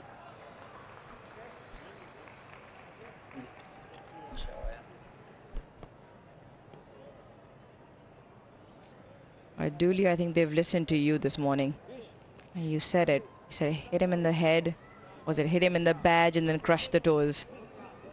I was hoping Sodhi's all right. He's got a knock on his head and they'll obviously go through the concussion protocols, but there's good stuff here from Wasim. I think Ash Sodhi signalled to the physio, the doctor was running on, that it was actually hitting the shoulder and not his head. He said, I'm all good, boy. Get off. I want to carry on. I sort of mentioned it the last over. I think with this, especially a couple of men under the helmet and Wasim bowling short, I didn't think it would be long before Ash Sodhi would look to take on the hook shot. And I think that's going to create an opportunity for Pakistan with fielders in the deep as well as under the helmet.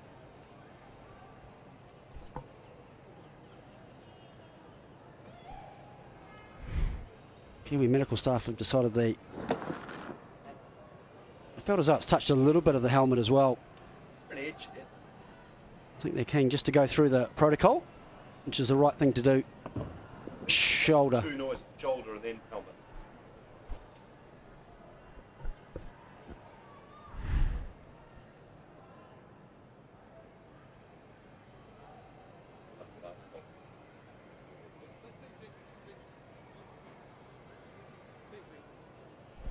For a battery.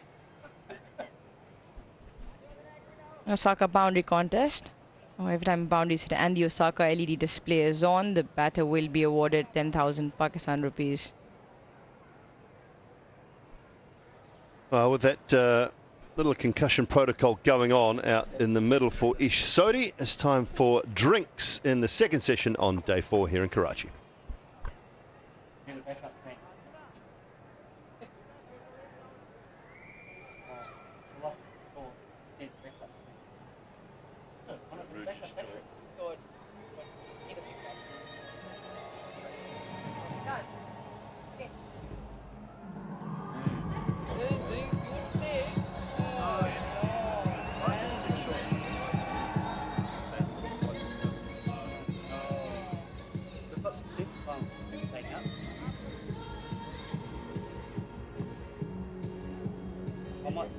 I might stay if that's okay. Can I stay? Can I have some company though?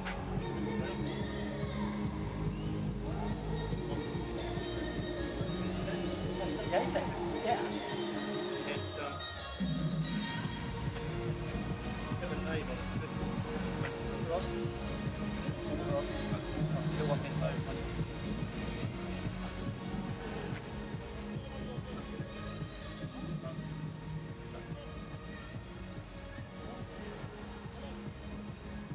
What's the last one, bud?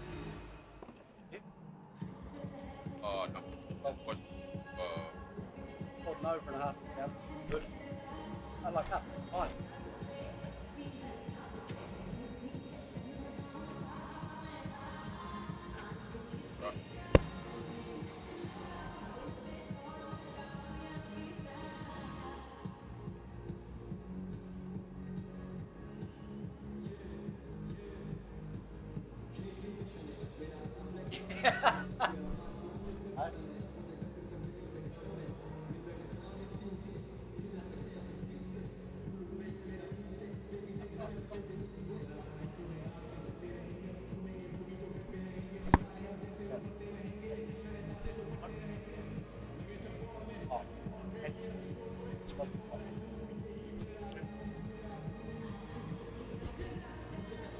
.574 for 6. The lead now moves to 136.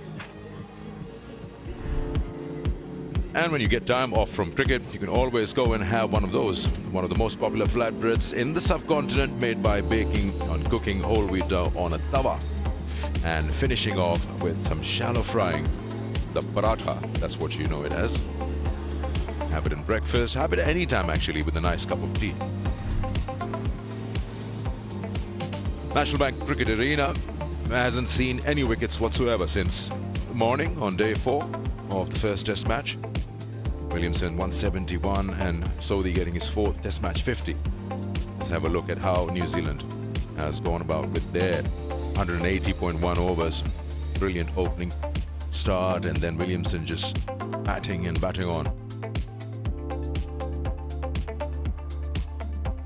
But Pakistan bowlers have struggled because they don't have the fifth option. Babar tried 4 overs, but there's been a marathon run, 63 for Abrar and 56 overs from Norman, and then the fast bowlers also coming in.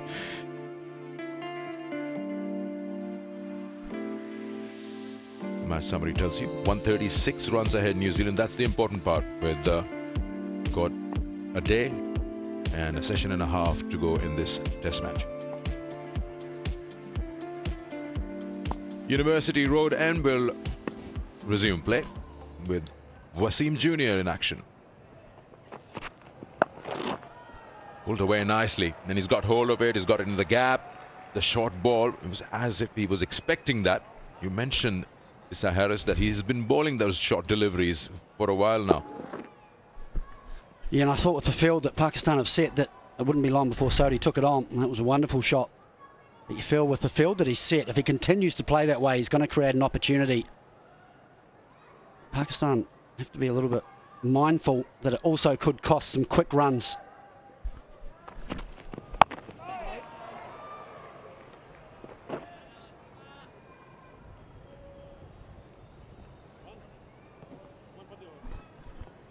Is that a late plan or something? I wonder why this wasn't tried earlier when he was fresh at the crease. That's a great point. Wasim now into his 32nd over. Running in, trying as hard as he can for his team. It's good to see. It takes a lot of effort to get it that height on the surface. It's the second one for the over. Signal by Alandar.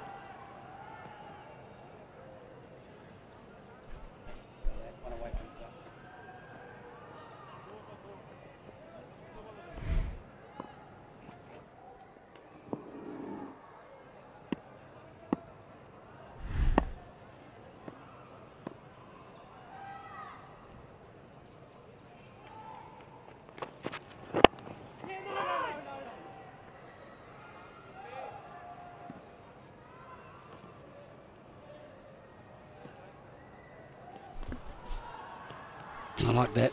The attempted Yorker just got a little bit too straight. It was what played well by Sodhi. But we really do like this plan from Mohammad Wasim. It's going to be predominantly short stuff, followed by the odd quicker Yorker.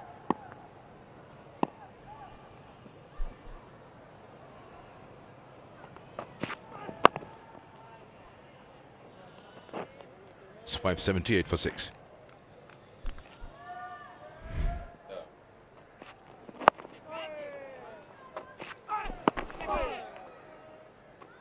You can see the effort he's putting in at the bowling crease, taking a lot of effort. That was a good shot from Sodhi, followed up by another good bouncer. That one just a little bit too high.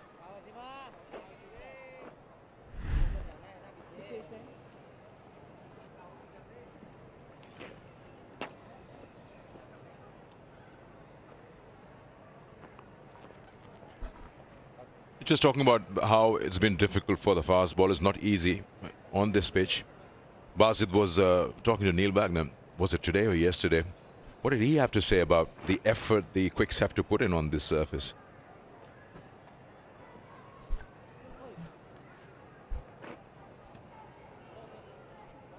It was a couple of days ago. I can't even remember that far because it's all about New Zealand getting 578 now.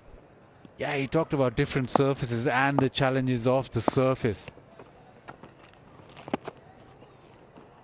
Asked him if that enforcer role, normally he comes in and bowls short all the time, but how will that develop? And he goes, maybe come the fourth day, come the fifth day, the variation in bounce or the ball staying low, that'll keep him in the game with that short ball. But you have to be willing to do it for a considerable length of time.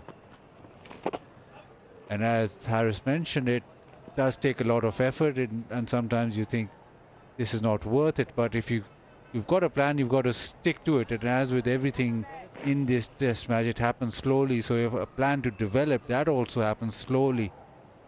So you then commit to that plan, and well, with Wagner, you know that he's committed to any sort of plan, and you know he's committed to bowling short balls, and I think he'll do the same in that second innings of Pakistan.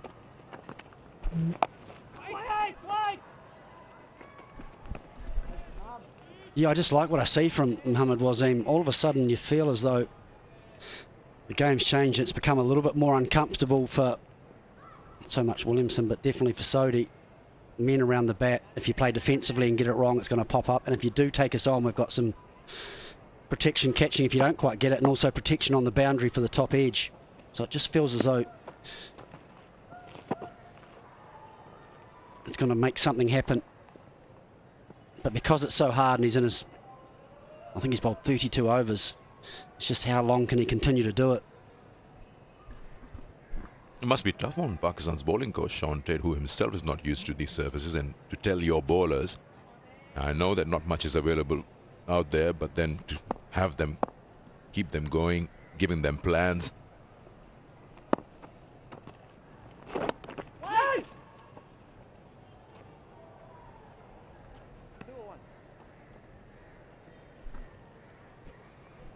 Yeah, nobody said Test cricket was going to be easy, and it's always going to test you. Now, I'm with Chris here, saying that it's a good thing that he's tested out that short ball, but I just beg to question, why did they leave it so late?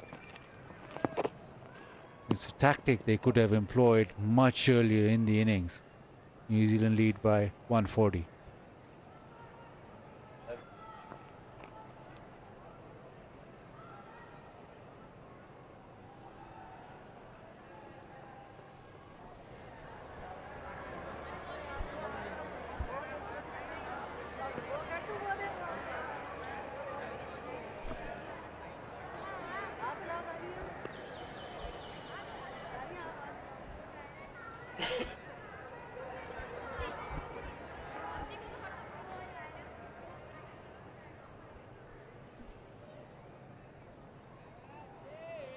So he had his in the initial hiccups when he came out with the bat, but he's done so well. Now we're going to ask you that if they get Sodhi out, are the Pakistan bowlers to think that they've done the job, or tell us more about Saudi with the bat or Wagner with the bat? It's just 6 down, not to forget, still 4 to go. And New Zealand won't give in or declare anytime soon. At least not until the end of this session.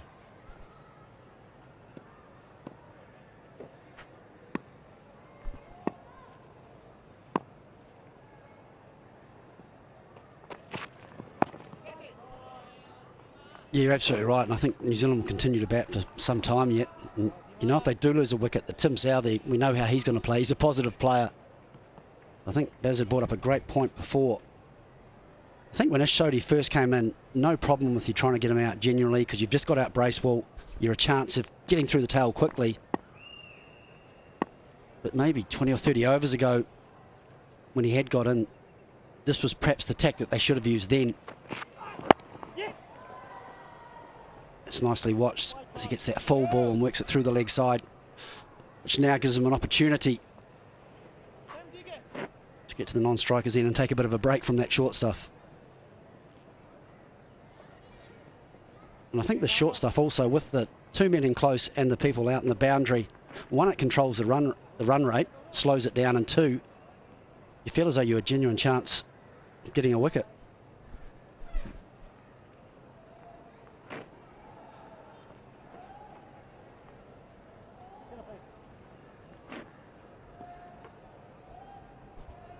All the close-in fielders for the short legs and everyone for the catching have just now spread out with Williamson on strike.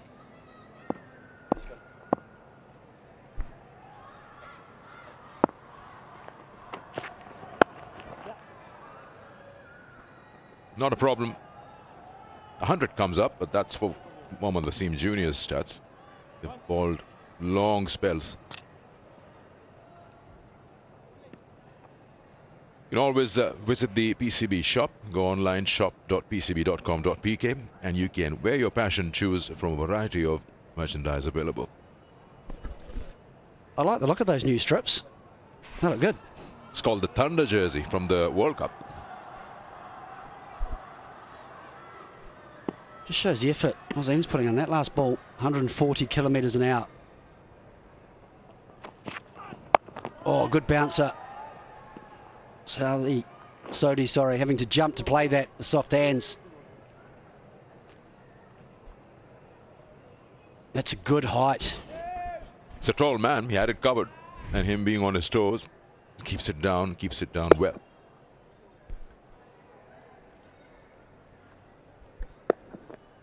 This is good. We saw England would employ this tactic every test match, every other session. Pakistan, well, they realize that this is an option. It's not happening with the pitch. It's the option that you could go to, and Wasim is the bowler that has that extra bit of pace. It might not get you a wicket, it might not work, but at least there's something different that you've tried. And you can just see there's a bit more movement, a lot more twitchy is Sodhi with this particular spell of bowling from Wasim.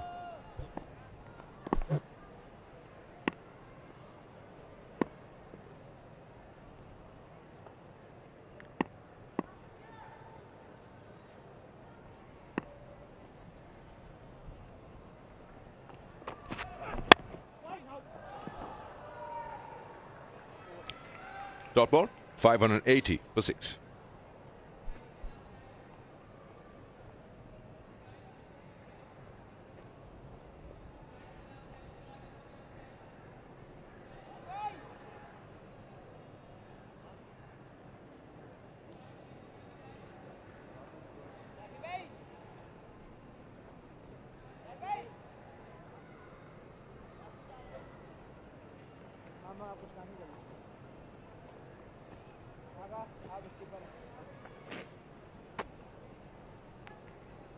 Sodhi equals his previous best against the same opposition back in 2014-15 in Abu Dhabi. He got 63, so he's all the opportunity to get his career best.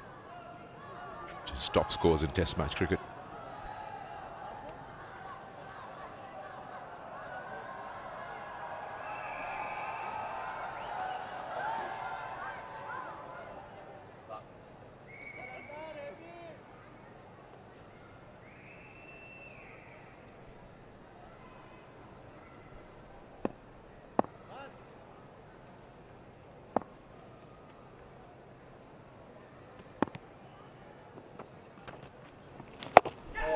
Slog that is in the air, but land safe. He's taken that chance because he knows there's no one there in the deep, but no control of that. I think this shows where New Zealand see the game. I've seen Kane Williamson happy just to pad away anything that Umanali bowls into the rough outside leg. Now he's taking everything on with orthodox and reverse sweeps.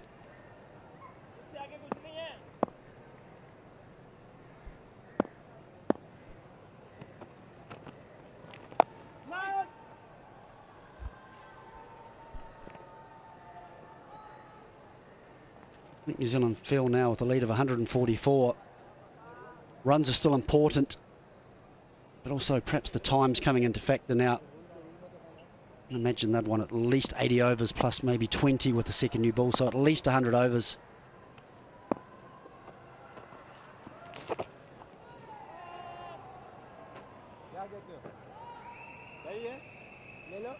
And perhaps even more if allow them a little bit of time if they have to chase a small total if New Zealand are good enough to bowl Pakistan out in the second innings.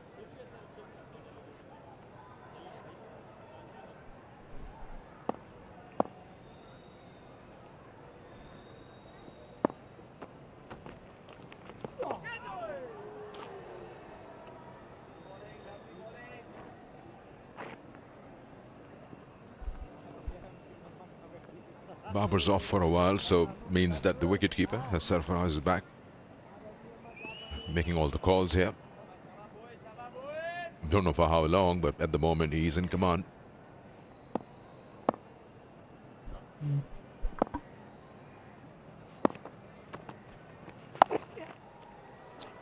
Reverse sweep, and he's hit it well. Come back for two. And Noman Ali into his 58th over. Could have easily got more wickets. Could have easily had 4, maybe 5.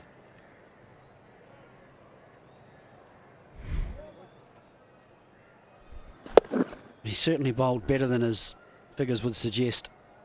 Lots of missed opportunities off his bowling. Imsa, the big fast bowler, does well here. Bowled a few overs himself. Still good energy in the field. It's good attitude.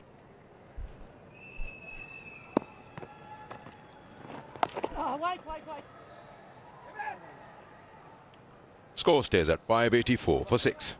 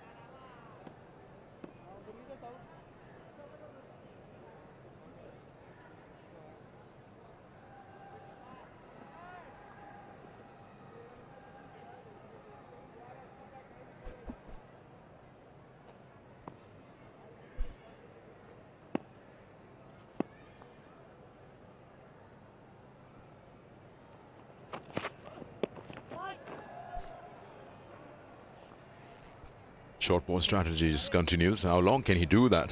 Take a lot of energy out of you, bowling at least 5 in the over.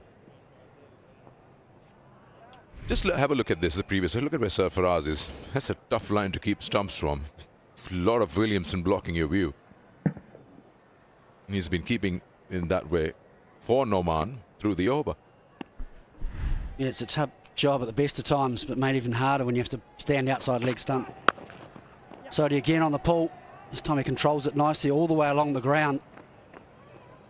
Again, Pakistan won't mind that. Lots of fielders in catching positions, but nicely controlled from Sodhi.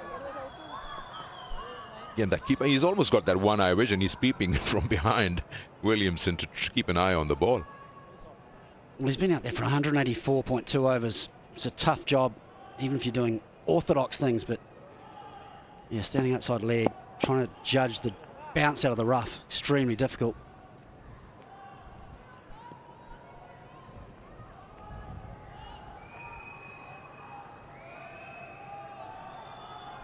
That's why it's really important that you learn to switch on and off. Just taking a little moment there just to relax.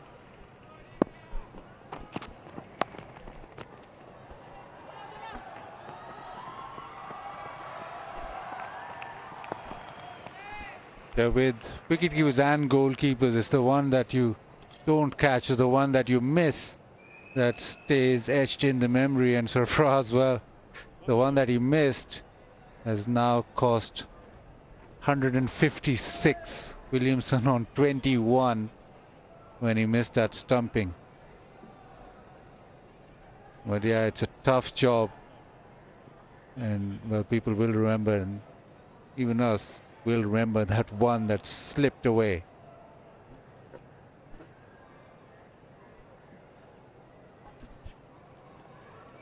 Must be tough when nothing's happening for you as a bowling unit. All the fielders are just almost, if I may use the word, bored. You got to be alert every single delivery. Yes. And pulls that away. It's got control of it. And while nothing is happening, you always feel like looking around, not even know nobody's sitting in the crowd, and then you take an off guard. The ball comes at you, and you miss an opportunity.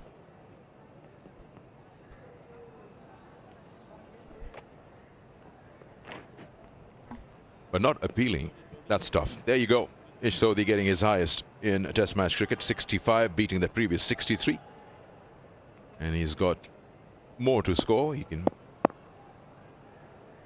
obviously looks very comfortable out there at the moment. You make a great point. Extremely difficult to concentrate for long periods of time, and it's so important in cricket,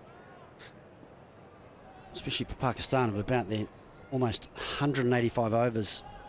At each ball, you only need, when you're in the field or keeping, you only need to be switched on for just a couple of seconds, and it's so important that you switch off so that when the next ball comes, you can switch straight back on. And again, nice controlled pull shot from Williamson. And New Zealand now 588 for 6.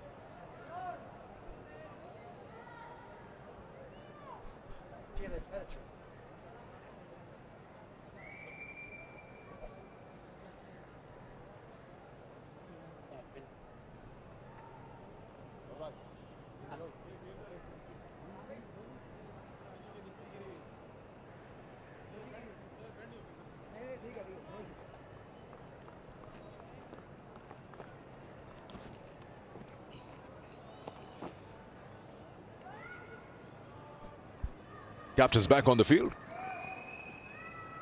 And the lead now is 150.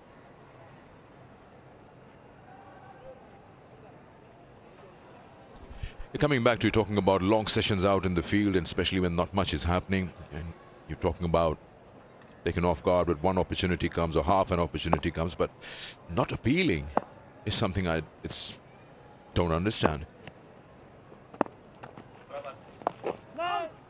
Especially that Mir Hamza opportunity just before lunch. Nobody went up.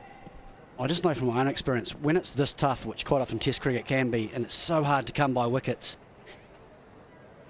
any slimmer of hope that it may be close, I'm going up. More than anything, just to give myself a little bit of motivation. So I can only think in that genuine caught behind we saw from Sodhi, I think it was just before lunch, that I obviously didn't hear anything, and it was like, oh, again, just past the outside edge. But as we all know, on the technology, you got a feather on it. And I'm sure if Pakistan thought there was any chance, they would have been all been screaming.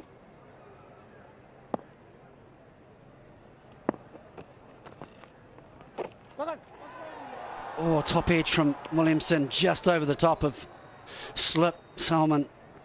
And it's going to run all the way for 4, just to rub a little bit of insult into the wound.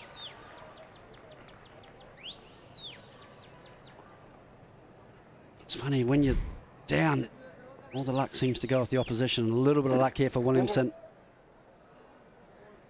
Another boundary to the New Zealand total. He moves to 182. And the lead now 154.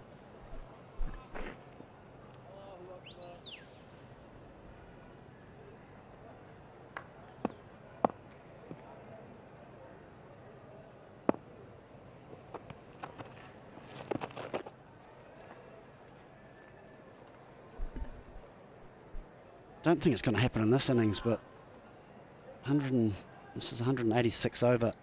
Most overs bowled by any side in Pakistan, which happens to be at this ground, is by Sri Lanka. 248.5 overs in 2009. So still a long way to go for Pakistan to get close to that record.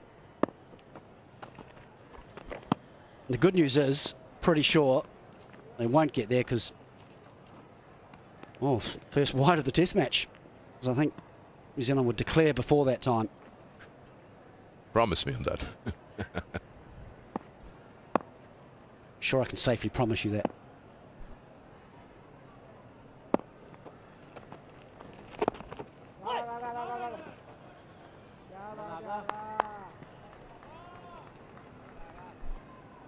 Yeah, you talk about that long number of overs and 185, almost 186 overs. Spinners have balled over 100 overs over here. Means sore fingers and no resting time. No fifth option, 185. There you go. Just one more ball to make it 186.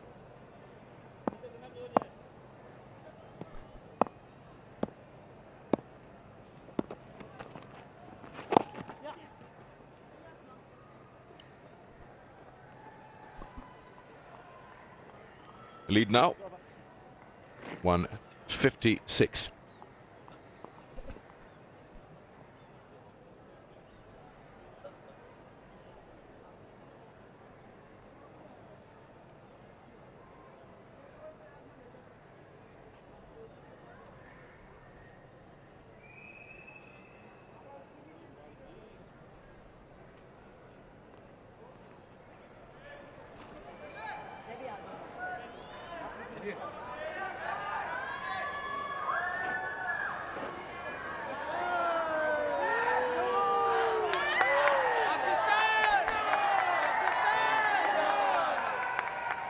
Pakistan wheelchair cricket team having a good time out there, cheering their team on. And Pakistan team out there in the field needs that support, at least to stay awake. It's just amazing that the luck factor that you mentioned a while ago. I don't know if those missed opportunities or were those luck moments that they failed to grab on. But yeah, you do need a bit of luck coming your way when nothing else is working. 3 wickets for Abrar with a 63 over spell, and he's back again from the university end.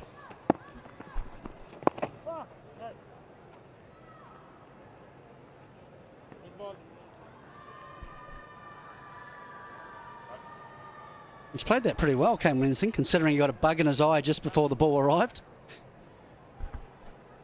See the luck factor. Just couldn't come a second earlier. It was the wrong eye. If it got into his other eye, he sees the funny side of it, Kane Williamson. Just after he played it, I think, which saved him.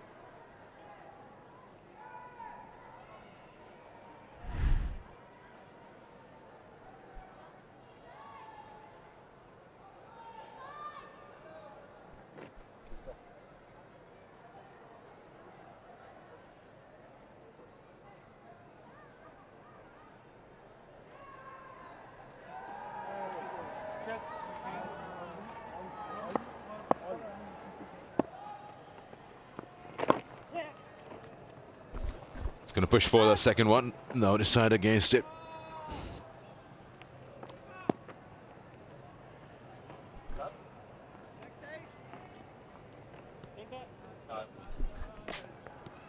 I have a feeling we might see a little bit more aggression from Sodhi here against Abrar.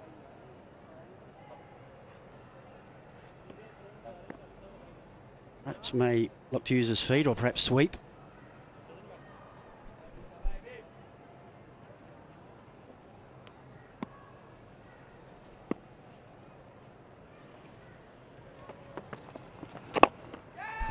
In the air, catch it is the call. And there you go. Just had a feeling something's coming. And it's not the first time that leading edge has come. He's trying to play it over the bowler and straight, but didn't get any distance on it. Finally, Pakistan have their first of the day. Wonderful innings by Ish Sodhi, though, on this occasion. Just trying to go a little bit leg side, which was his downfall. Just heading across it. And Barazam never going to miss out on that opportunity. Ish Sodhi on his way back, but a wonderful innings for New Zealand for 65. And the score now 595 for 7.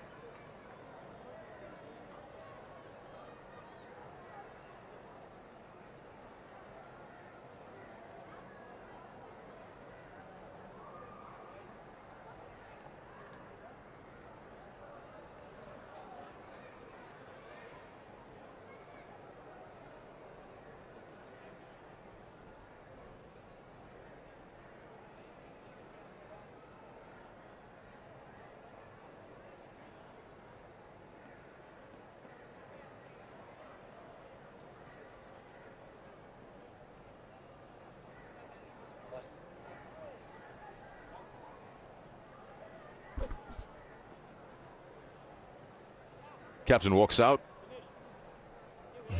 Joins the former captain now.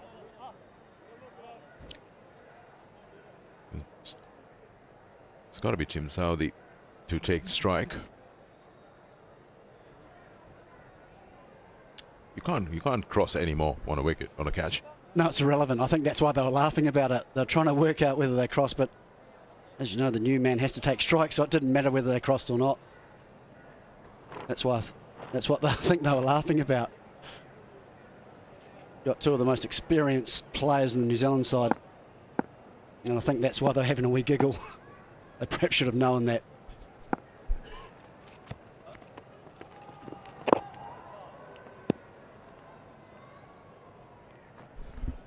Good defence from Southey. He won't take too many looks with the field up for him to have a little bit of a look over the top.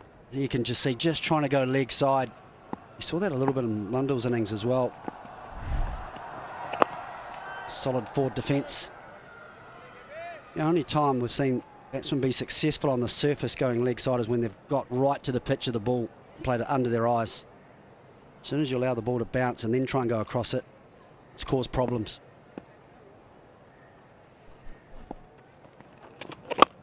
Whoa. Is there a bit of a hand? No, it's all good. Just have a second look to be sure.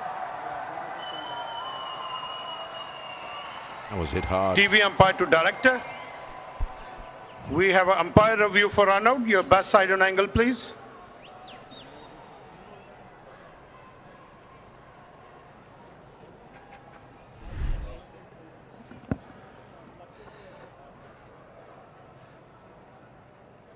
Bat is inside the ground. Still inside the ground. Bails removed. Satisfied. My decision for big screen is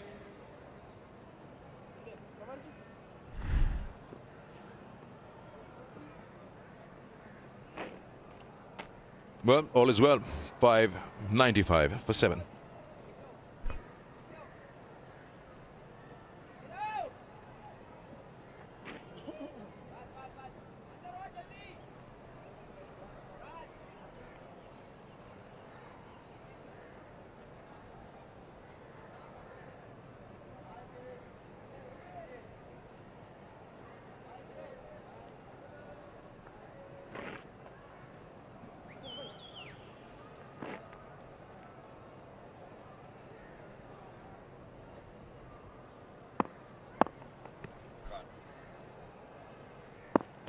Manali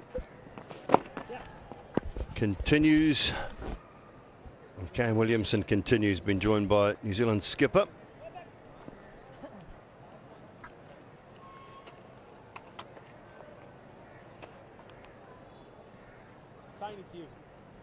Little bit of confusion about who was at which end. Kane Williamson wasn't sure.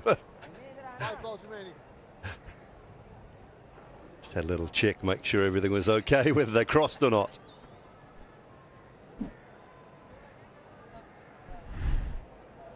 Luckily, Aleem Dar knew. Or maybe he reconfirmed as well. Yeah, plenty of smiles on the visitors' faces. 158 now, this lead, and getting away. Normally a very aggressive player, Tim Southey. I wonder whether he's had a word to Kane Williamson and just said, look, I'll attempt to hang around till you reach that 200 mark, and then I think we're going to play a few more shots.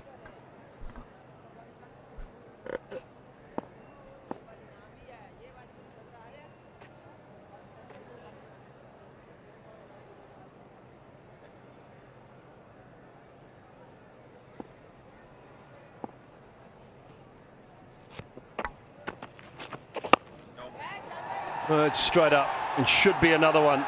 Shan Masood underneath it and takes the catch comfortably. So Southey goes without scoring. And Numan Ali has got another. And there's the answer to the question. Some sort of happiness for Pakistan. Wickets are tumbling now. Second wicket in the span of what, 6 deliveries. Tim Southey by nature is a big hitter. He got to the pitch, but his hand came off the handle and couldn't control the short ball. Kept a little low, maybe. Just got the bottom part of the bat, and Chan Masood has been out in the field for a long time. In the end, took it comfortably. Tim Southee gone without scoring. 596 for 8 now, New Zealand.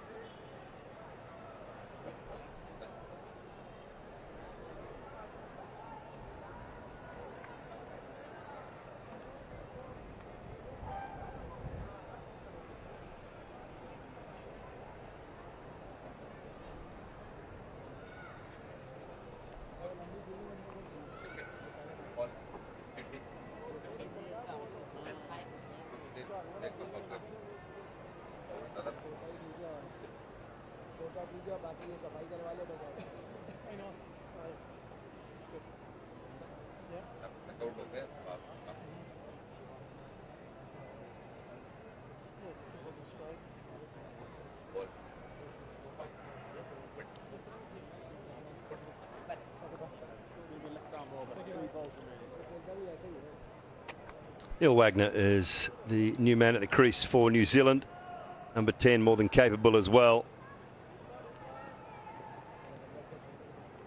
Top score 66, not out, average of 14.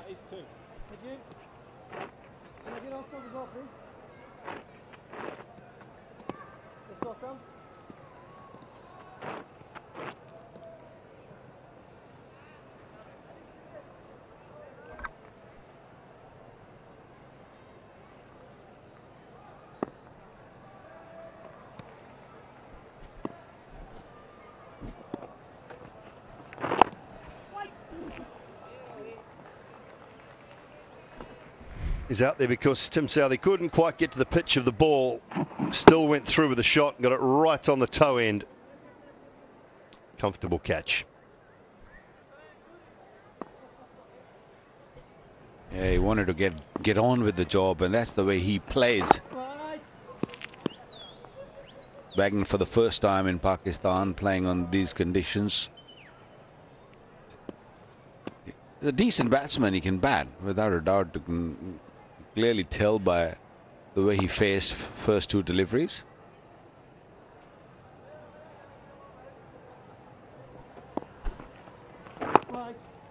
Successful over for Nouman Ali. New Zealand of 596 for 8.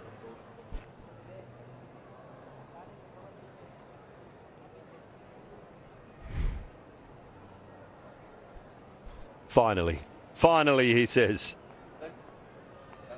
He's been the hard luck story of the Pakistan bowling innings.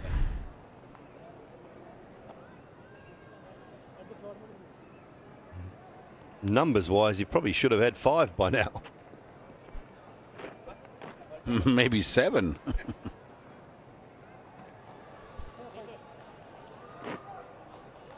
Yeah, Nouman bowled really well. Long spell. Not easy to bowl on a slow pitch like that. He had his moments where it was very threatening, and then a few catches being dropped.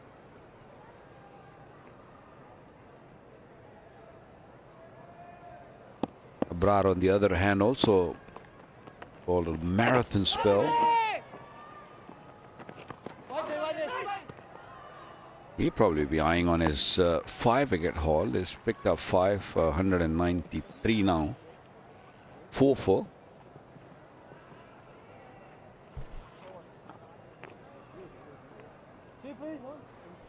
They're both eyeing up a double century, aren't they, Abrar and Kane Williamson?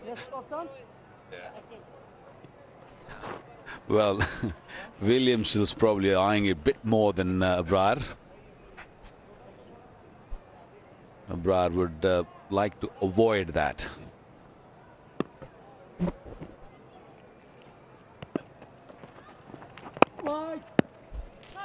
Pakistan spinners have done bulk of the bowling here as well as against England, and the more you bowl, the more you go for runs. Zahid Mahmood not too long ago went for 200 as well when he bowled.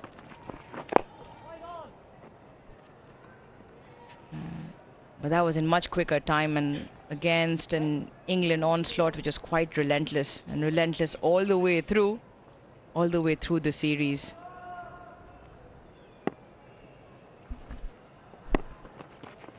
Oh, looking for that reverse. Was it going down? I think so. Alindar seems to think so, and no reviews anyway. Yeah, Wagner changed his guard very quickly and tried to hit it really hard. Pakistan, no review left. Well bowled, nice and slow.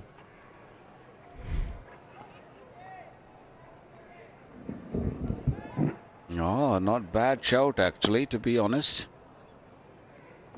Might be hitting leg stump, maybe. Yeah, clipping at best, I think. He's tried it again, and that's off the glove, and he's on his way. Another one out to the reverse sweep, so that's the third in the innings, and 5 for Abrar. He's toiled long and hard, and he has picked up another 5-wicket bag in a test match. Yeah, second fifer in innings for Abrar. It's had to be a long, hard toil, but it's paid dividends. Off the glove. Simple catch to Salman Agha. Wagner walks back without troubling the scores. 597 for 9.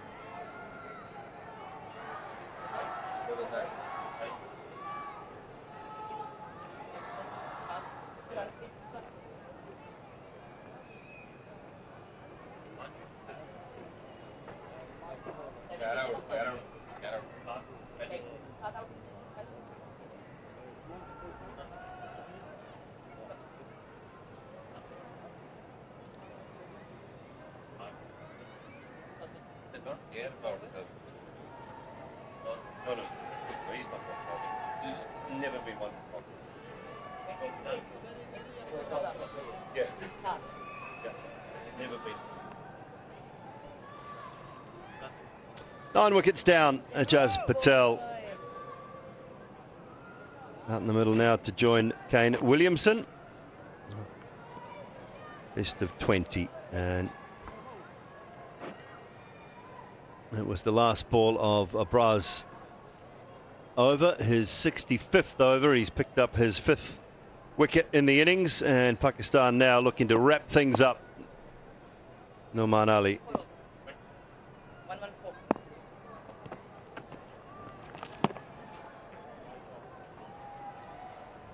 Maybe wide. And Williamson will think about just swivelling and hitting that one a little bit finer, quite hard perhaps, but hasn't been too interested most of the day.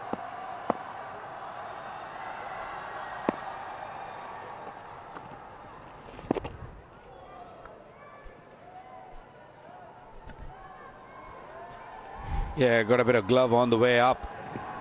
Extra bounce. And Wagner was looking to reverse sweep from that rough region, especially when you've just come in. It's never easy to control that shot. Not the best of the selection of the shot.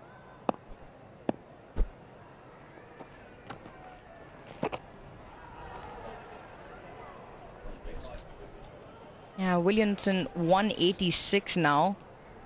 14 off. Short of, it'll be a fantastic double century to his name. It's got the last man, Ijaz, and then Pakistan offering the single to him. Not interested with his line outside leg stump at the moment.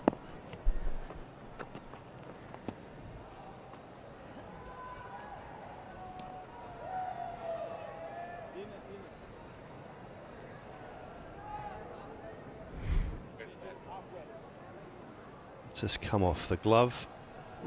Straight off the glove there. much like Daryl Mitchell's one actually, which was straight off the glove as well and popped up in the air. Does Williamson look to take a single here now? Give Ajaz Patel a couple of balls or not? Not.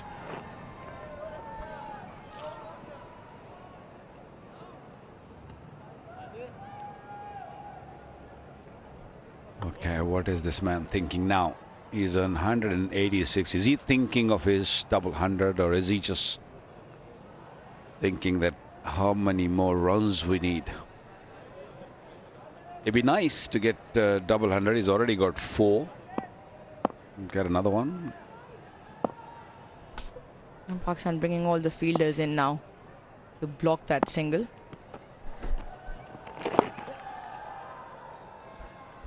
Doesn't work. Yeah, finds a single with relative ease and leaves 1 to Ajaz Patel. Slightly, just tiny. Yeah, off stump. Left arm over, 1 ball remaining.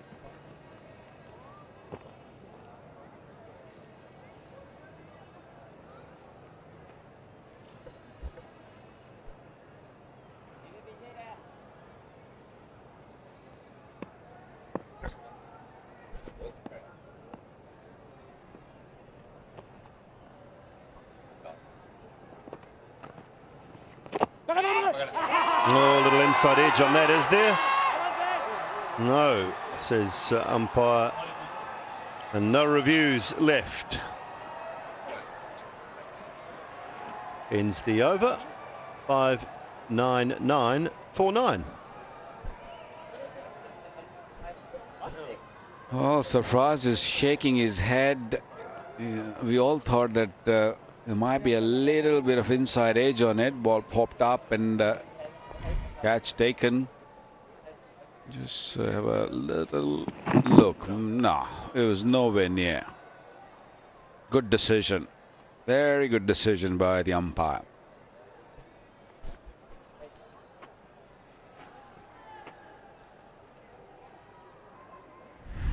Yeah, good decision, Alex Wharf. 2 noises were Ajaz Patel, or it looked like Ajaz Patel hitting the inside of his pad and then the ball hitting the pad, so good decision.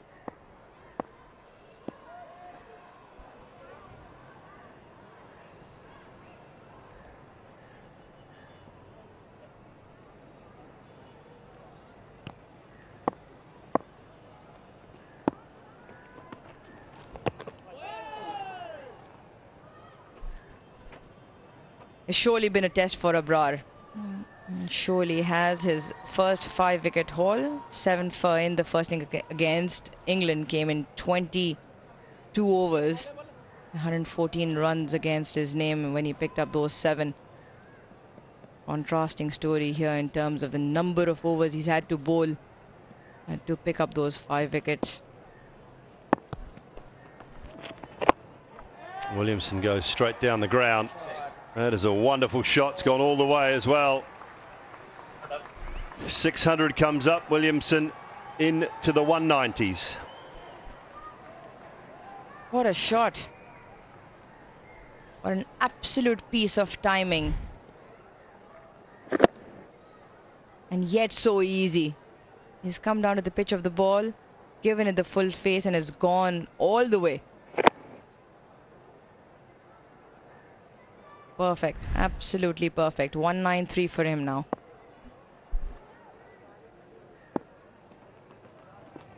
Oh! Disappointed didn't get a little touch on that.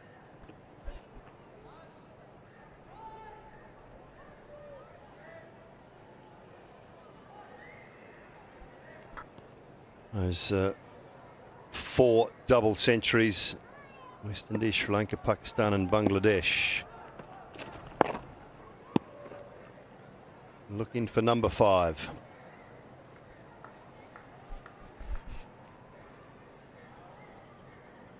Pakistan have 5 fielders on the boundary for him. And yet he manages to find a way to execute that perfect shot. It'll be the double done against Pakistan if he gets this. Just the one. New Zealand have now got back-to-back 600s against Pakistan as well. 659 for 6 declared in Christchurch in 2021. Last test match these two sides played against each other.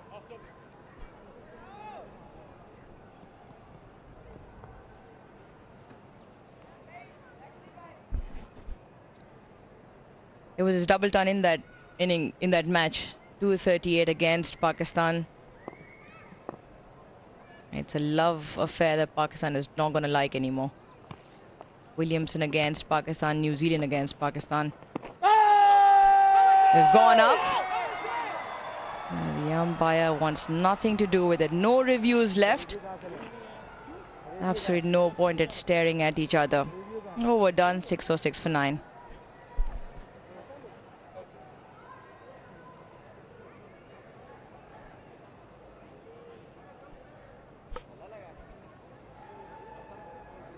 Well, this is the time when you think that why I took the review earlier and there was no need of it. Because of well, I would like to explain what Babar tries to tell the boys or tell the umpire or ask the umpire. He says, can you just give me one review for the use now for which I have for the next inning? And I use it now. I'll have 2 for the next one, but just give me one review. Well, it's a very good career across the board, Kane Williamson.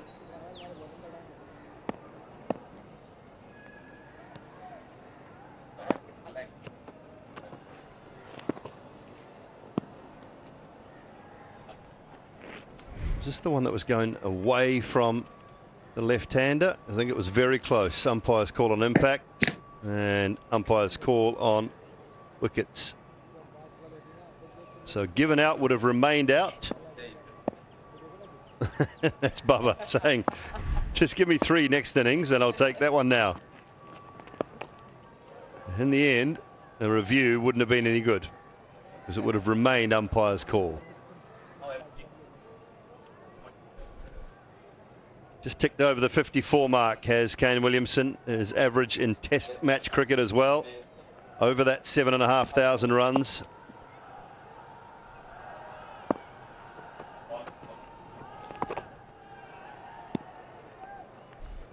Staggering numbers at the end. 33 half centuries, 25 hundreds. And some of those hundreds are double tons. 5 of them if he gets these 6 runs here. A staggering record. It's been an absolute treat to watch.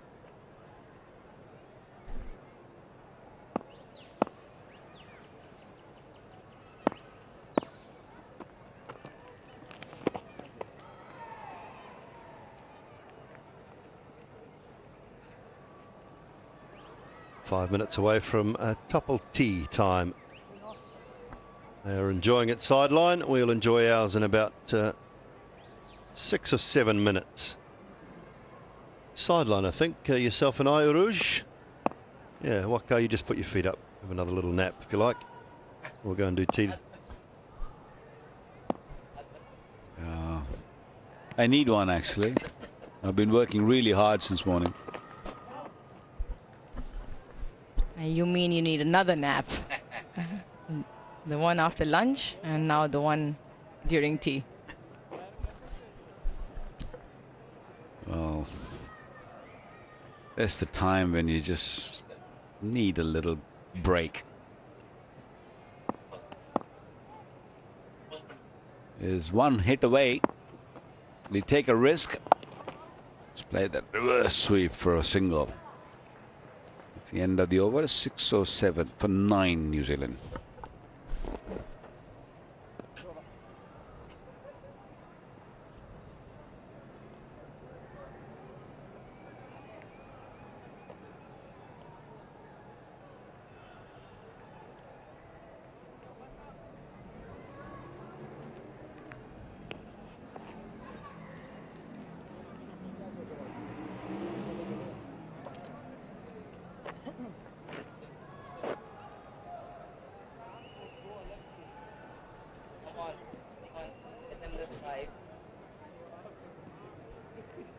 Couple of standouts there, but a lot of other contributions along the way for New Zealand in a terrific team performance.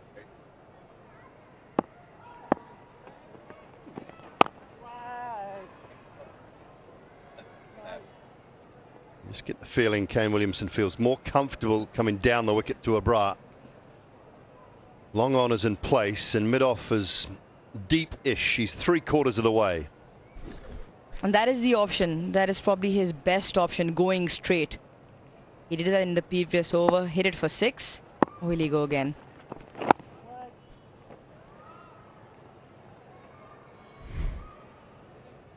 Yeah, his lofted drives really good because he gets to the pitch of the ball and he comes down in line with the ball. And except for that first one, look at his bat plane. As through the line of the ball.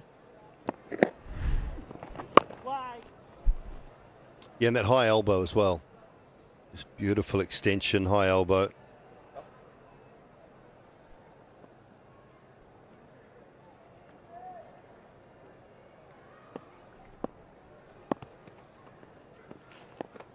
Oh, it's lovely bowling. First 3 were quite quick, and then he just gave that one a little bit of air.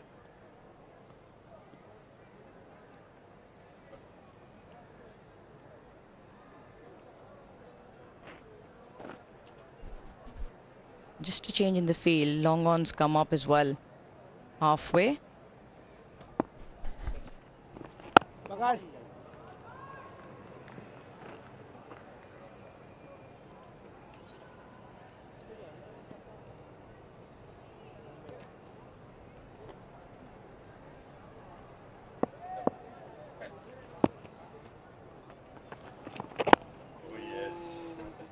Nicely bowled.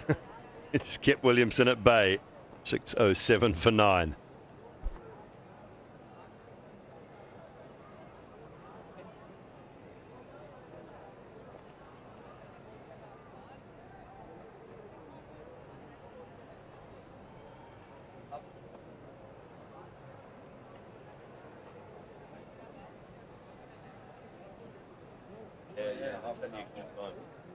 Ask Baba if he wants something beyond the 5 foot. Either garden right now.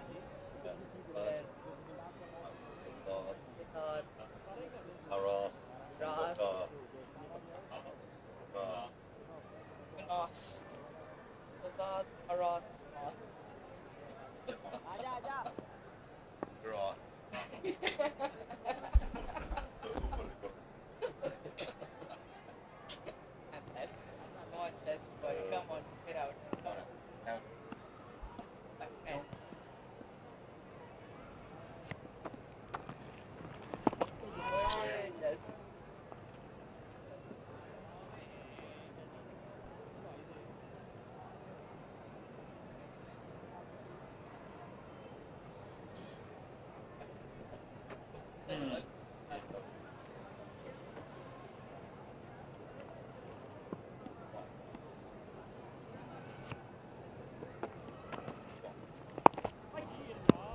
Nicely played from Jazz Patel. It's an ice cream or cold drink kind of afternoon, but that is no good if you've got sensitive teeth. Sensitivity free moment. Life is far too short to have sensitive teeth.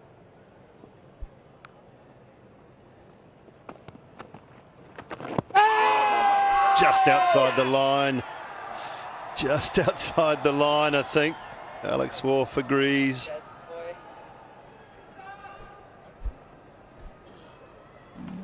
Yeah, he's just gotten outside the line.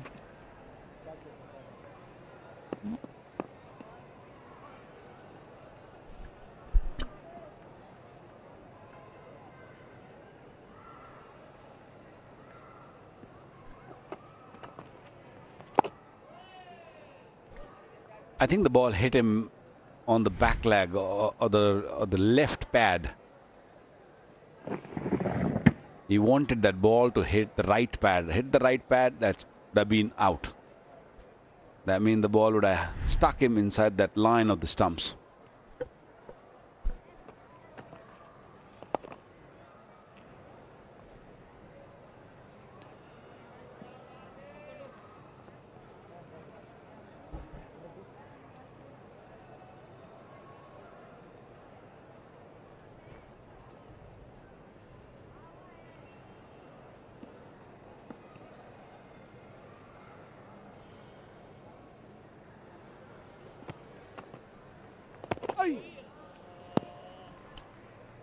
194 overs bowled, 607 for 9.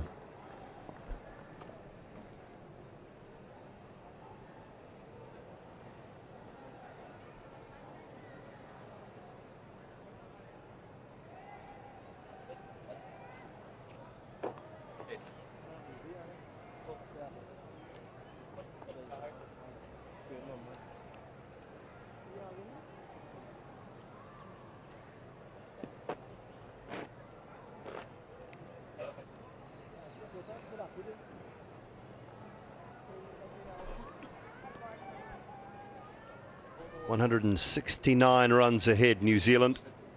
1 wicket remaining for Pakistan to get off the park and have a nice rest after 194 overs.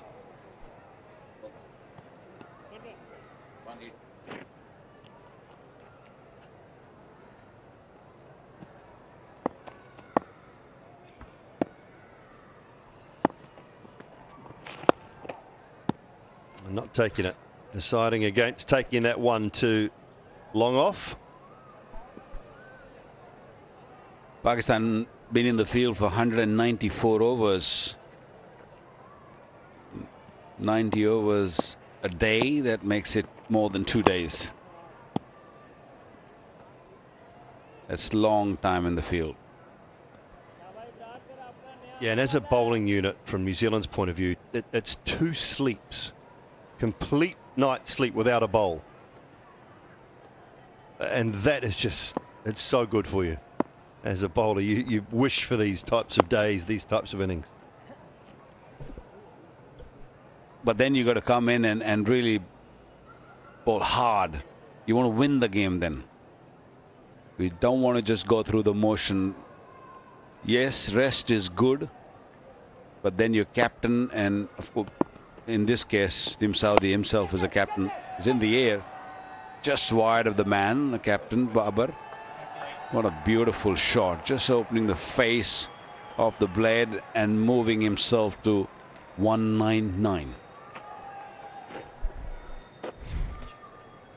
That is an absolute great shot. He's looking to come down the wicket and he sees that opportunity, and it just at the last minute.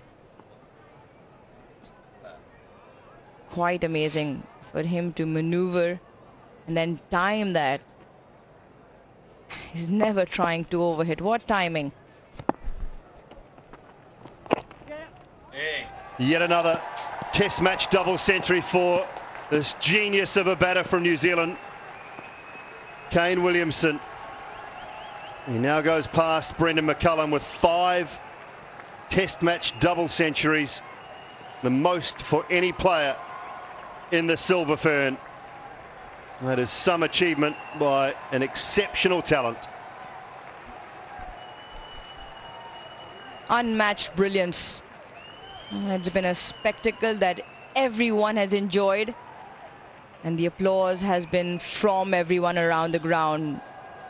For people watching at home, both balconies up on their feet. 200, what an achievement. Oh, what a player.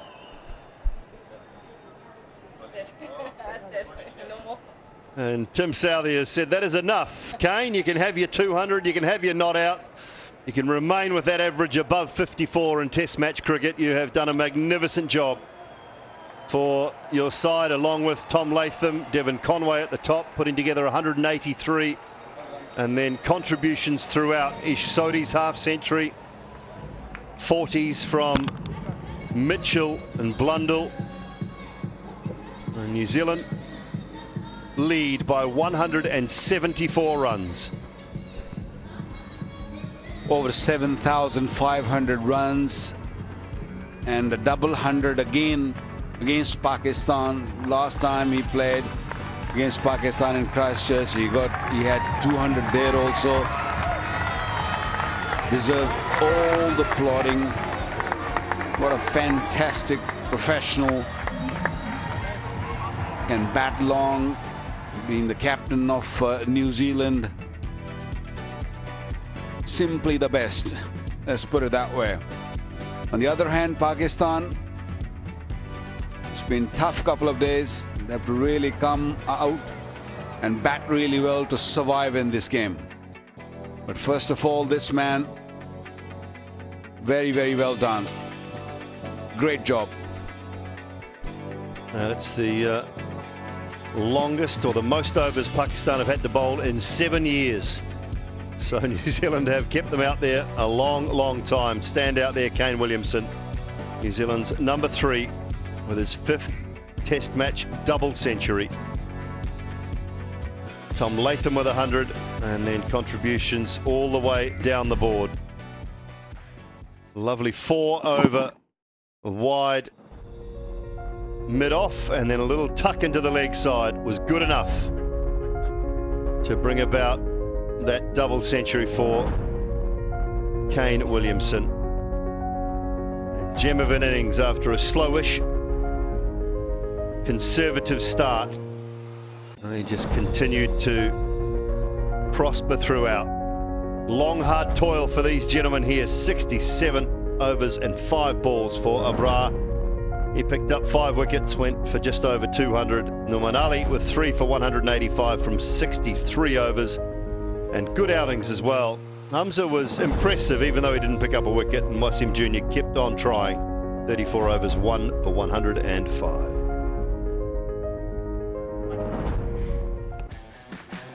Highlights of the second session on day 4. Ish Sodhi picked up a half century, his 4th in Test match cricket, and this partnership that took the score from 436 to 595 just continued to flourish. Yeah, day so far belongs to New Zealand. Not only the first session, even although they lost 3 wickets in this session, they kept on scoring runs. Excellent knock by Ish Sodhi. And of course, the calm influence out there in the middle was the ex-captain himself. That's the wicket of Ish Sodhi, who batted really nicely, put up a wonderful partnership with Kane Williamson. And then Tim Southee came in, just a couple of deliveries, tried to go big, lost his wicket. Wagner went very, very quickly.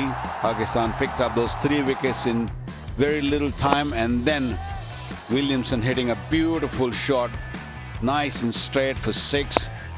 And this was probably the best shot he's played in his 200. And this was the moment that he picked up his double century.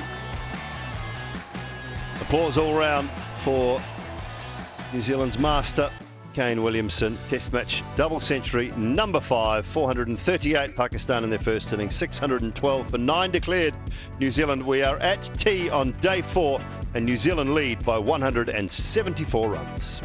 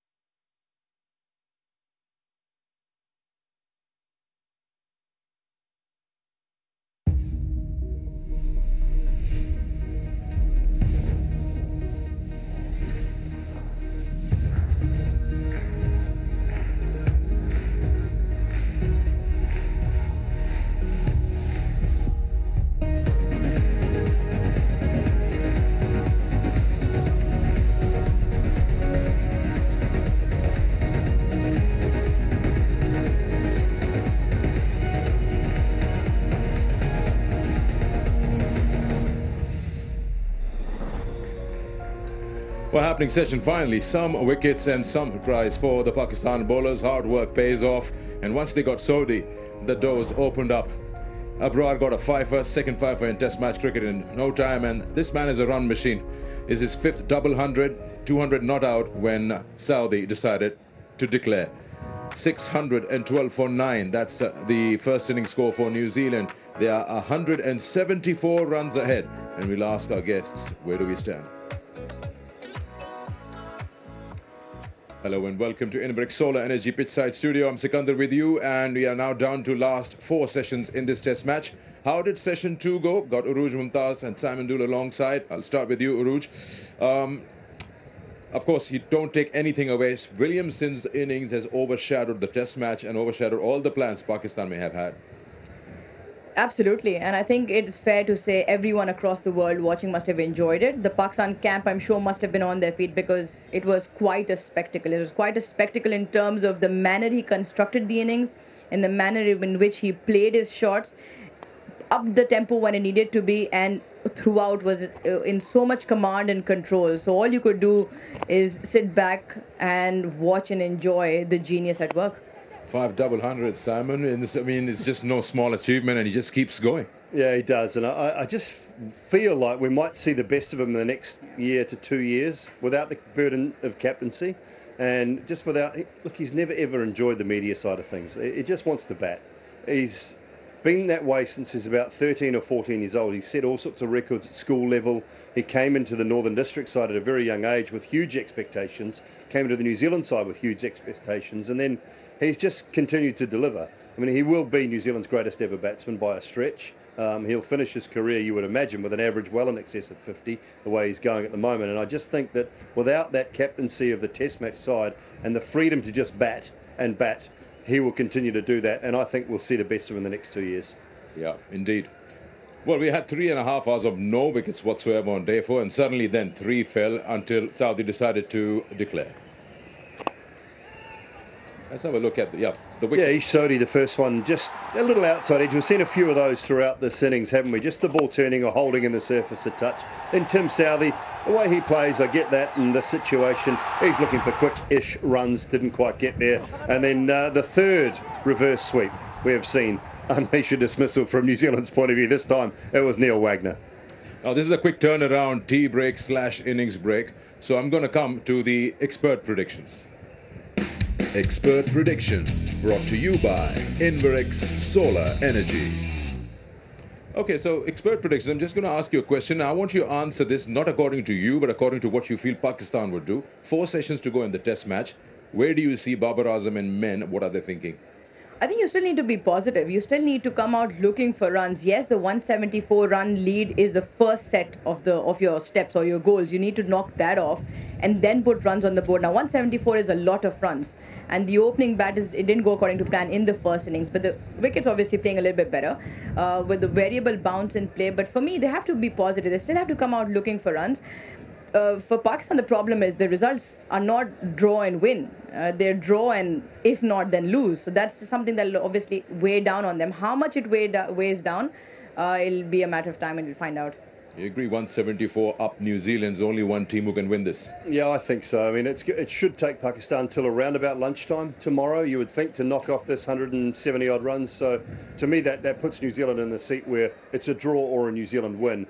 Pakistan just have to bat. They just have to bat until after tea tomorrow. By that stage, they'll probably be close to 100 in front and the game will be gone. If they can do that, then that's holds them in better stead. It gives their bowlers a bit of a rest leading into the second test match. If they can't do that, New Zealand get a sniff and they can actually put more pressure on, get more fielders around the bat, then it becomes their game to try and control. So it's a really crucial opening stand, I think, top 3 in particular, to make sure they thwart the new ball and then get through the spinners as well.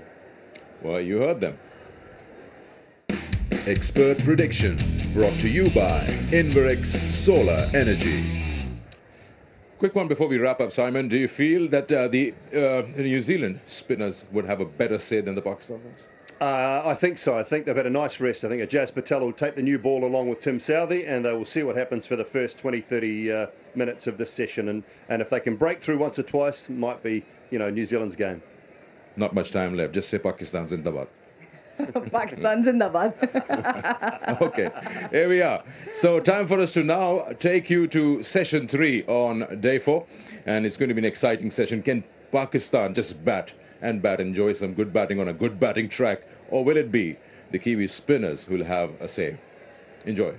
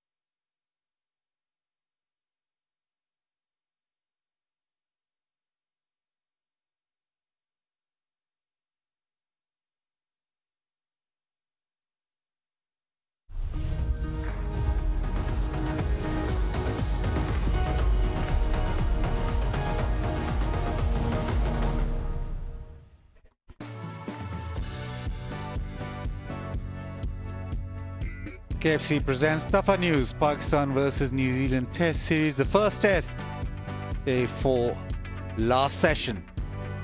We come live from National Bank Cricket Arena, Karachi. All been treated to a masterclass from Williamson, 200 not out, he ended up, and then New Zealand declared at 612 for 9, a lead of 174.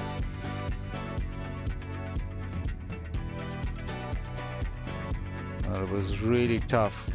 194 overs, or 194.5, 67.5 for Abrar, who took 5 wickets, 63 for Noman, who took 3. But it was a hard old toil for the bowlers.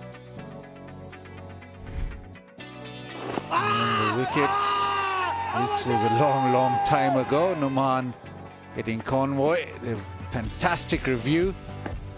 And third umpire, S. Raza with really good job there. The reverse sweep, Latham after getting his 100. Caught in the slips. This one, he stayed low from the rough. The cut shot not working. Chopped on. Darren Mitchell with the reverse sweep. He looked really good before getting out. And then late yesterday, reverse swing from a good length. Blundell walked away. A little bit of an inside edge. So I'm trying to shove it leg side, the leading edge, and Abrar had another braceful. Got some fought back at the back end yesterday, but today didn't get a wicket in the first session. Second session, Babar takes the catch. Abrar getting rid of Sodhi. And Saudi trying his long handle as he does. Caught at Madhav Shan with the catch. And the reverse sweep didn't work for Wagner. Abrar got 5 wickets. But he bowled a lot of overs to get those 5 wickets. 5 for 205 in 67.5 overs. But it was Kane Williamson who treated us to a masterclass. As he does. Got so much time to play and made sure that he got in, and after he got in, he just carried on with ease. Got the reverse sweep out a couple of times, but it was those shots down the ground that will stay in memory. Beautiful extra cover drive over the top to reach yet another double century. Second against Pakistan. 5 in all, and first in Pakistan without being captain too. Now Pakistan now have a job to do. They trail by 174, but first things first, they need to get through this session, through the new ball safely, just calm the nerves, calm the situation down. Abdullah Shafiq normally very good in the second innings. The job for him and Imam will be to just make sure that there are no tremors. Make sure they build a little partnership, just calm the nerves and then carry on. They don't want New Zealand to get on a roll. Imam off late has been in really good form.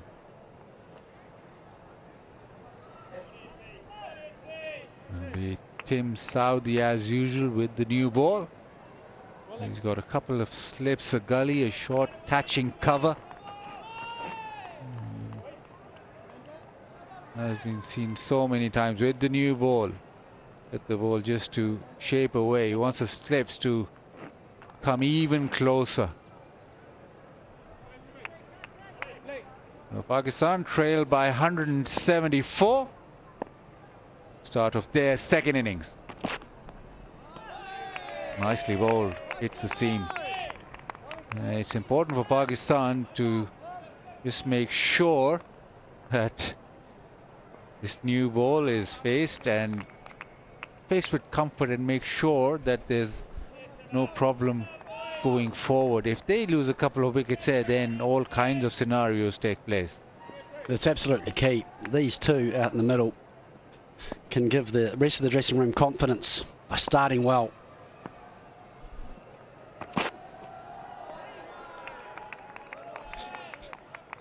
They can just get through this new ball. I think the true test will be initially getting through the new ball and then the spin, just to see what's on offer with this new ball. We saw how much trouble they had in their first innings. I knew the wicket had a little bit of moisture and certainly turned dramatically, which I don't think they'll get in this innings.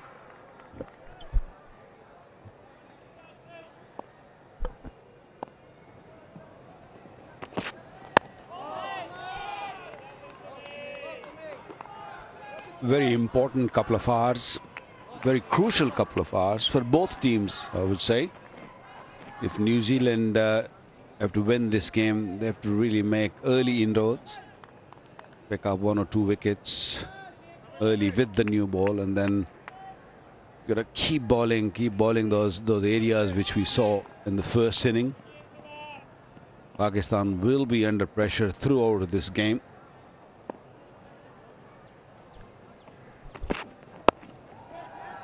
Into the leg side. Abdullah Shafiq off the mark. He's trying to go slightly straighter Saudi with that bit of shape, but didn't swing. So Abdullah Shafiq gets it through the onside.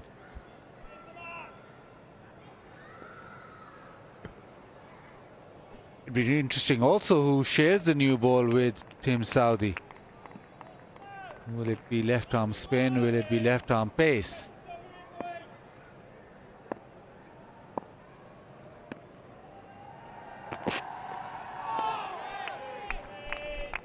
I hope it's left arm spin, because he caused a few issues, this pair, in the first innings.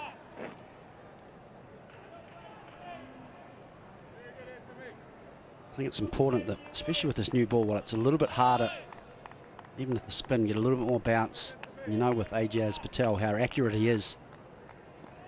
He'll be forcing them to play as many balls as possible with that brand new cherry.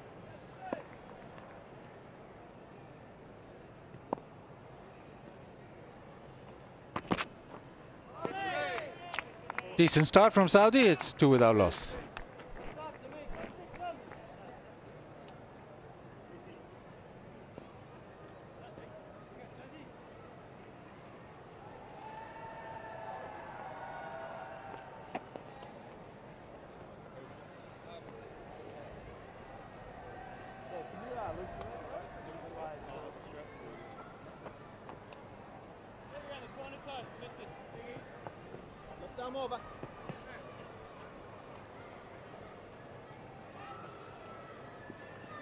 It is left arm spin from the university end. Ajaz Patel. And he's got Imam on strike now. It'll be interesting how Imam plays. Imam normally likes to use his feet, like to hit over the top, and he does that regularly. Previous innings he got out doing that, but he backs himself to be able to put pressure back on, and that's the way he plays. But with this new ball, it'll be interesting. This particular battle, left arm spin to the left-hander. Yeah, it's going to be a challenge, Roman. Be interesting to see how this ball reacts out of that rough.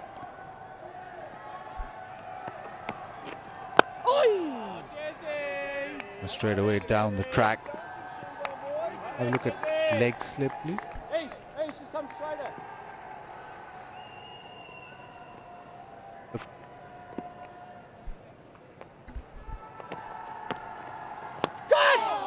A bit of spin from the rough.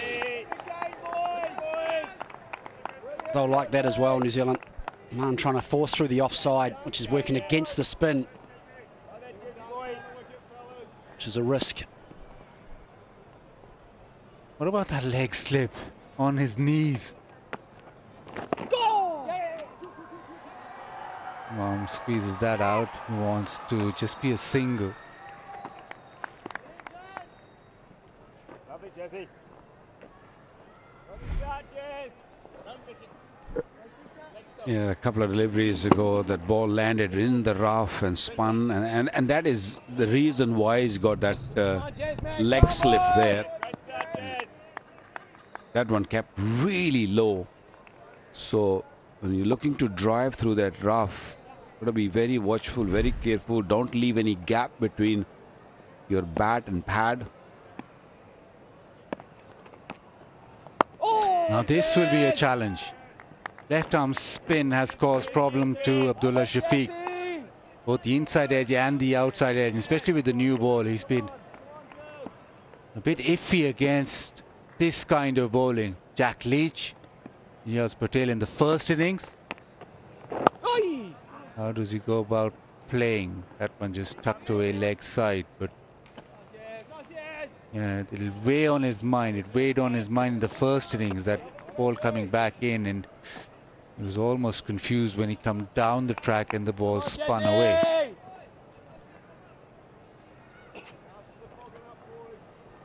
I don't think Tim Saudi will be bowling for too long.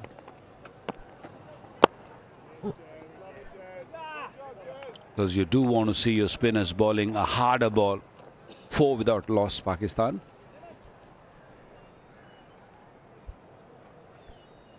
Especially when Imam is at the crease, you would like your off spinner Bracewell to come on. He is bowled quite nicely in the first inning. A little bit of swing there for Tim Southee.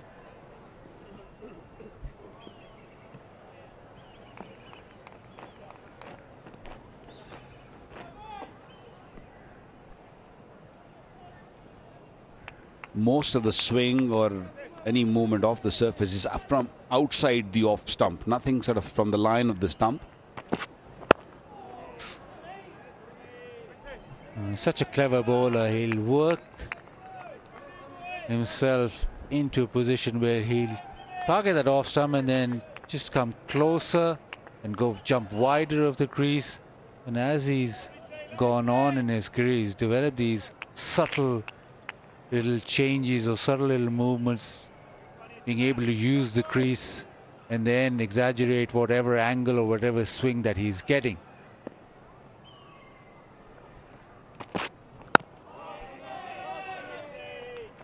Like the way Shafiq started here though, playing it nice and late and playing with a full face, looking to everything straight,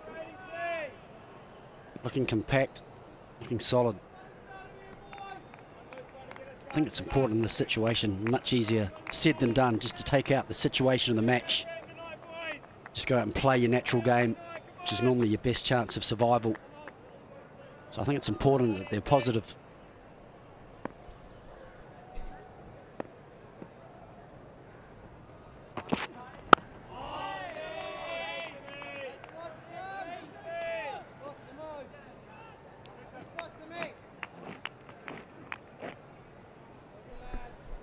Already New Zealand have seen that it's probably not going to carry to a second slip. It's come out and gone to a short mid-wicket. It's a short cover, short mid-wicket. Two catching men for the miscued or miscalculated drive.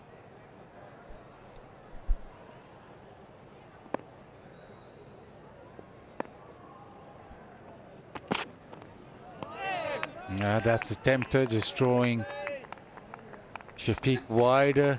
Fuller resists. That smile to me was more like I'd normally hit that for 4, but just because of the situation, just maybe a little bit more careful. And the fact that I think he understands it was a wee bit of a tempter from Tim Southee. I think that look was for Imam ul Haq on the other end.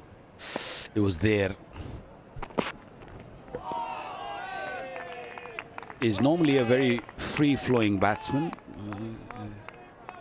11 games he's played so far for Pakistan, and he's got 3 centuries. He's a man who, once he gets going, he makes those big scores. So his attendance at the crease for the next day or bit is going to be crucial. Excellent average. Early days though.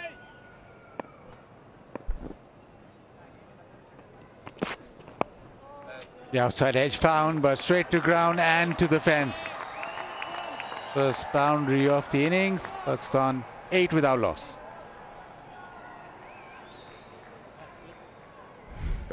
Yeah, a little streaky. It was a good delivery, good line, good length. That's where he struggles sometimes. He plants his front leg and then he comes down a little late times. I don't think he meant to hit there, or he didn't guide it there. There's a genuine edge.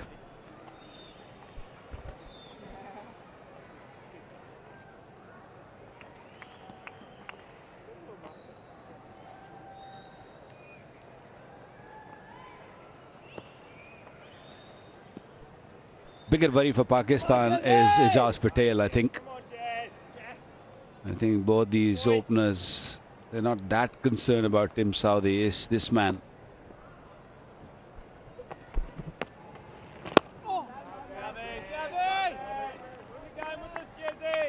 He just wants to aim at that rough outside off stump, especially with the hard new ball. It'll react more. And this guy, well, he has to react from a sitting down position. I just missed the rough from that occasion, but you can know Ijaz Patel is just trying to deliver every delivery outside off stump in that rough.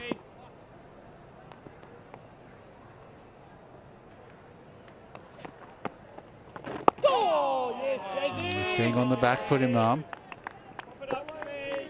The opportunity is to sweep. Latham did that really well throughout his innings, but he'll have to deal with the rough.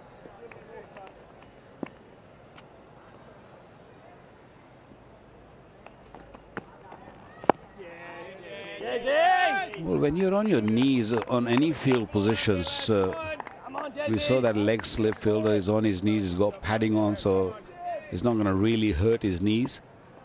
But your reach definitely becomes a little bit shorter. You can't really just go. Oh, that one went with the arm, didn't spin. He was expecting the ball to spin.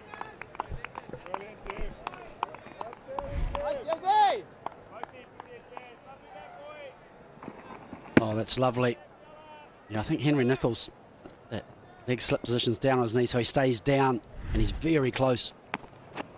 Falls wide, he's hit it, he's got to it. Ijaz Patel saw him coming, tried to float it even wider, but Imam up to it. Cover drive into the fence. 12 without loss. Now this is well bowled from Ijaz Patel. I think it was predetermined. It was very wide, did very well to reach it. But New Zealand certainly won't mind that. Well, Imam's heart must have been in his mouth when he came out and saw the ball going wider and wider. And all these fielders around the bat clapping means that we won that battle. Okay, we've given you the boundary. You hit a really good shot, but there's so much risk involved that. In the air, oh, almost. A little push back, almost went straight to Saudi. Just evaded that outstretched hand. Not far away at all. And that's a great indication of why there's a short cover and a short mid-wicket for that exact shot. It's where the batsman's looking to drive. It's not quite there, and it just perhaps holds in the surface. Just got out in front of himself a little bit too much. Needs to play a little bit later.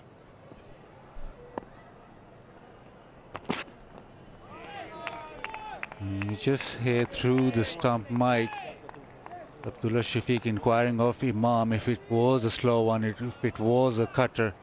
I don't think it was. It was just cross seam, which may be held up in the surface. So, yeah, attention now to that surface.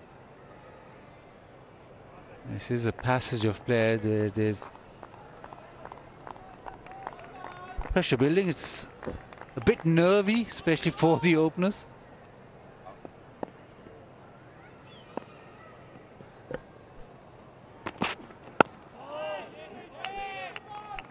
Just watch that again, the last delivery of previous over, how far it was, and the ball landed in that rough. You see the puff of the dust will come up. Whoa! And just a wrist also into play. Even he realized that I just made a mistake of doing that. But good thing is that he went with the stroke. He didn't sort of hold back, or he just didn't got panic.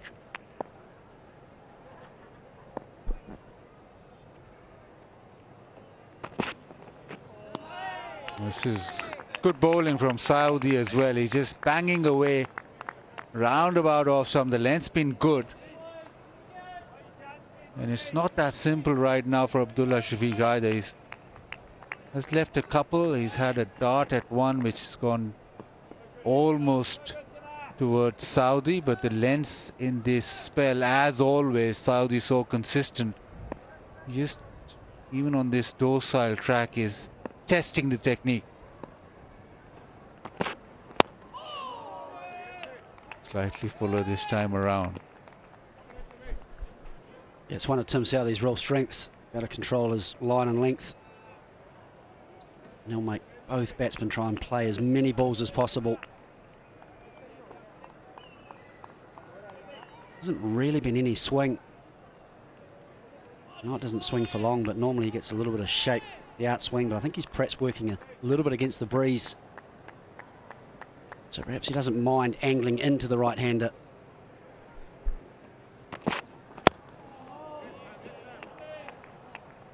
Now the probing over, 12 without loss.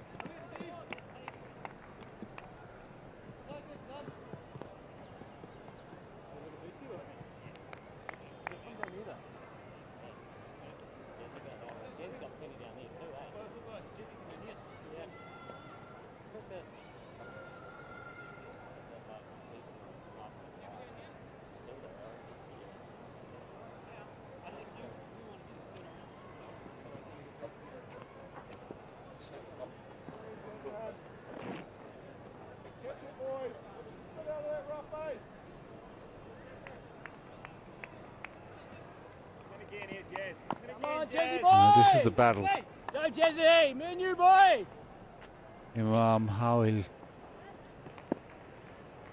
be able to combat that rough.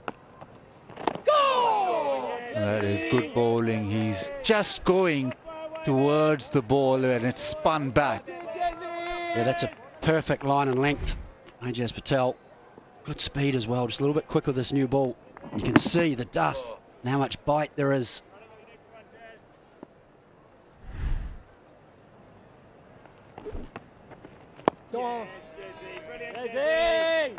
Now this is nice from Ajaz Patel, but both Shafiq and Imam should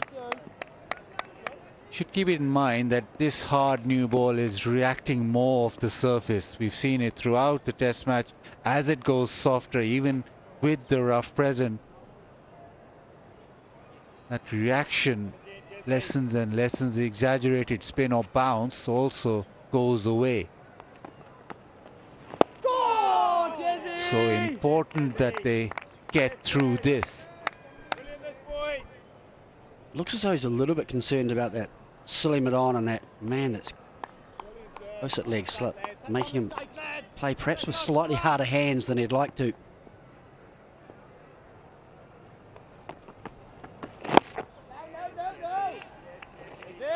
Yeah, but the good thing is that mid-on and mid-off are up saving the single. There's no easy way where Imam can just push it and get down the other end.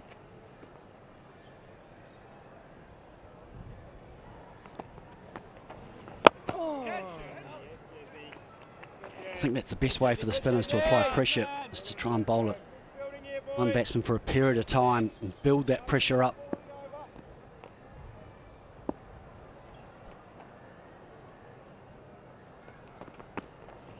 Oh, yes, Jesse! 12 without loss.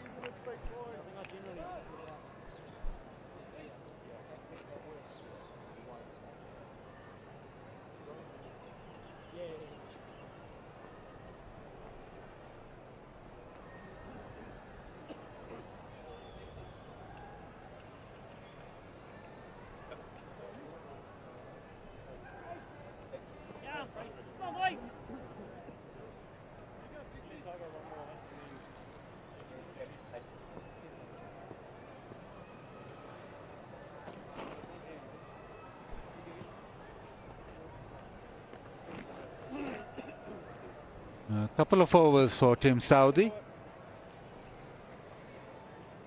And it's now spin from both ends. Michael Bracewell. Come on, Beastie!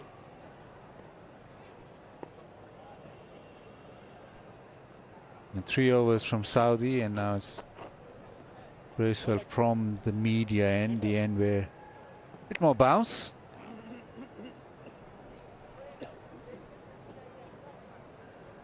But it's Abdullah Shafiq on strike.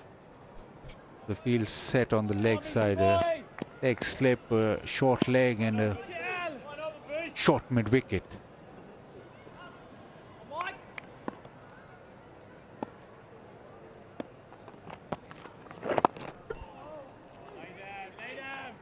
Because there are 2 left-arm fast bowlers playing in this game, Wagner and Mir Hamza, so the rough also definitely created by them outside the off stump of Abdullah Shafiq. So Bracewell will be looking to target that also.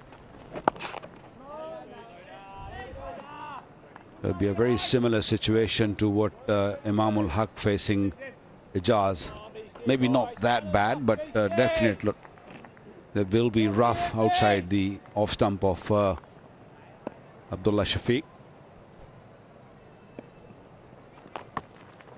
Oh, yeah. Lovely, Mike.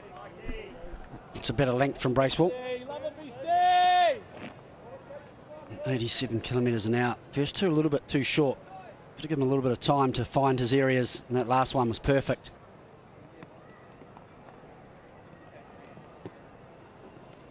Come on, Beastie boy.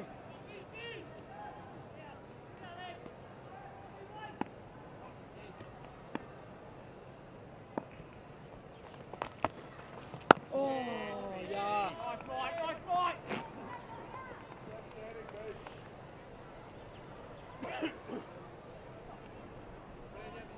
Come on, Beast. You, Mike.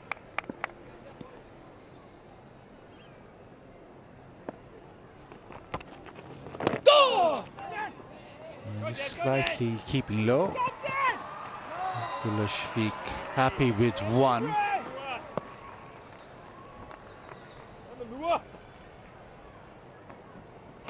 Osaka boundary contest. Osaka proudly presented PKR 130,000 to the players towards Osaka boundary contest. 13 fours in the first test match till now.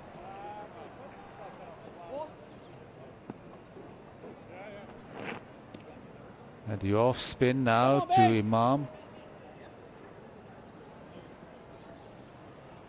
Slip and a gully. The gully on his haunches. Oh, Beastie! Good start to Bracewell's spell. 13 without loss.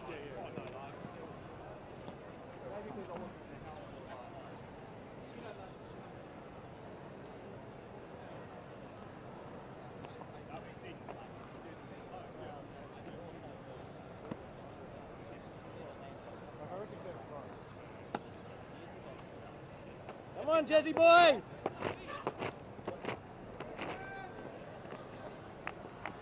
Come on, Jesse! Around the wicket. Come on, boys! Come on, lads! Come on early, boys! Come on, Jesse! Slide one on here, Jesse. Come on.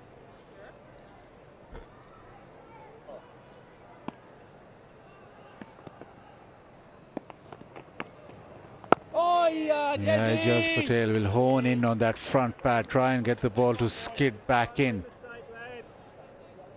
Shafiq will be very aware because Come on, left Jesse! arm spin has been his nemesis. Oi! Bit slower. Jesse boy!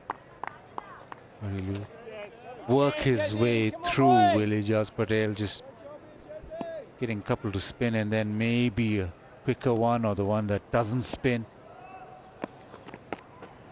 Oh, Jesse! I love that slower pace to the right-hander. Hasn't got the same amount of rough to work with as he does to the left-hander. But that pace, when he gets the length right, you can just see a little bit of hesitation from Shafiq. Beautiful delivery. Yeah, slow drift in and a bit of turn off the track. Well, that's why that pace is so good. That one has turned and gone past the outside edge. The previous one just carried on with the arm. Wonderful bowling. Love it, Jesse! Love it, Jesse! Yeah, that new ball reacting off the surface. That's terrific.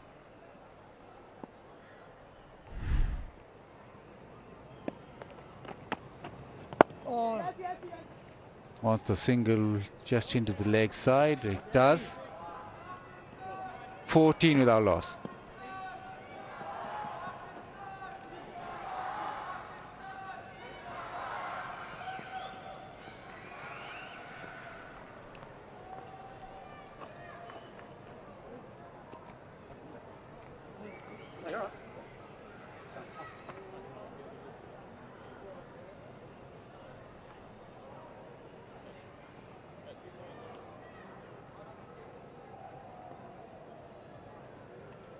on, Beastie boy! Let's go, Beast. Come on, boy! Graceful in that first over was firing it in. I think that's the way to go. Just needs that length to be slightly fuller. I think the pace is good from him, but just needs that length to be slightly fuller now. How Abdullah Shafiq will react. Got beaten last over by Ijaz Patel. Does he feel that he needs to apply pressure on the off spin? Just gets off strike into the leg side. He hasn't played that favorite shot of his down the ground, just biding his time. Come on, Beast. Come on, boy! Toe here, Beastie.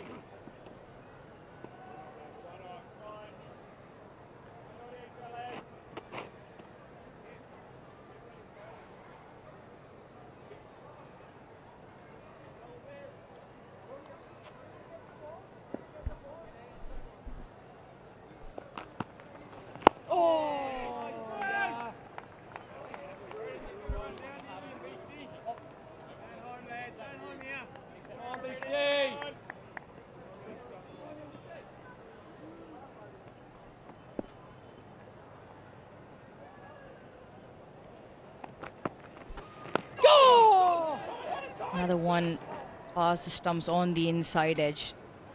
Lots of tentative probing and prodding. A few edges.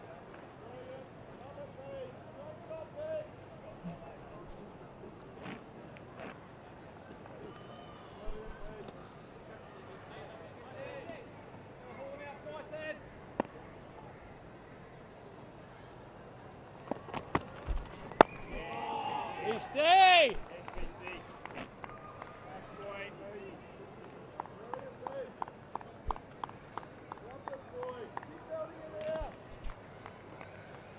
Persisting with the men around the bat, the slip. Leg slip on his haunches, short leg as well.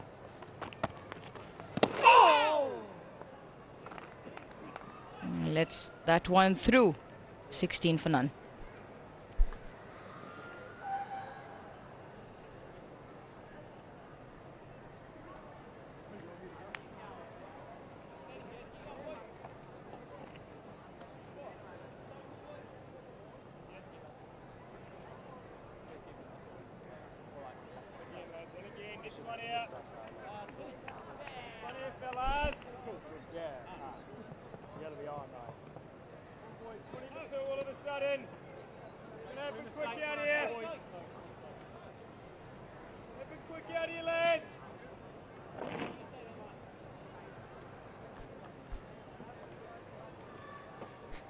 Excellent so far from Ijaz.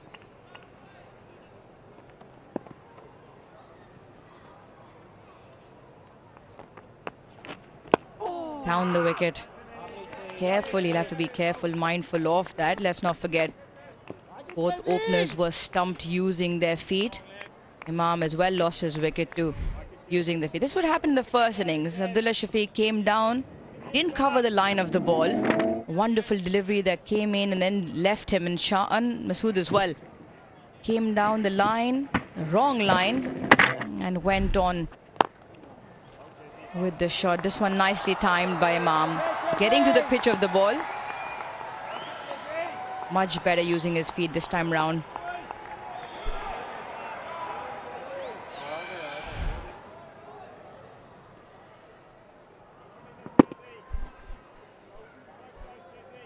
Lost his wicket using his feet. Got it on the toe end of the bat in the first innings. Both openers of Pakistan like to use their feet. And the length bowled here by Ijaz also very inviting. That's been his go-to shot. I mean, he usually just uses feet against the fast bowlers as well. That's his release shot, whatever format. Just tried to build up a split screen off the first innings. A couple of things. Didn't cover the line of the ball. And then when he realized he wasn't there, didn't have a release shot. Look at where his head is in line with the ball. He's not over the ball. Something what Babar did really well. Kane Williamson did in particular. When you play spin, you're looking to either go back all the way or get right to the pitch of the ball. So you're not left in between. Abdullah Shafiq came out with wanting to block and continued on, didn't have another option in mind. Mind you, was a peach of a delivery from Ijaz, and then Bracewell as well to Shan. Shan came down the wrong line of the ball and then continued on with his shot in spite of not being at the pitch of the ball. Again, head quite away from the impact.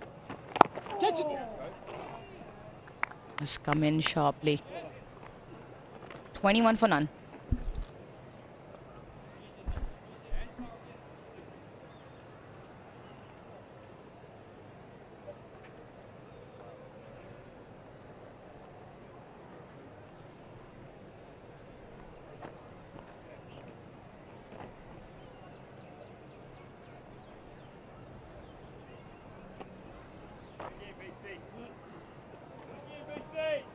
Come on, Beastie Boy. Come on, lad.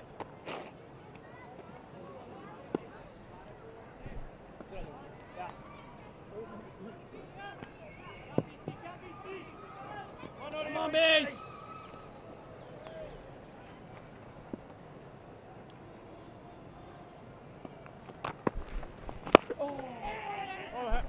That's a quick one. Just in what you just explained a while ago, talking about how the two, one left-hander, one right-hander, missed the ball completely. Also, we've known that left-arm spin round the wicket has been the undoing for Abdullah Shafiq.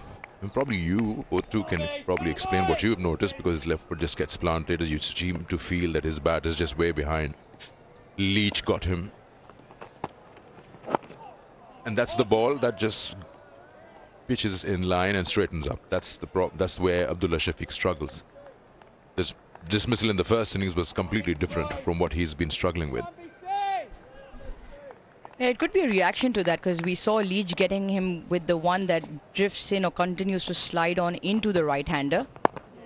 And it's his front foot, because like you say, it gets planted with his toes almost pointing to cover, extra cover. And then his bat face was coming, say, around second slip onwards to mid-on, creating that bit of a cross.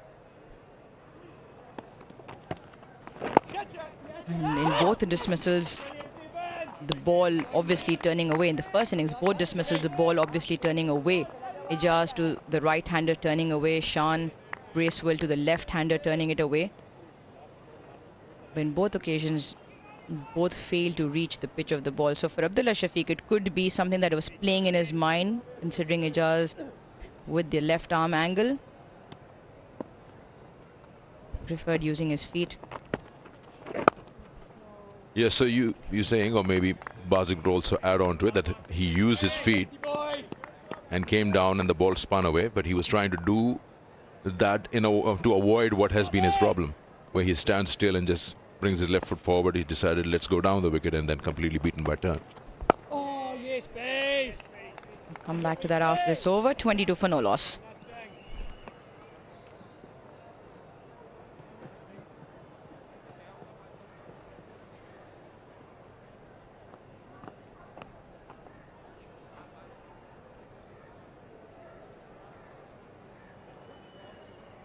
Come on, Jazzy boy.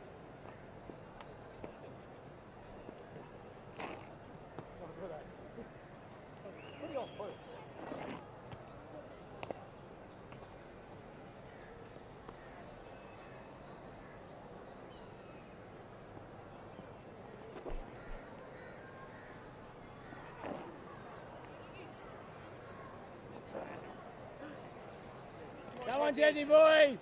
In you again, Jazz. Just a man pushed out halfway to deep mid-wicket. Once again, he has to be careful coming down the wicket, trying to get to the pitch of the ball outside that rough. Already seen one that he played, that he was also thanking while looking up and sort of wondering, thank God that one didn't spin. There's one that's already turned sharply into him.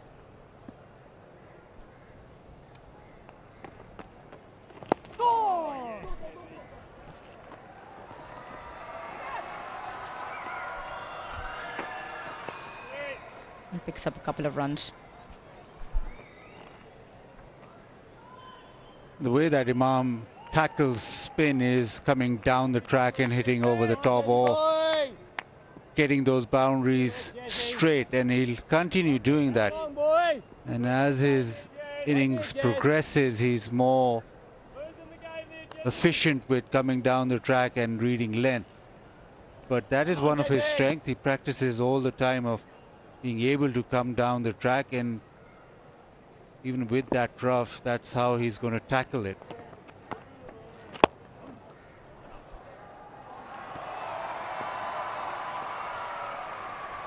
A full toss put away.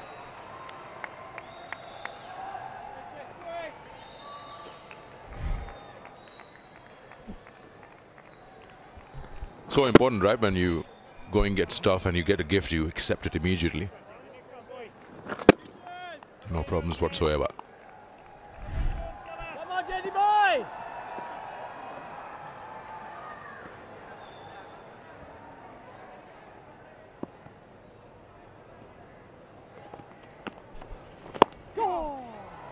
Another one inviting, another one floated, another one timed by Imam. Back-to-back boundaries here and two really good shots. Impressive stuff from Imam. He just knows that he's going to come after him. This one just floated wide, but he's right over the top of that. It's almost flat batted through the offside because it's slightly wider. But he wants to take Ijaz down through those shots straight, or through cover, or straight down the ground.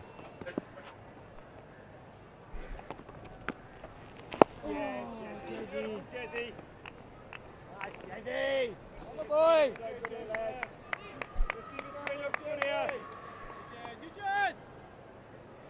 One couple in a hurry, boys. Come on, Jesse boy.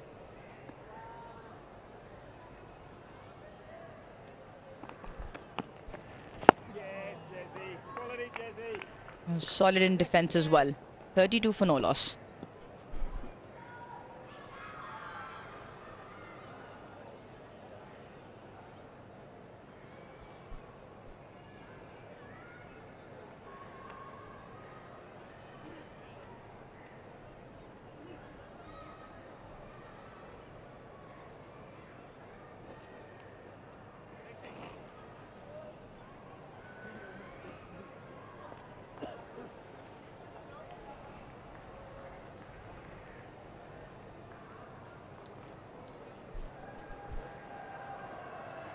And the action continues here.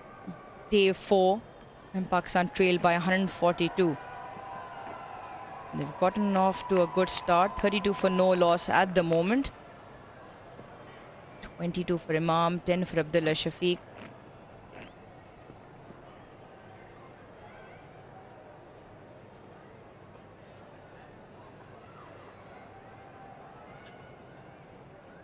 He's a good player. Abdullah Shafiq has runs on this venue, got 100 against England as well, got runs against Australia at home and in Sri Lanka.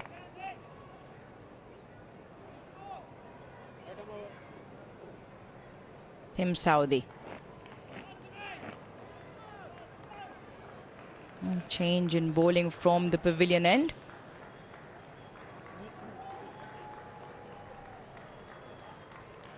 Two men catching on the leg side. A short cover, gully.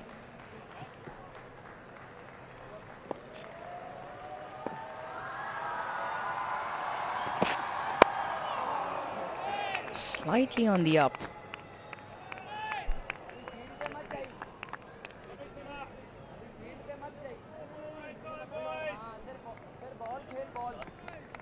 He's a good player. Good technique as well, but short of runs in the recent past. Last 6 innings, no 50s to his name. After that big 100 earlier on against England in Pindi.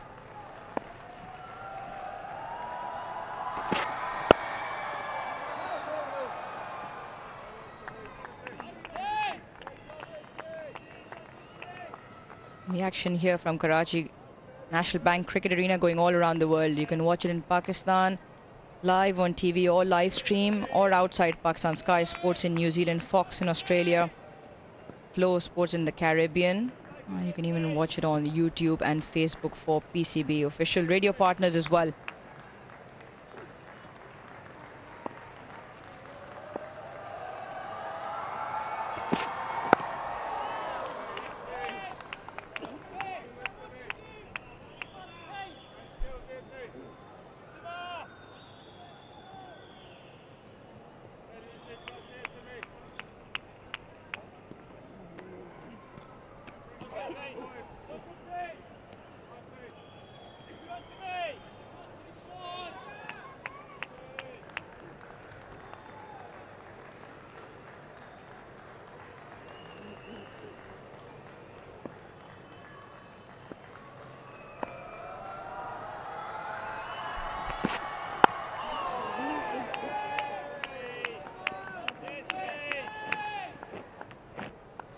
Plenty of action in the middle and plenty of action in the stands. The KFC flip the bucket challenge. All you have to do is flip the bucket of KFC and wear it on your head.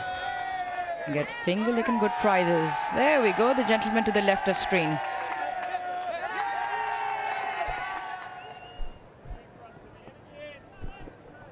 The guy in the middle probably has dents on his nose. He's probably landed it on his face a couple of times. Just that feeling that he's trying to reach out.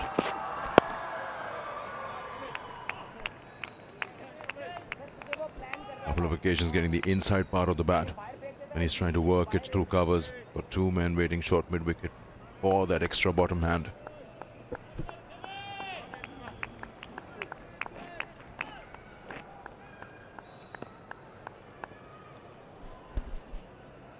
Yeah, just has to be careful he doesn't fall over. Saudi looking to angle the ball back in and looking for the LBW or bring those two men catching.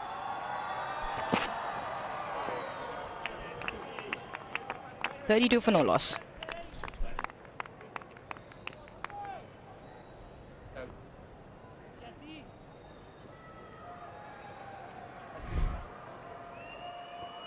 Abdullah Shafiq just trying to get at Tim Saudi. He's not looked completely comfortable.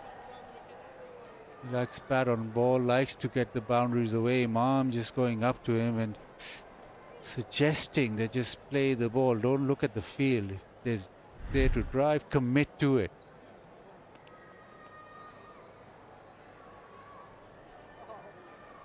Saudi has been able to just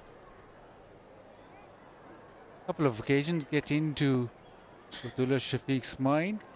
His length's been good. Abdullah Shafiq's not been able to pierce the field. He's come back and he's settled in the same length again as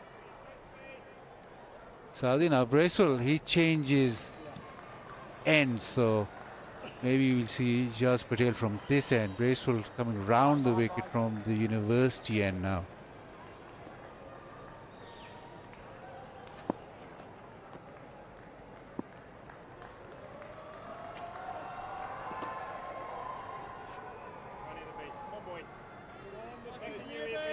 Beastie boy! Beastie!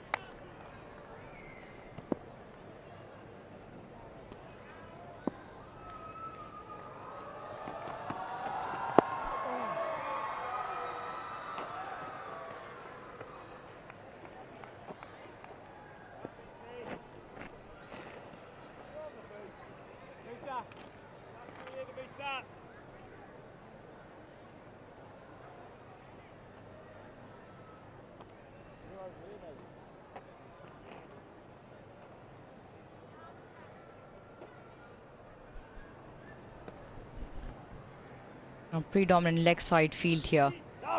Being said, just two men in front of the bat on the offside. Two men catching short mid-wicket as well. Gets the outside edge past the slip. The outfield here quick enough. Not enough to get a boundary.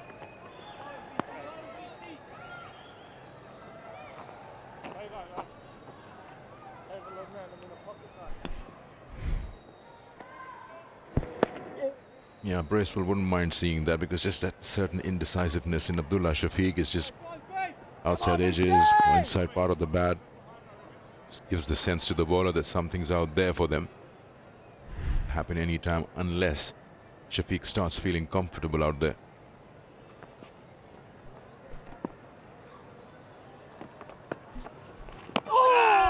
Past the outside edge. This is a really good angle. Looking for the rough outside the left-hander. Get this one to spin just from in front of the face. Good angle also, because the one that comes in, it doesn't spin, stays straight as well. Oh, yeah! Boy! That's quality, Beastie. Beautiful, Beast. That's so good, boy. Come on, Beastie. 40 for 1, 50 for 2, lads. Come on, Beast. Me and you, boy.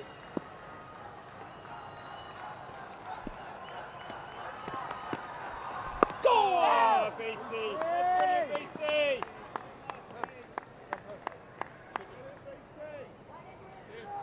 17 overs remaining after this ball here. Pakistan will look to go back without any wickets lost, and preferably for the two men to continue on in the middle and take away at the lead first. Go! Yes, boy.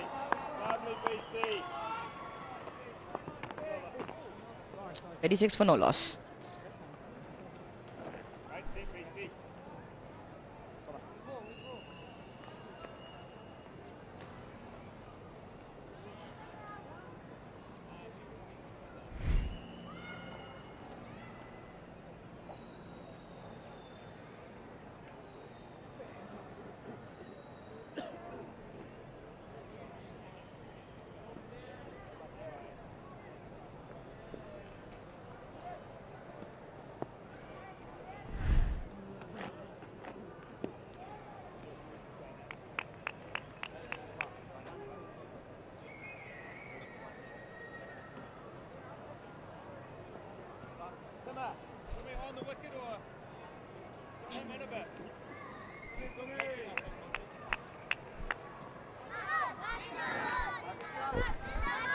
Yeah, winter vacations here.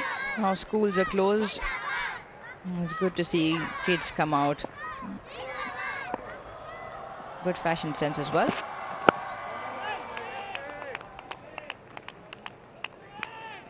He likes batting in the second innings. He's got numbers to show for as well. Distinctly different average when he comes out to bat the second time round. Abdullah Shafiq averages 85 and has got some big scores. 136 not out, 160 against Sri Lanka to win that game in Sri Lanka. 96 as well against Australia.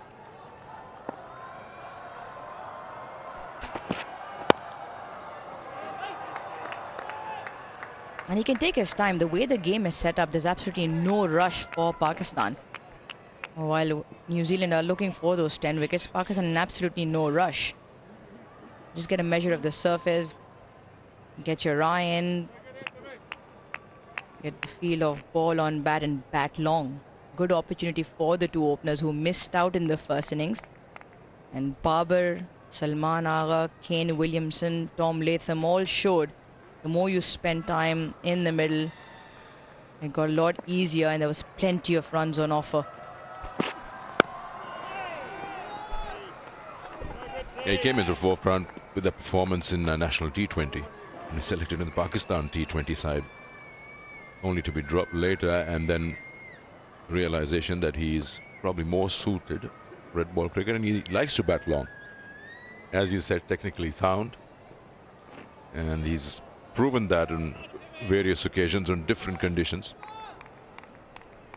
within the subcontinent.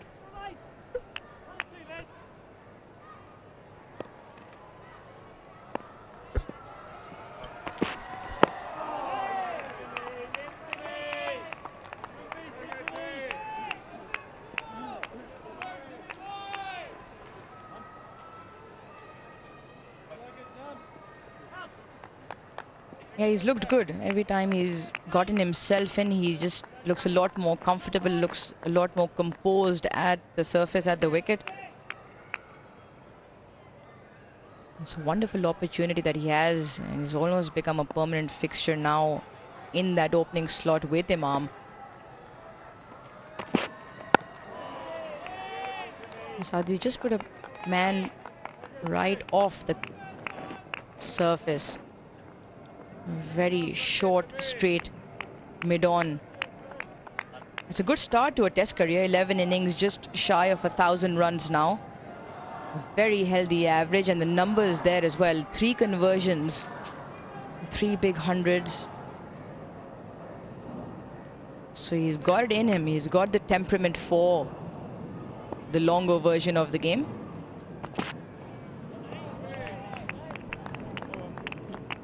.36 for no loss.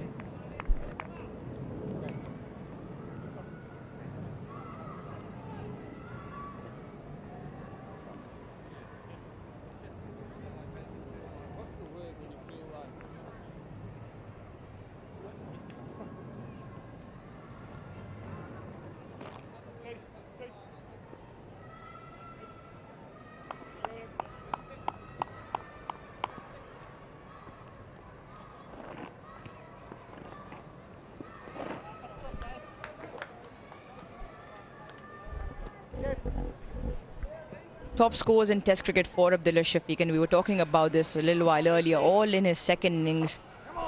And he likes to score big. One against England in the recent series in the first innings. He's got the scores. 96 versus Australia. It was the one that in which Rizwan then later came out and batted with Babar. Babar got a big score as well, 196. So he's a good prospect for Pakistan, and if he continues, he's surely in for the long run. That list has a lot of subcontinent in that. We haven't really gone out to play in any other condition. You said he's become a permanent feature. Yes, there's a time with Abid Ali and unfortunate health issues. He made way, and then Imran Butt was also left out. That's when these two started to become a permanent feature, and also a bit of Shan Masood around, and always open, albeit 3. Then the number 3 spot, now that Azhar Ali has called time on his test career, falls in nicely with Shan Masood, with Babar batting well at 4. It's a good top 4. But you're right, it hasn't been tested in English conditions or Australian conditions, which comes with its own set of challenges as well. Yeah, hasn't played there, so hasn't been tested either. So, but I like this field. This silly mid-off is just bothering Imam a bit. He wants to get at Bracewell. Turns that leg side, bit more length to work with. He'll want 3 with Imam, and he will get 3. But that silly mid-off is just bothering Imam. Imam likes to get to the ball or hit it over the top, but yeah, that's good field positioning, but good from Imam to be able to get off strike.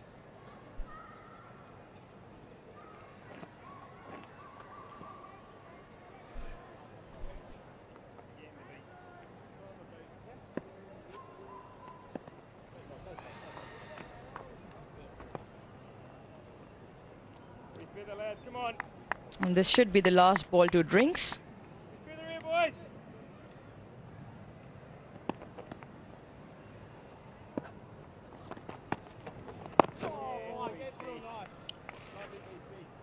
That will be Drinks. Pakistan 39 for no loss.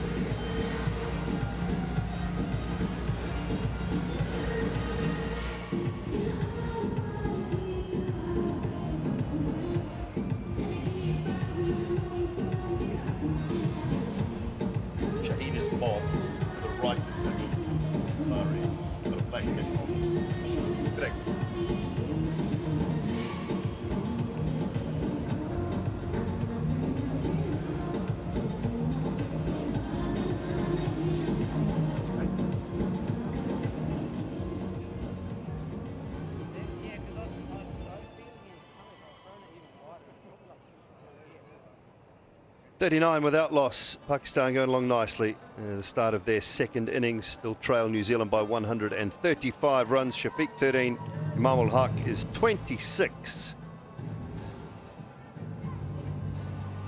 New Zealand bowlers, just the three of them tried. Tim Southee was economical, and Ajaz Patel and Michael Bracewell, the two spinners, having an opportunity.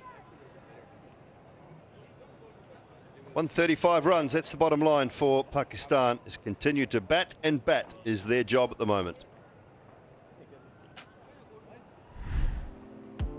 This is one of the most popular and ancient traditional art forms in Pakistan, which involves handcrafting of colourful threads, different fabrics for adornment. So it's the skill of painting with needles on drapery with fascinating filaments to provide it with aesthetic appeal. Designs and patterns in very many according to regions and cultural demands, and this man has got an audience. Speaking of cultural demand, the new chairman of selectors, Shahid Afridi, one of the greats of Pakistan white ball cricket, and one of the modern day greats as well. I'm sure to be Shaheen Shah Afridi. Just down in front of our commentary box at the moment, actually, so taking in a little bit of test match cricket. I'm sure he'd love to be out there, or prefer to be out there, but not to be at the moment.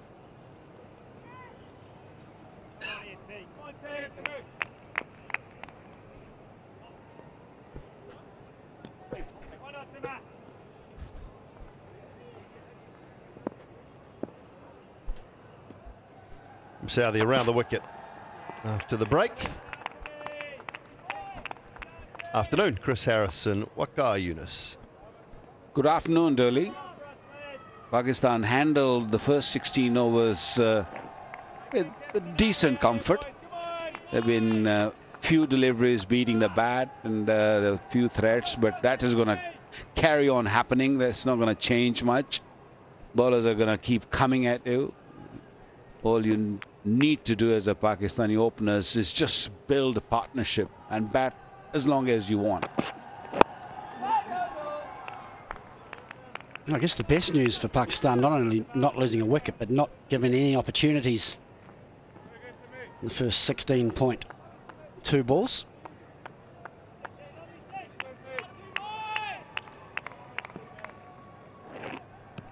I think left hand and right hand at the crease is helping Pakistan. They made silly mistakes in the first inning by using the feet, the ball spinning away.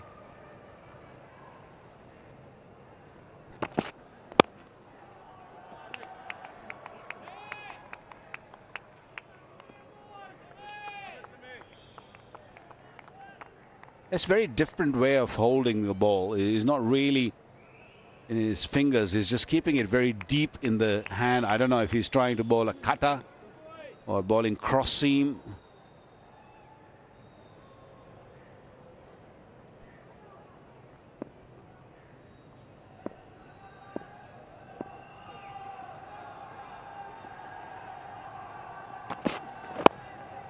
Yeah, he's trying to make an angle on the ball. Shiny side on the right, so it's not reversing. So it's trying to bring the ball back into the left-hander. Yeah, it's basically the way he's holding the ball, Tim Southee. It's the way he talks about this three-quarter ball. He and Trent Bolt have bowled it a lot over the years. It's the one that goes back into the right-handers and away from the left-handers. So it's basically in that position there with the seam. So what happens is it comes down, it just rotates a little bit like that and ends up like an off-cutter to a right-hander and just tends to go away from the left-hander. So they've both been working on it and worked on it for a long period of time, and you use it a lot in one-day cricket. And what you find too, when the ball's swinging quite a lot, it'll swing the ball away, and then use that off-cutter to bring the ball back in. That one's more seam up, more traditional. So it's an interesting one. I mean, obviously the right armour would bowl it basically like that, and it just, all he wants the ball to do is, when it comes out, is just to rotate a little bit like that. Might hit the side or might hit the seam and just move away a little bit from the left-handers. It's just a slight variation on what we'd normally bowl an off-cutter.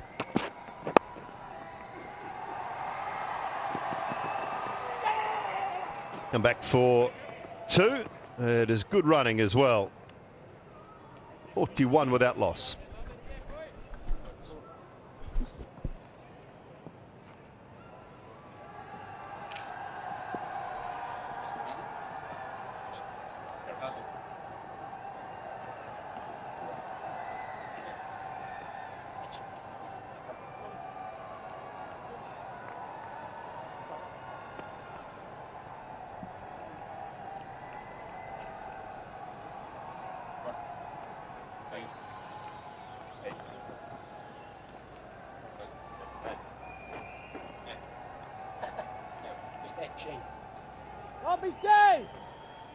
On their way, soon to be, I think, son-in-law and father-in-law, aren't they?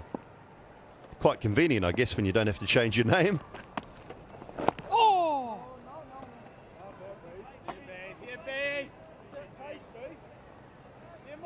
Shaheen Shah Afridi is engaged to Shahid Afridi's daughter, so family affair.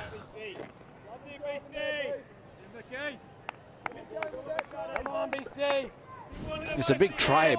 Afridi tribes comes from up north. Although Shahid Afridi has been brought up here in Karachi. Most of his cricket is played here in Karachi. But Shaheen is the one who comes from the northern side. Mostly northern side cricketers or otherwise people are very strong. They're considered to be very strong people. All the big strong army men come from, isn't it? All the big soldiers come up that way. Warriors, yeah. The warriors. Or the guys that take the teams and the officials home and leave us behind in the convoys. Yep. There are few of them there.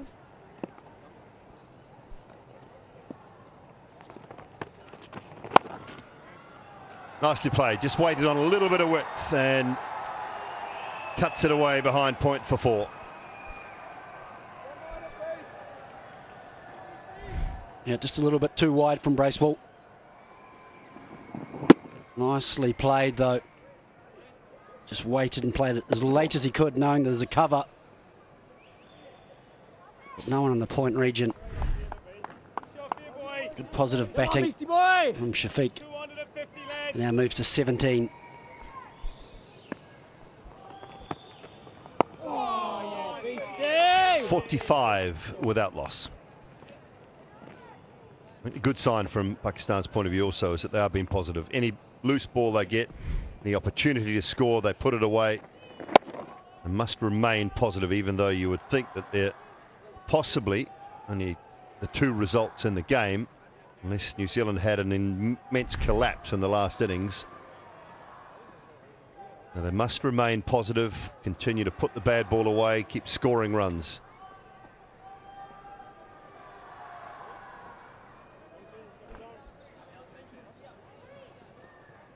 Good to see a change at the media centre end with Ish Sodhi coming into the attack. I wondered how long it was going to be before he rolled his arm over. I think he's the one guy in the second innings which potentially has caused some problems for the Pakistan batters. They didn't bowl a lot of long spells before the first innings, and I just think with a few overs in his legs that may help him, and with the way he batted, just help his confidence as well. It's one of those situations that you feel like you're genuinely contributing to the team. It's just a couple of wickets in that first innings, and I think we may have seen a real indication in New Zealand's batting innings of how tough it was. So maybe they're looking at Ish Sodhi's numbers from the first innings. We weren't overly complimentary at times about them, but I think putting it into perspective after Pakistan had bowled, they were pretty good. But that's what you're looking for. A great start. The odd one keeps low. And the greatest thing about that ball is that all of a sudden Just one ball into a spell puts doubt in the batsman's mind. There is his first innings stats, 21 overs, 2 for 87. In the context of this game, they're pretty good.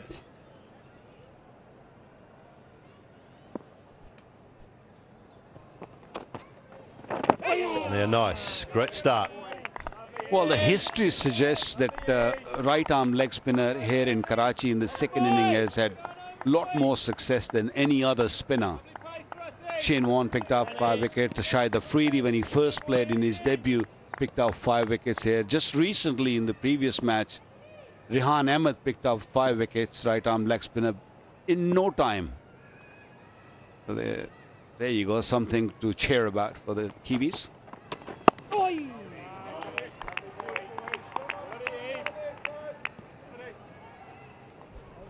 And this is where I don't mind the backward point for the leg spinner, because it gives him the ability to just get it a little bit wide and bowl it into that rough if there is anything out. The odd one might bounce.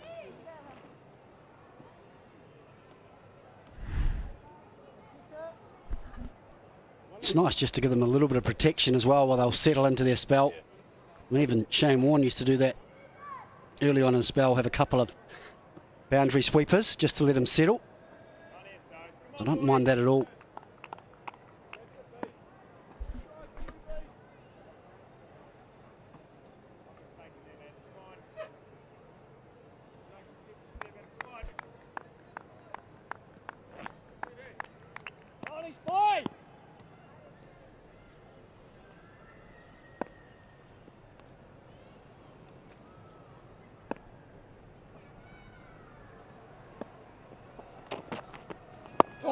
Nice start. Well, Dooley, you spoke about how to deal with these sort of situation when you're under the pump. And I'm sure Saklan and Party, they must have spoken about it during the tea break, that how are we going to deal with this? And it would have been very, very simple. Just play your game. Don't change your game. If the ball is there, go for runs. And I think that's the right way to go. If you just keep defending and defending, you will be in trouble, because you will allow the bowler to settle first, and then there will be a delivery which get you. And I'm sure Mohammad Yusuf must have had words with all these batters.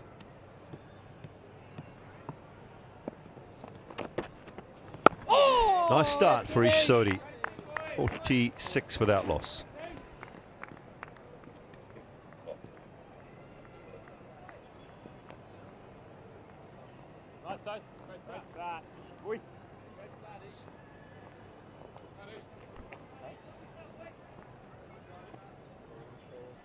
Glenn Phillips still on the field. This will be one part of the game that Kane Williamson will now be loving, the fact that he's not captain in the side. He can score a double hundred and just sit down for an hour or so, send the substitute out. When you're the captain of the team, you can't be doing that so often, but just put your feet up, Kane. You deserve every moment of it. Send the 12th out there to do some fielding. Just have a rest. I was going to say, he certainly earned the right to do that. Played beautifully again today. Well, the fourth umpire just walked into the dressing room, probably saying, Kane, you got to get out of there. He can just say, I'm sorry, I've got whatever the flu is. Yeah, whatever Barbara Azam had the other day. I've just got that. And what was that? It's funny, as the fourth umpire just went in, all of a sudden the doc came and started doing some stretches with Kane. Just to cover all bases. You can see stretching him now.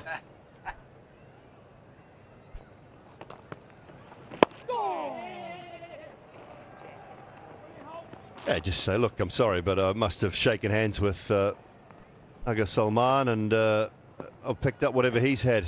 He was off the field all day yesterday, so I've just got whatever he's had. I'm really sorry. Yeah, I like the idea. I think flu is not a bad excuse. Either scoring 200, not out. That's even better.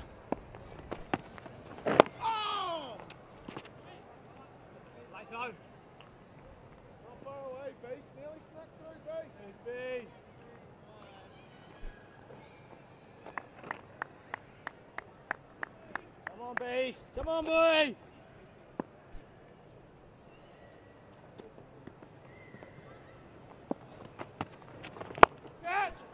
Chance, and taken. Phillips is the man as well. Substitute on the field. And Michael Bracewell has picked up New Zealand's first. What was the need? That's what I'm trying to understand. He was playing so well. He was so compact. And suddenly, once again, the mind just busted. Straight to Phillips. First wicket for New Zealand. They'll be very delighted. They'll be thinking the gate is about to open. Asad Shafiq, who batted sensibly till now, is gone now. 47 for 1.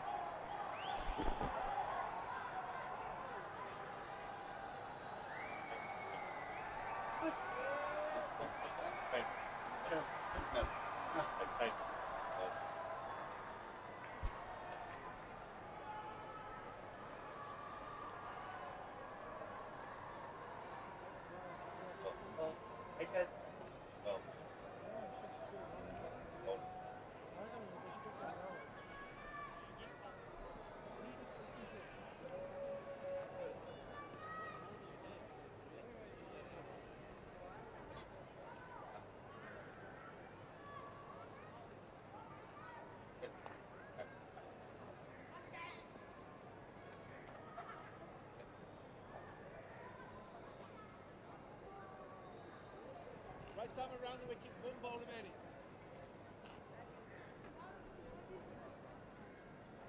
Leg stump.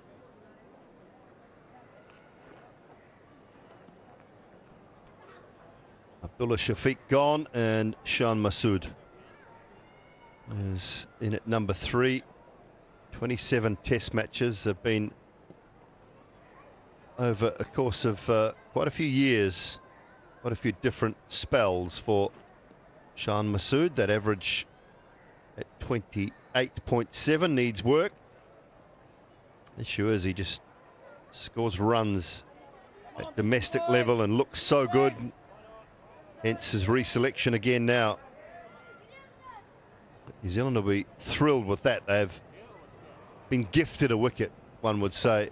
Abdullah Shafiq. Unnecessary. Oh, that's a little inside edge, and Shan Masood will be underway with at least 2, possibly 3. And 3 it will be. Success in the over, though, for Michael Bracewell as the 50 comes up for Pakistan for the loss of 1.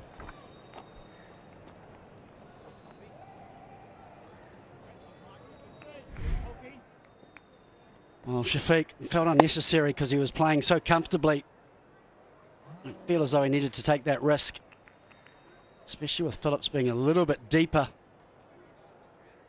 He's obviously trying to go over the top, but just didn't get the elevation. And you can see the delight in New Zealand.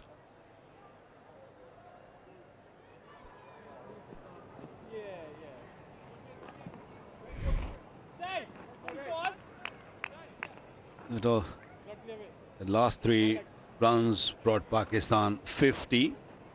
50 for 1.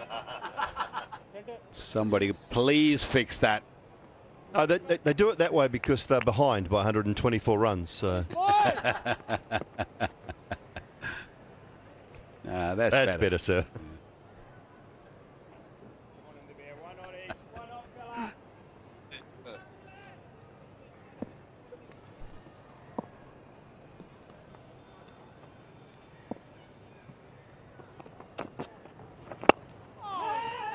Now pinch 1, and Phillips this time just not quite able to grab it.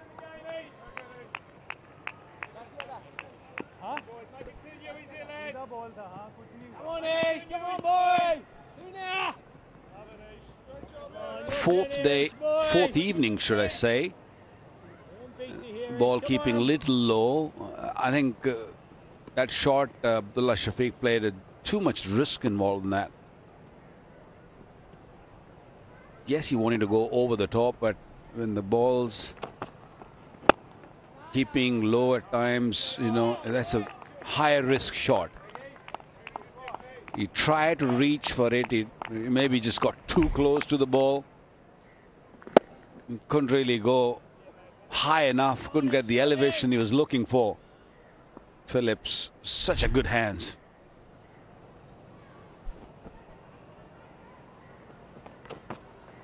Oh, that is nice from Ishori.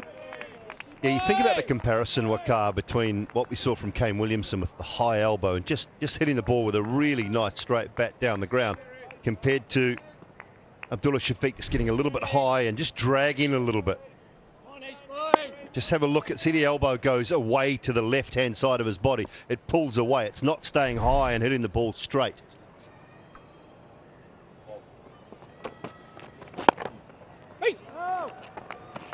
He's tried to muscle it in the end, hasn't he? He almost got close enough where he could hit it along the ground.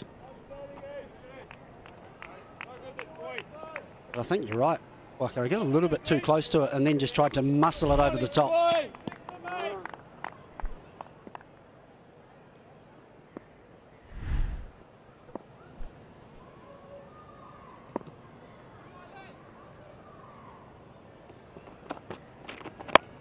This is good, and there's still a willingness for Imam to come down the pitch. Opportunities there from New Zealand's point of view, but Ishori, firing that full toss a couple of balls ago, has been really tight. He's been on the money.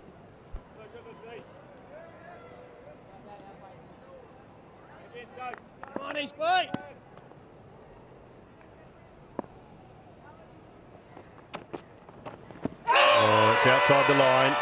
Outside the line, probably coming back somewhere near the stumps, but too wide. I think New Zealand will waste one on that. Tim Southey says no, 51 for 1.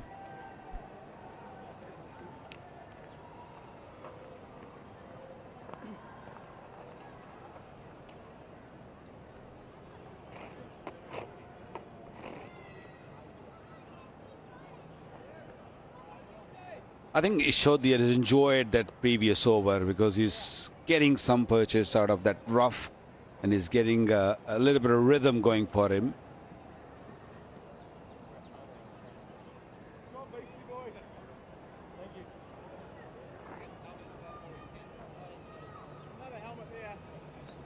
Leg spin is all about confidence, isn't it?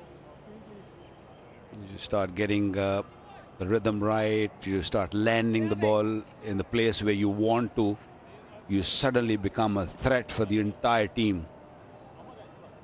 And he's tall, big lad, gets that extra bounce. And from that rough, you, as a batsman, you don't know how much it's going to bounce. Yeah, I think he's an early wicket away from some real confidence.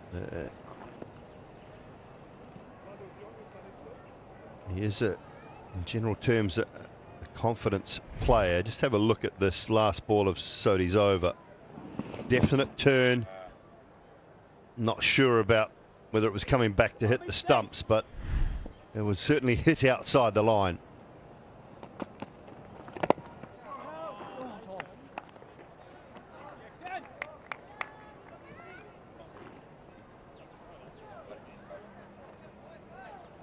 Beastie, you and Timmy here, Beastie.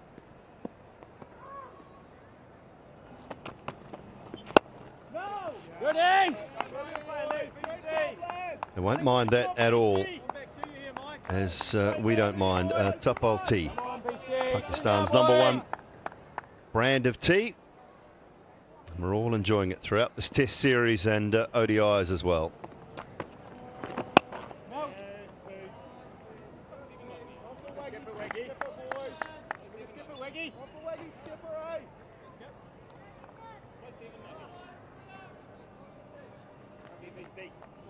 Keeps us going throughout the day.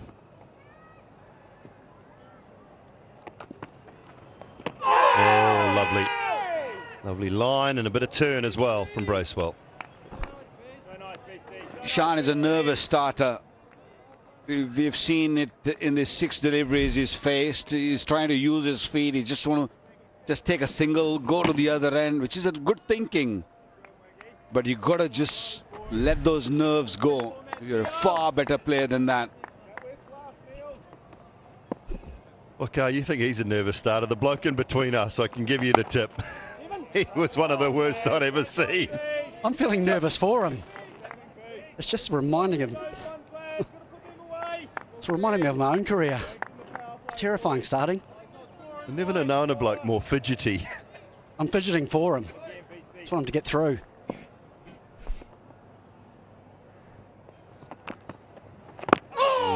Nice from Bracewell. 51 for 1.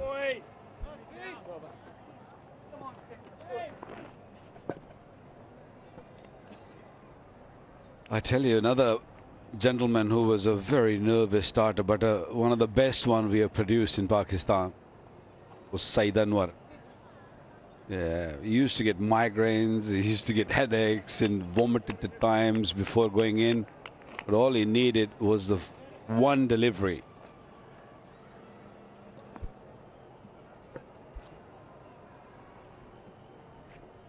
Saeed Anwar gets one delivery in the middle of the bat and that's it. It's a different ball game for him. But before that, that half an hour or maybe more, when he knows that he's got to go out there and bat, he'd be literally so nervous. He'll tell the masseur or he'll tell the physio to just give him a rub, keep, you know, pressing his shoulders. But yeah, a different breed altogether once he walks in and plays the first ball. Yeah, what a class player he was when he got in. Great to watch. A little bit of a nervous runner at times as well. Involved in a few runouts. But brilliant batsman. There's a good indication of Shan Masood there, wasn't it? 21 times. Under 10. 7 ducks, 14 scores under 10 in his career. So just 21 times in a short-ish career. He's failed to get past 10.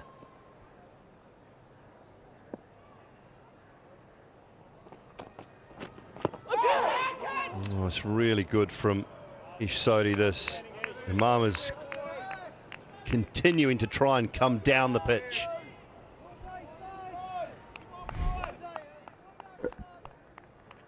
Imam is not really enjoying that rough region. That's why he's just trying to get to the pitch in the odd time. He can't reach it.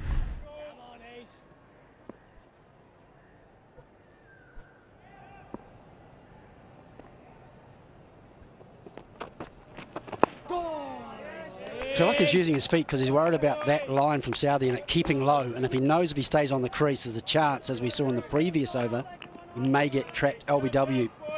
So you feel as though he's feeling his best form as defence is to come at him, trying to upset his length, and also to take out the LBW. I wonder if Sodhi can find a wrong-in from around the wicket. Just feel with how well he's bowling, it may be worth just to look at a little silly limit off on the offside as well, just to put another man under his nose, just perhaps to try and create him trying to play with hard hands. See there's a silly limit on.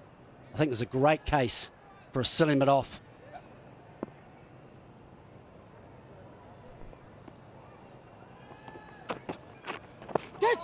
Yeah, really good stuff from Ish Sodhi. This is a nice start for him. 51 for 1.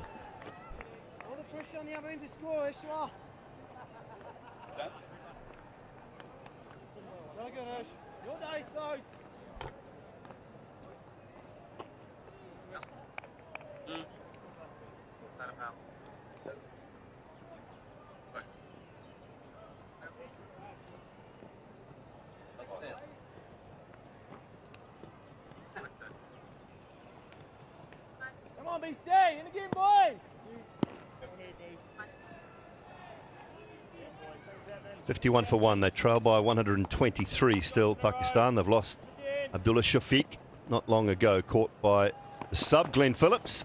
Off the bowling of Michael Bracewell.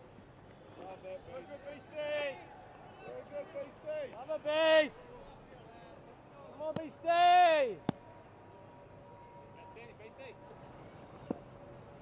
4 men around the bat. Down. 2 men and a young woman in the commentary box. Very good afternoon, early evening to Uruj Mumtaz and to Bazid Khan.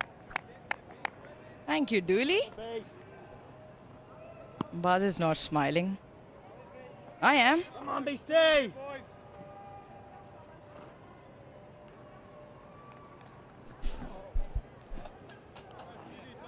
Come on, Beastie.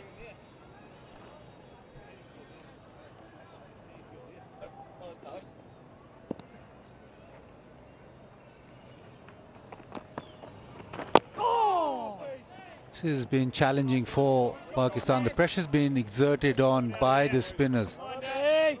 And as far, Shan Masood and Imam haven't found that rhythm to their batting. They want to get at the spinners, but they're slightly unsure. Shan Masood normally quite aggressive against spin. Right now he's sitting back in his crease because of that spin and bounce that is happening from the rough. Bracewell picked him up in the first innings when he tried to get at the spinner, like you mentioned. He came down the track and missed the line completely. This one as well, just pushing at it. Doesn't need to really rush.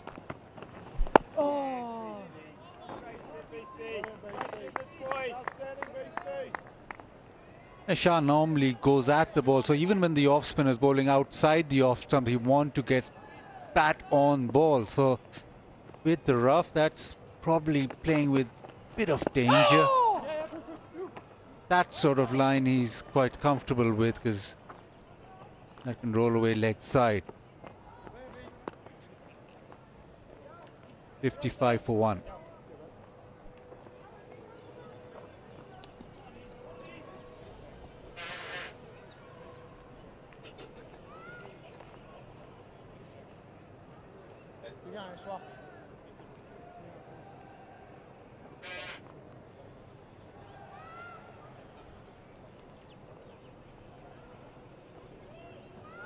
Come on, boy! And again here, Ish, boy! This match up here, Ish. Come on! Give the one here, Ish. Come on, boy!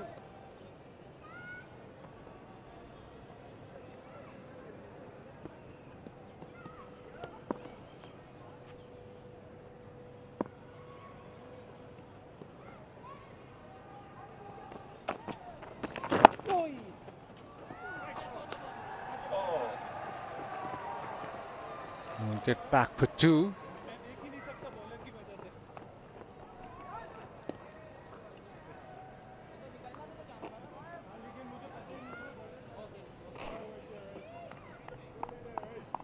Come on, Ishi, come on, boy! In your ear, Ish. In Come the on, previous lad. stint, Chris Harris wanted a man right in front of Imam. Come on, Ishi! A silly mid-off maybe, but with these leg spinners, if you give them a few fielders close to the bat, they drop short, but he's dropping short anyway that time.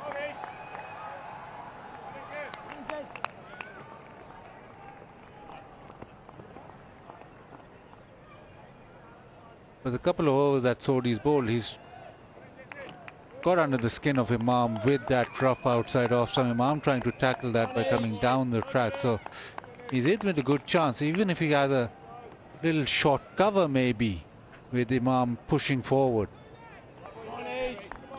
You feel with the last couple of deliveries though, Imam's kind of got ahead in the battle a little bit. He was having to come down the wicket, and he's now pulled that length back because of that reason. He's got to get that little bit fuller again.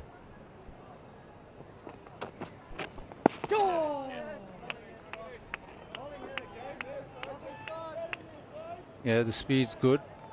Imam at it, but the other thing that Sodi could do is float it slower and wider.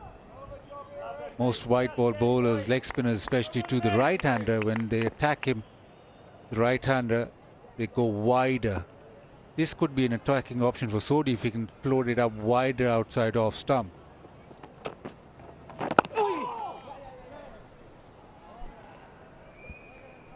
Because there is rough to play with, and if you float it out wide and Imam comes at it, he's got more opportunity with the ball spinning back in.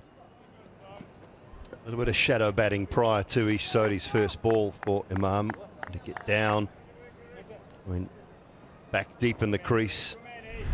One of those situations where you don't want to play from the crease. Either get right back or right forward. Come on, Ace.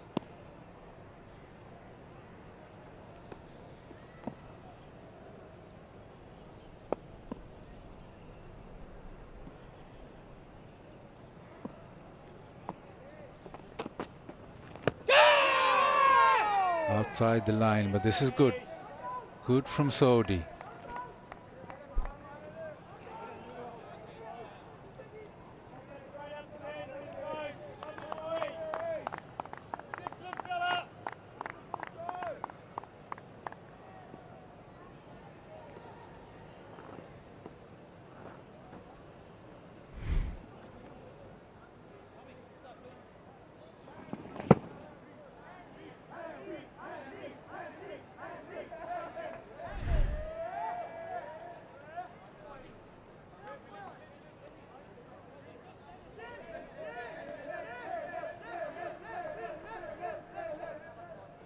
Changes. Poshan is now silly mid off, quite straight, and that man from cover has gone to a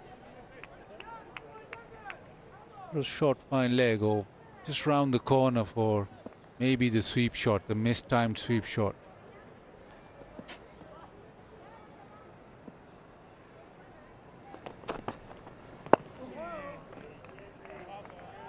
$60 for 1.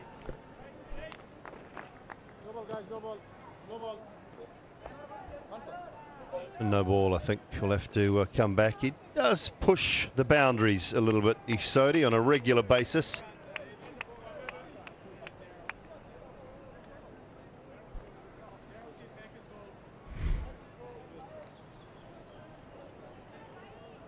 Come on, Ace.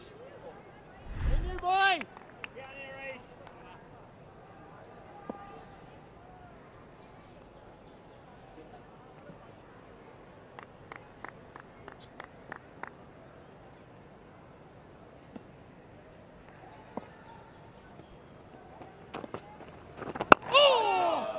Goes back. Bit of excitement, but all under control. 61 for 1.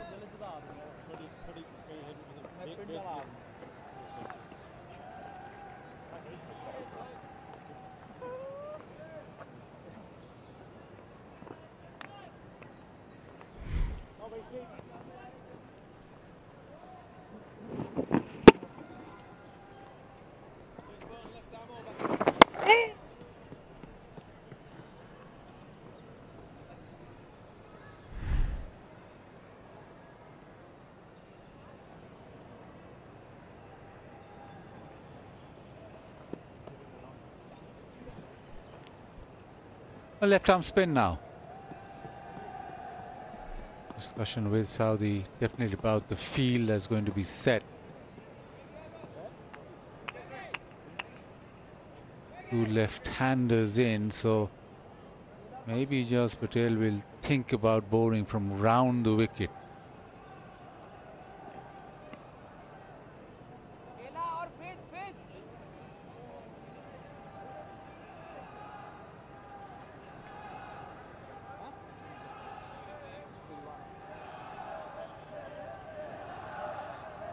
Quite deliberate in the way the field's being set.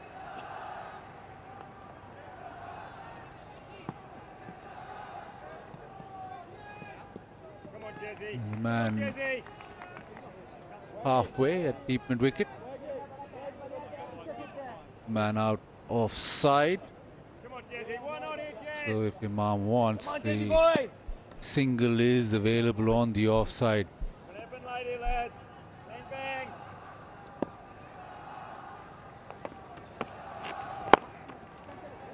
Down the track, Imam once more. Lovely use of the feet into the fence offside.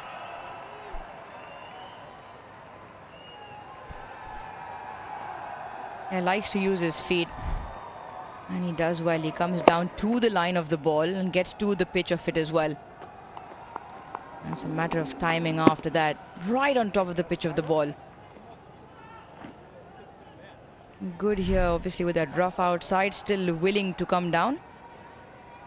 As long as he covers the line of the ball, should be all right. Thomas. Nice, Jazzy. Quick, Jazzy.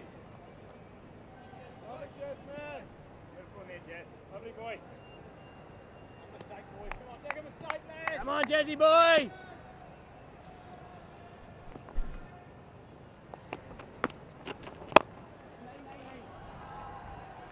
Nice to me. Lovely, Jazz. Keep going in, Jazz. One, boys. One here. Sensodyne sensitivity free moment, because life is too short for sensitive teeth.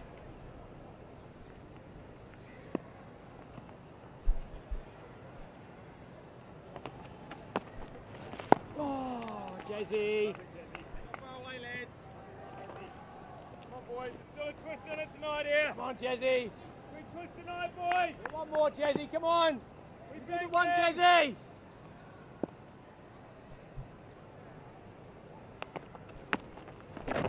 Tom.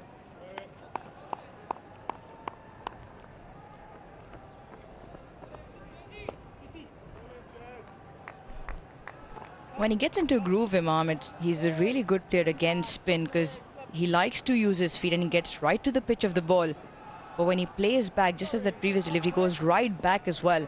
Lets the ball spin all the way, and then easier to maneuver and create angles. It's just when he gets in between, caught up in between a little bit, that he becomes a little tentative. He's on 40 now, and he's starting to look a lot more in command and control.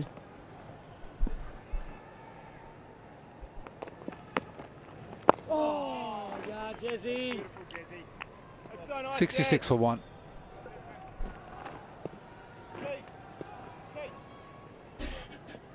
Also quite a quick scorer.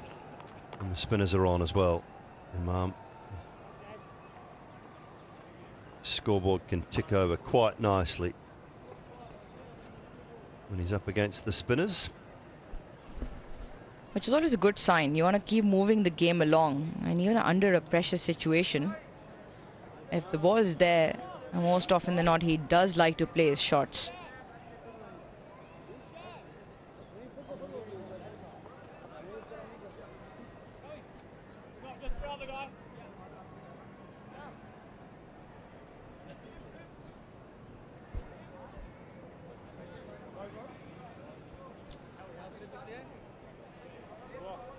There are 5 overs remaining in the day's play.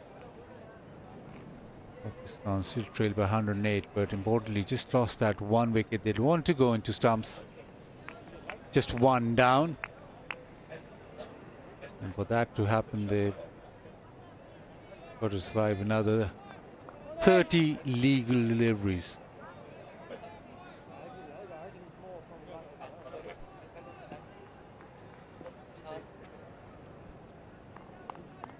Williamson back on the field, and so the carries on round the wicket. No! That's it. That's it.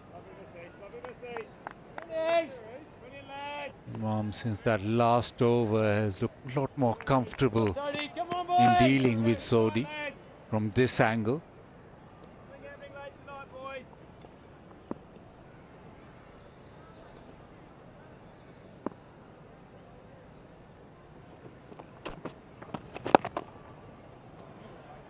Into the leg side for a single. The other option that Sodi has is actually go over the wicket and carry on bowling outside off. It's difficult with that angle. You have to push the ball across a little bit more from round the wicket. It comes more naturally for Sodi, completes his action better, but the angle created from over the wicket just might work. Even if he goes there for a couple of deliveries, half an over maybe.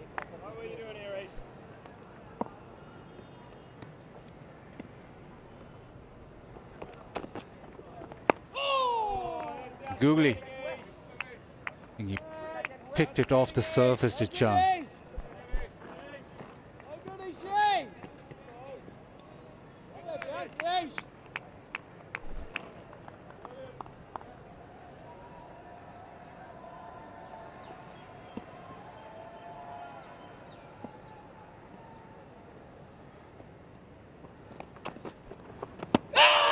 Appeal again outside the line.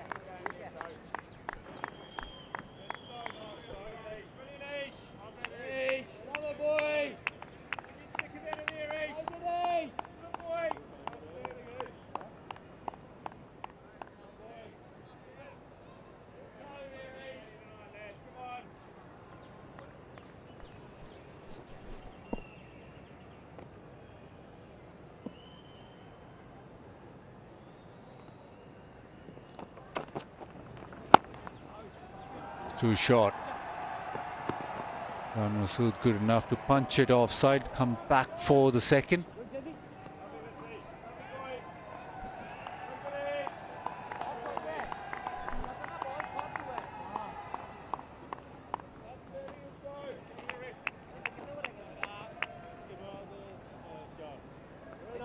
Come on. One more here, East, tonight, boy. Come on, East.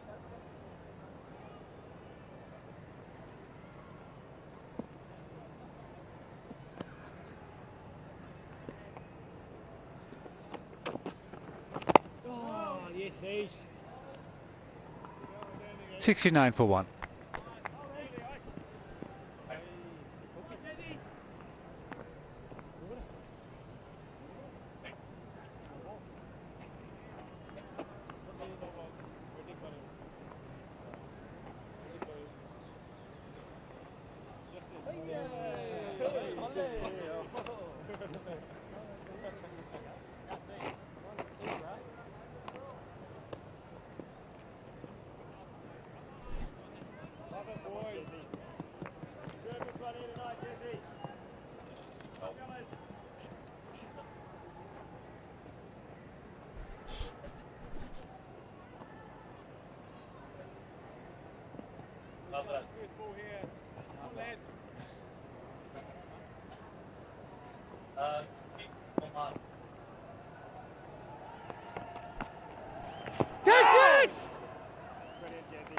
Just for a bit.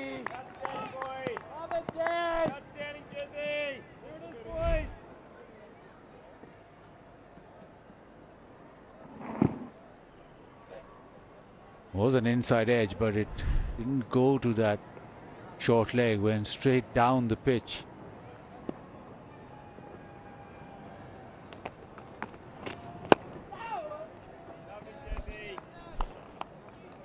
Now we've seen that a lot. Plenty of times the batters have come down to use their feet, and that man on screen, Kane Williamson, did it exceptionally well. Just have a look at Shafiq to your right and Williamson to your left. Look at the elbow, the high elbow and the bat plane, vertical. For a quick single. Easy in the end. And we talk about batting planes and everything moving in parallel and in sync. Abdullah Shafiq's come down. He's away from the line of the ball and he's trying to have a hack towards the leg side. Watch how his elbow has dropped. Come on, Jesse boy. And you look on at Williamson and he's sort of just gone through with the shot. The high elbow and the bat plane comes down absolutely straight. It's almost like a pendulum swinging. And he's come down the right line of the ball as well. And such a key in picking up the length along with the line when you use your feet. Catch! And normally when Abdullah Shafiq is in form, he'll actually time the ball over the top. He's quite a good player of that shot. It's just because he's short of runs that he's tried to muscle that. He'd probably imitate, or those pictures would be exactly or very similar if we see Abdullah Shafiq when he gets his 100 when he is in form. Because that's one area where he really excels in, but it's just a matter of not having any runs under the belt for a couple of innings, more than a couple of innings, and that's why he's trying to force the issue. And even today, it just didn't look in that batting rhythm that he normally is in.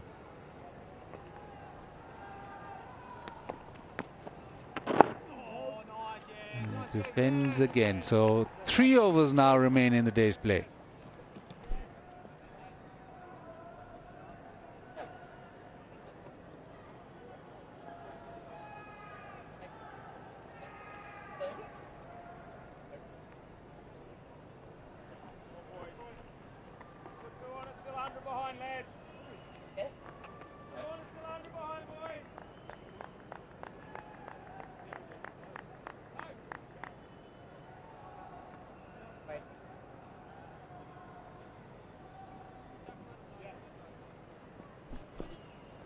How's that for a stash, Baz? You like to have one of those? Can you grow one of those? Can I? Is that even a question? You just ask one of the hairiest blokes in the world if he can grow. Look at the camera. Can I? One of the hairiest men in the Come world. on, Aruj, you He's can got get hairs growing on his head. Yeah. This could be a dangerous discussion. The man doesn't even need a winter coat.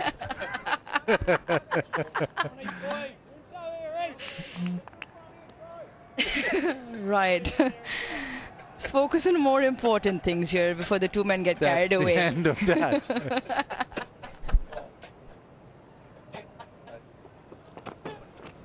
Tom! Yeah, it's coming to that time. Look at the overs remaining, 2.5. Is there a night watchman padding up? Simon Dula, I've just been told you went night watchman in your debut test match. You enjoyed that, did you? But there must be somebody just in the dressing room shifting around. Did I get out? Probably. Really, was I?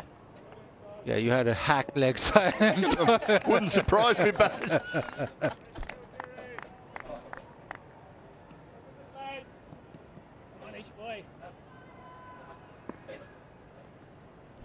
Norman Ali would be padded up.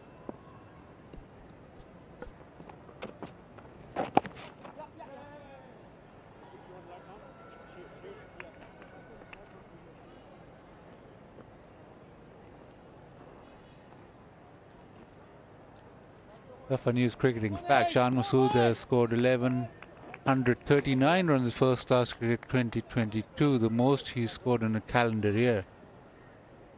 1,074 of them came for Derbyshire in county cricket.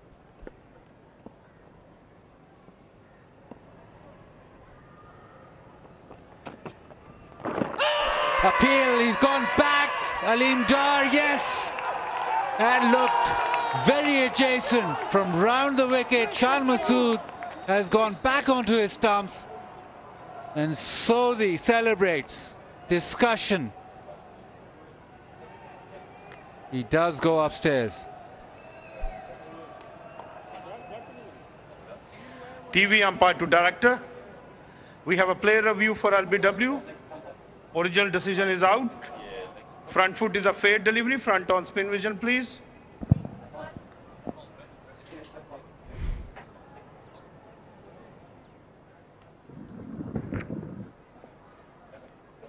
Appears to be no bat involved. To confirm ultra edge, please. Yes, keep rolling, keep rolling. I can see gap between ball and bat. Satisfied? No bat involved. Go for ball tracking when ready, please. Original decision out. Pitching outside of, impact in line. Wickets, umpire's call. Aleem, I recommend you to stay with your original out decision. You're on screen. Make a signal, decision please. Stands. And New Zealand have their second. Shan Masood on that back foot. He has to walk back. Sodhi from round the wicket gets his man. Pakistan now 71 for 2.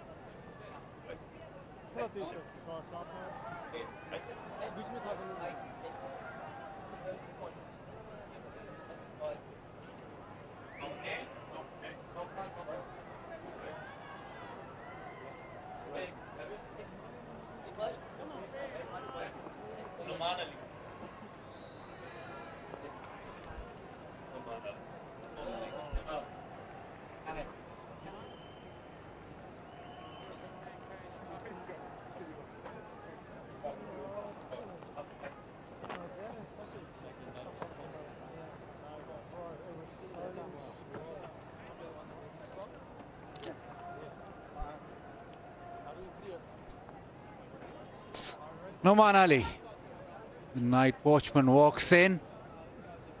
He's had a tough whole day. He bowled plenty of overs now. He has to bat out 14 deliveries, but it's a great time for New Zealand to get a wicket and maybe get another one. Pressure on, ball spinning, and those fielders will surround him. It's pretty decent with the bat, likes playing against spin, but this will be a test of that forward defensive.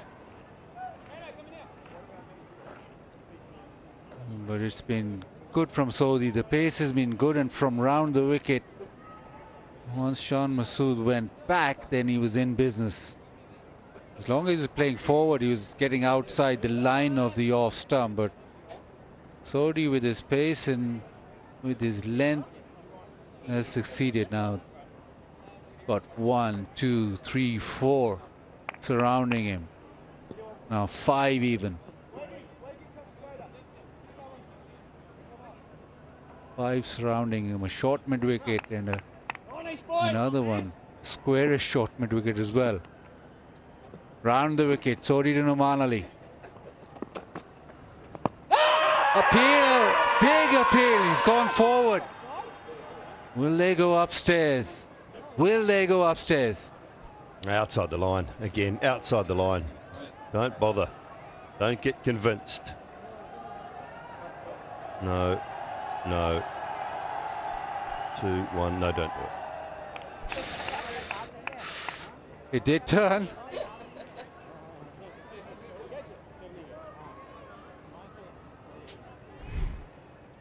Around the wicket, it does come back in. Oh. Oh.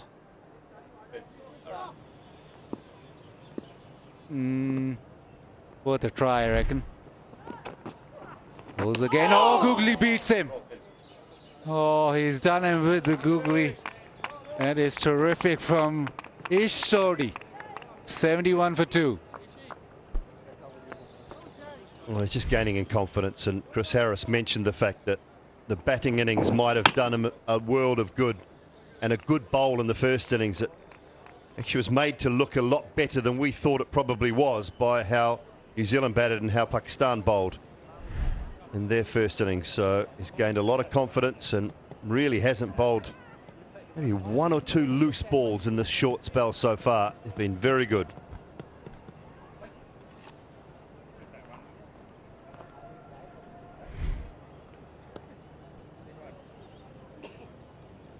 Couple of balls ago.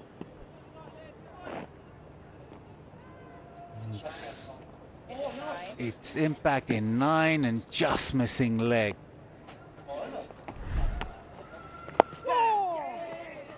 Imam wants a single. Noman Ali on strike again. Yeah, with that amount of turn, you've almost got to be like Shan Masood, don't you? You have to be back. Otherwise, it's turning so much. You saw how much that was missing leg stump by, and it still hit him in line. I thought it was just outside the line, but it's still missing by a long way.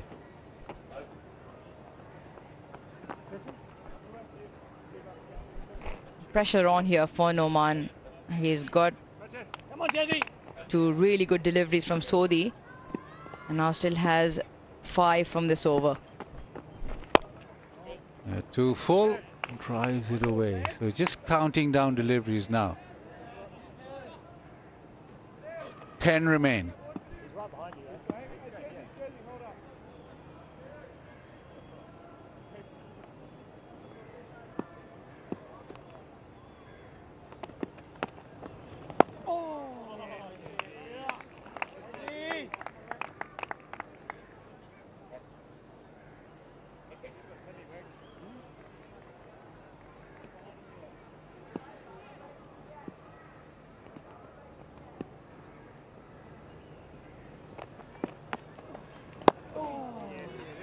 Slightly too full.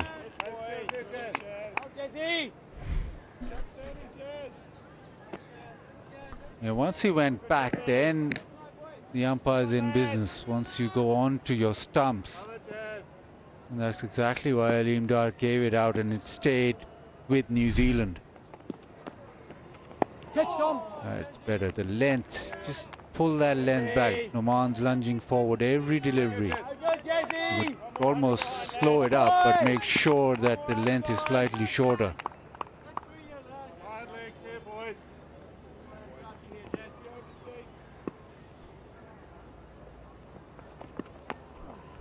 Oh, Tim. It's much better, but depends. Does Noman? It's 72 for 2.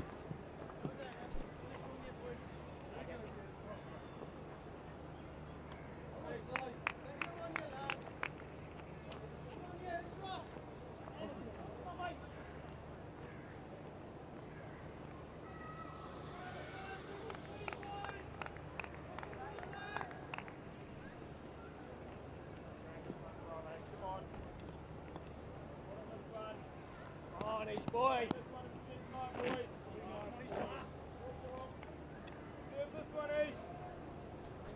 The final over of the day.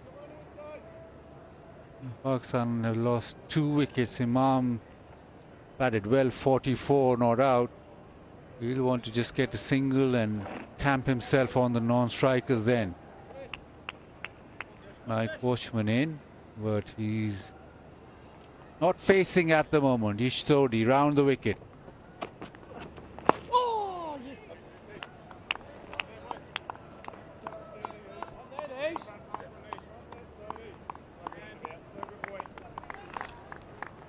On Ace, love it, boy.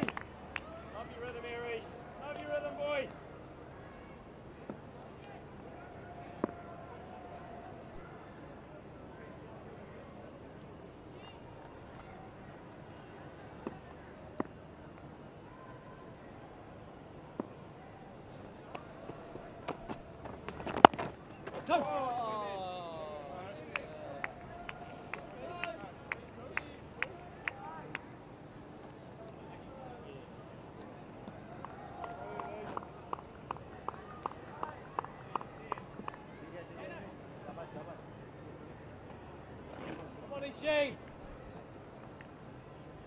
Mid wicket comes in.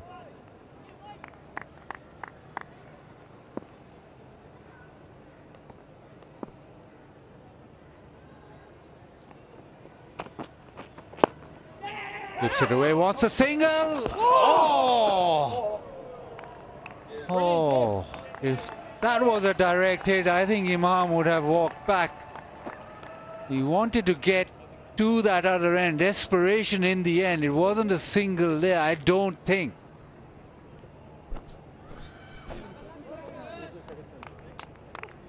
Yeah, I understand you want to get off the strike, but had that hit the stumps. He's come down, he's always searching for the single. Brilliant, Dave. Oh, he would have been well home.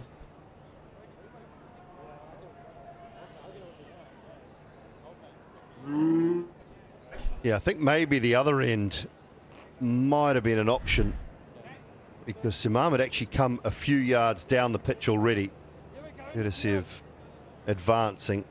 So he was in a good position. I'm not sure Numan Ali was that quick. I don't think he was expecting Imam to run anyway, so we have no damage done now. 3 balls to go here.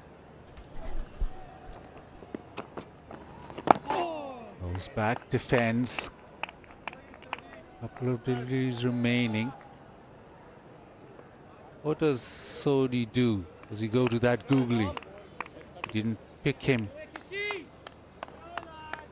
Last over. Everybody's in. Everybody's in.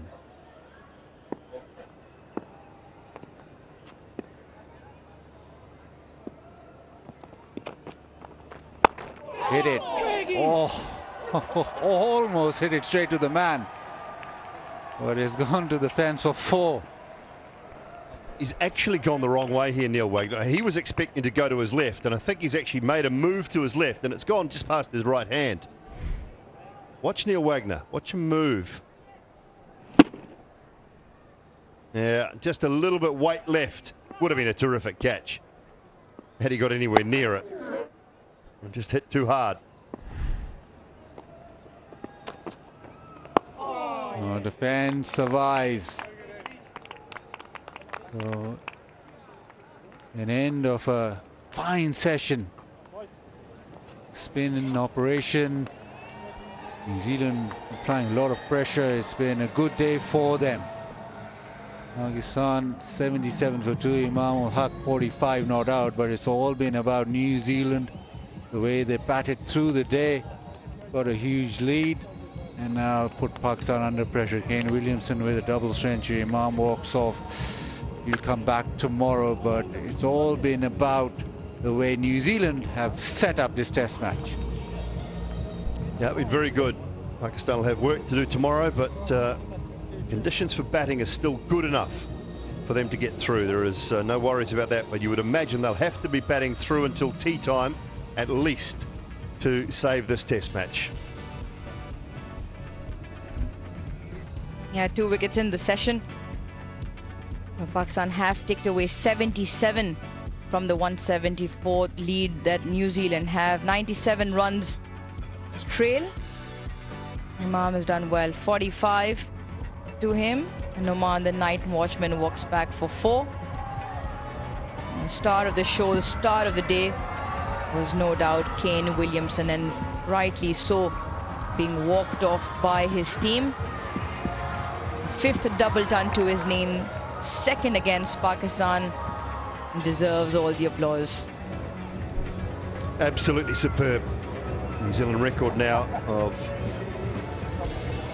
5 double centuries, gone past Brendan McCullum, who had shared that record with him with 4.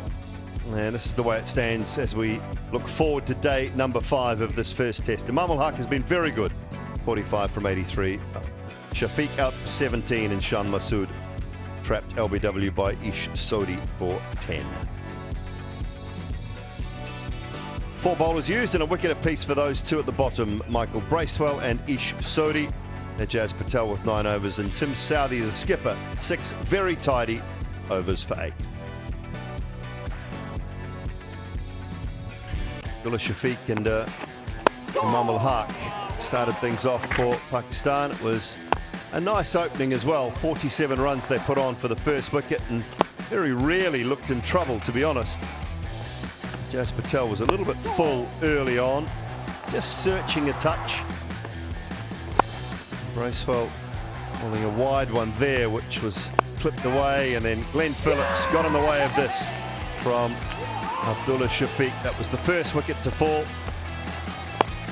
Imam continued to use his feet and be relatively aggressive, and then Shan Masood went back to one that was quick from Sodhi, turned and got the decision in their favour to New Zealand. It was reviewed and shown to still be hitting enough of leg stump. There was a moment late in the piece which we think Imam would have been home anyway. Had the throw gone to the other end, maybe things might have been different. Boundary for the night watchman, Nuwan Ali, just prior to the close of play.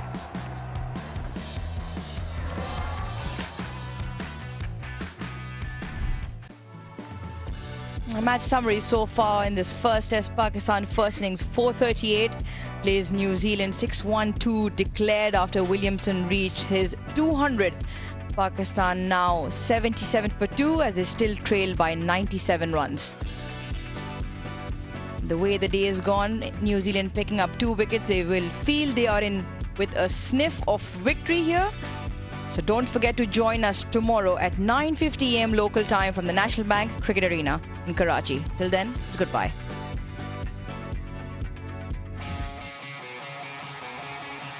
It is the first test of 2. It is day number 4. New Zealand lead by just 2. 4 wickets in hand.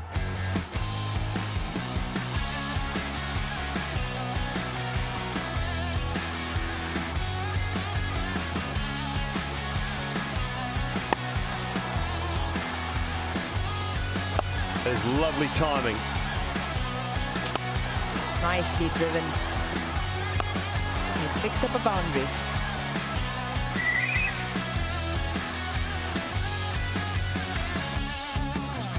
With a 4, also bring up Ish Sodhi's 50.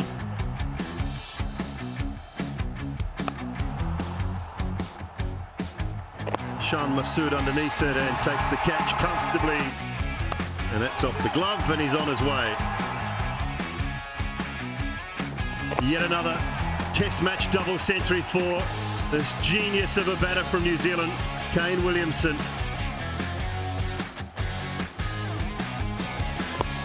That's a good looking shot.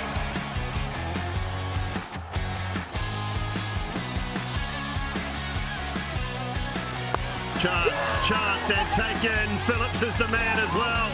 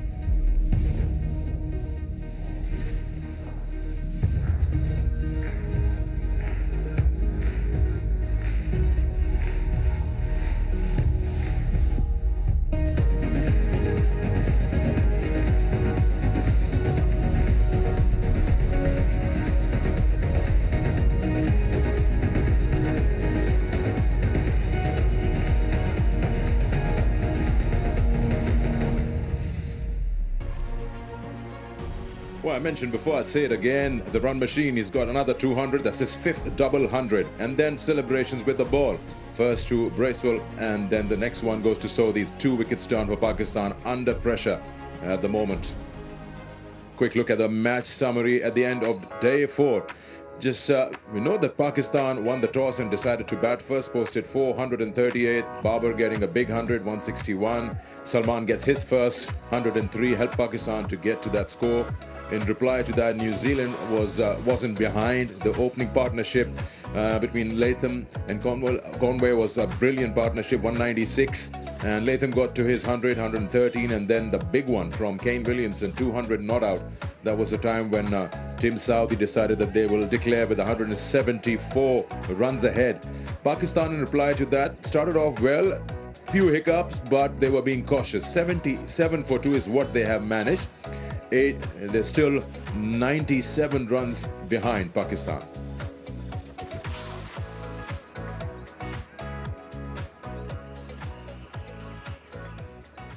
Hello and welcome to Inverex Solar Energy Pitchside Studio. I'm Sikandar with you.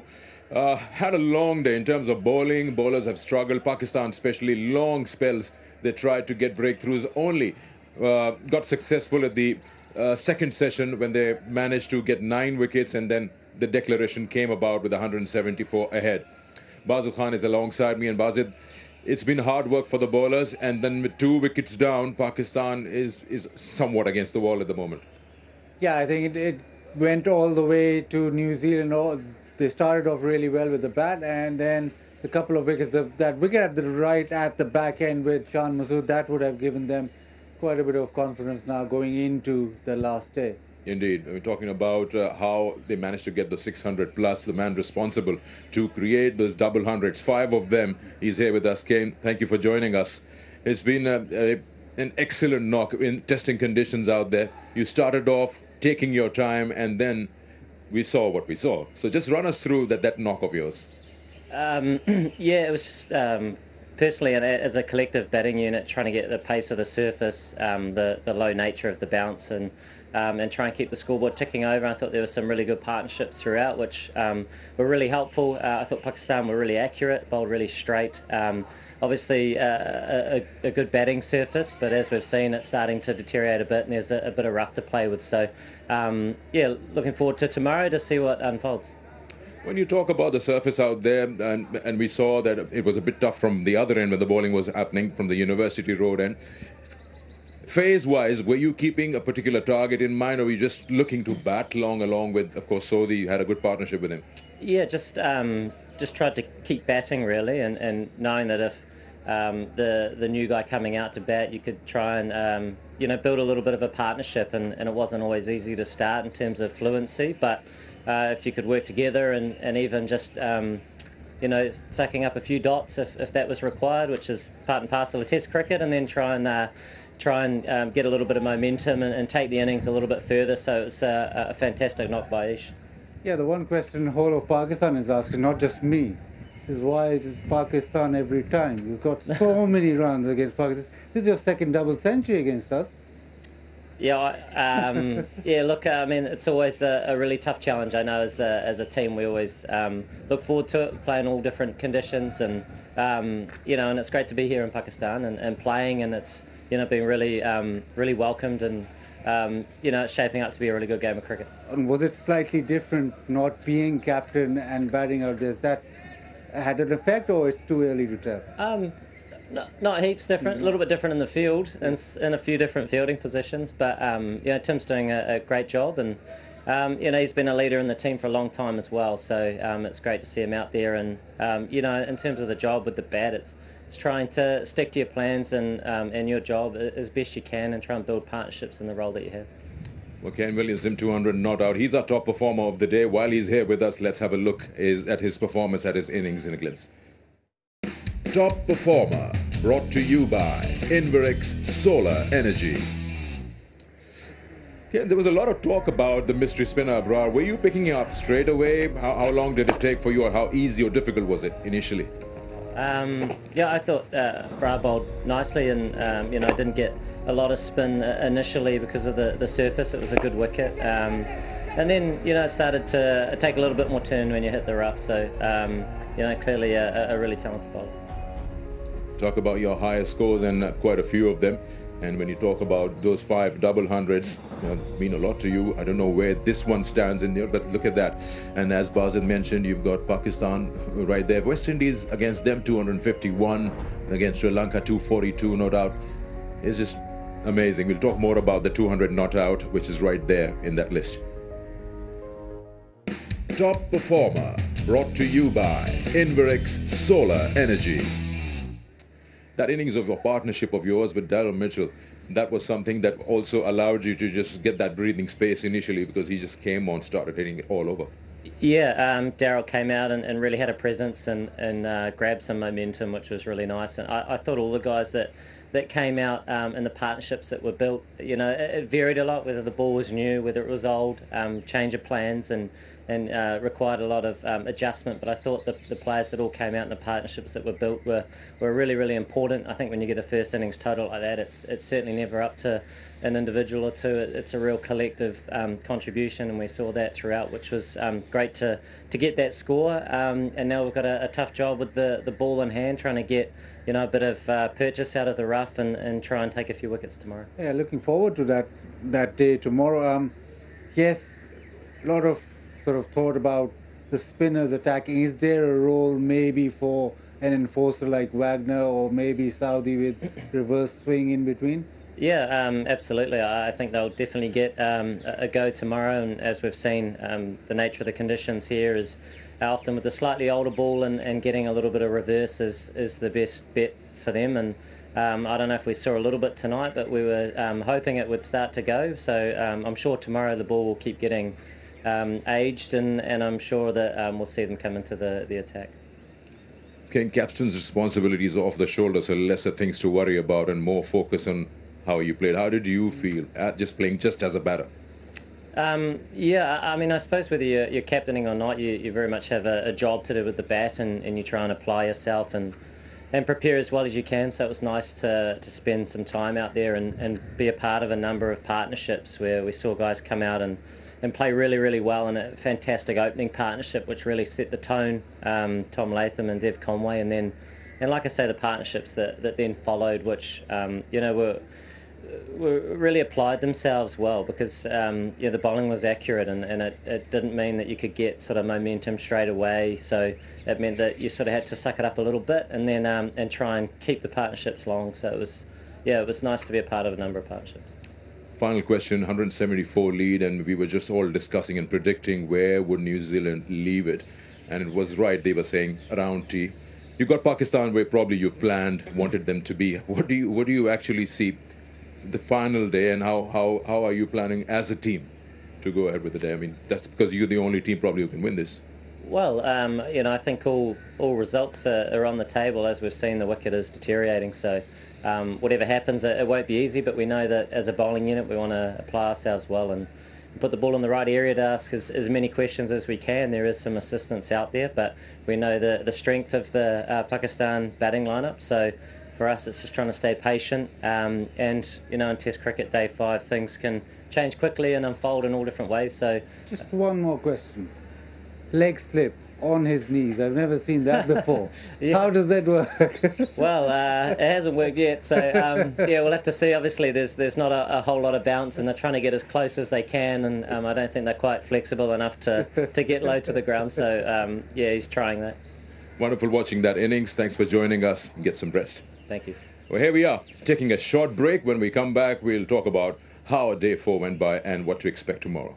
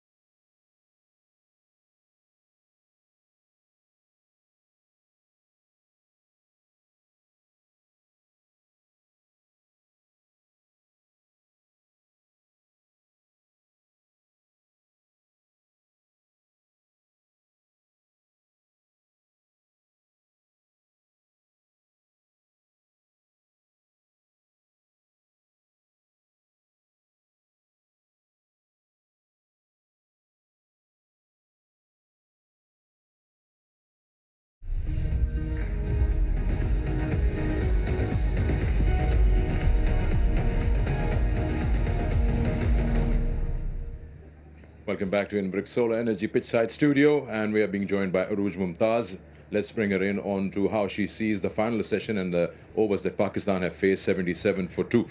Of course, we know that Pakistan doesn't have the upper hand, but what can Pakistan do tomorrow, according to you, that will probably lead us to think, or our viewers know, that where is this test match going for Pakistan's point of view? Just bad. Just bad the whole day out. I mean, yes, they've lost the 2 wickets, but Imam's looking good out there. He looks a lot more settled. He looks a lot more composed now at the wicket. Noman can hang around as well, and for Pakistan's sake, the longer he hangs around, the better.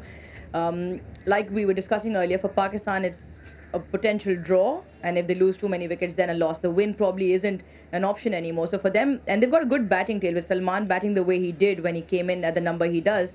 I think for them it's just probably bat out sessions, just look, and any scoring opportunities, which was the one good thing about Imam, that whenever he felt like there were runs on offer, he did go for his stroke. So no point shutting up shop, but yeah, just bat the whole way through. They'll have to be, it won't be easy because Ish Sodhi is now getting into a good rhythm, especially to the left-handers off stump, outside his off stump. But I think it shouldn't, I say that as a little bit cross my fingers, but I don't think it should be too much trouble for Pakistan. But if you look at Abdullah Shafiq's recent knocks, he's had a tough series against England and here. How did you see his innings here and then the dismissal? Yeah, you just felt that he wasn't in rhythm. It normally has a rhythm to his batting. When he's batting well, he's scoring shots and his rhythm of his innings, it flows. And you just felt, even when he was facing Saudi, you just felt that it wasn't there. He was trying to get at him, but it wasn't. Imam went up to him a couple of times and said, just play the ball, not the field. So there's something definitely in terms of not having that confidence that we saw earlier, because normally he's such a clean player. You watch him, and when he scores runs, every shot that he plays, it's all very clean, and he doesn't force the issue.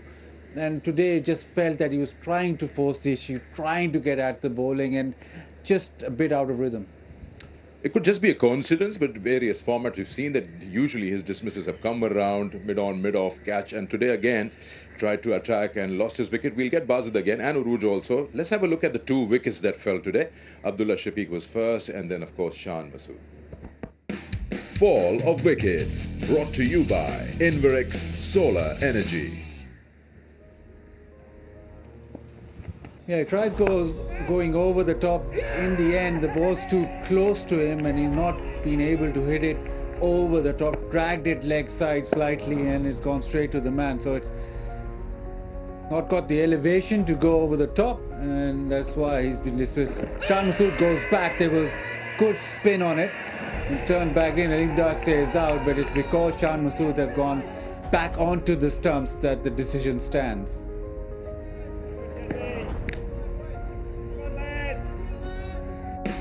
Fall of wickets, brought to you by Inverex Solar Energy. Shan Masood's wicket way back in the box, and the sharp turn that Bazid mentioned, and in the first innings went out to attack. How do you see that wicket? I mean, just if you want to elaborate a little more on how Shan Masood is finding himself in this series at number 3. I mean, I don't think I'd be wrong in saying both openers almost threw their wickets away in the first innings, coming down the track to the new ball, which you could see was gripping and turning, and both missing the line completely, trying to hit against the spin.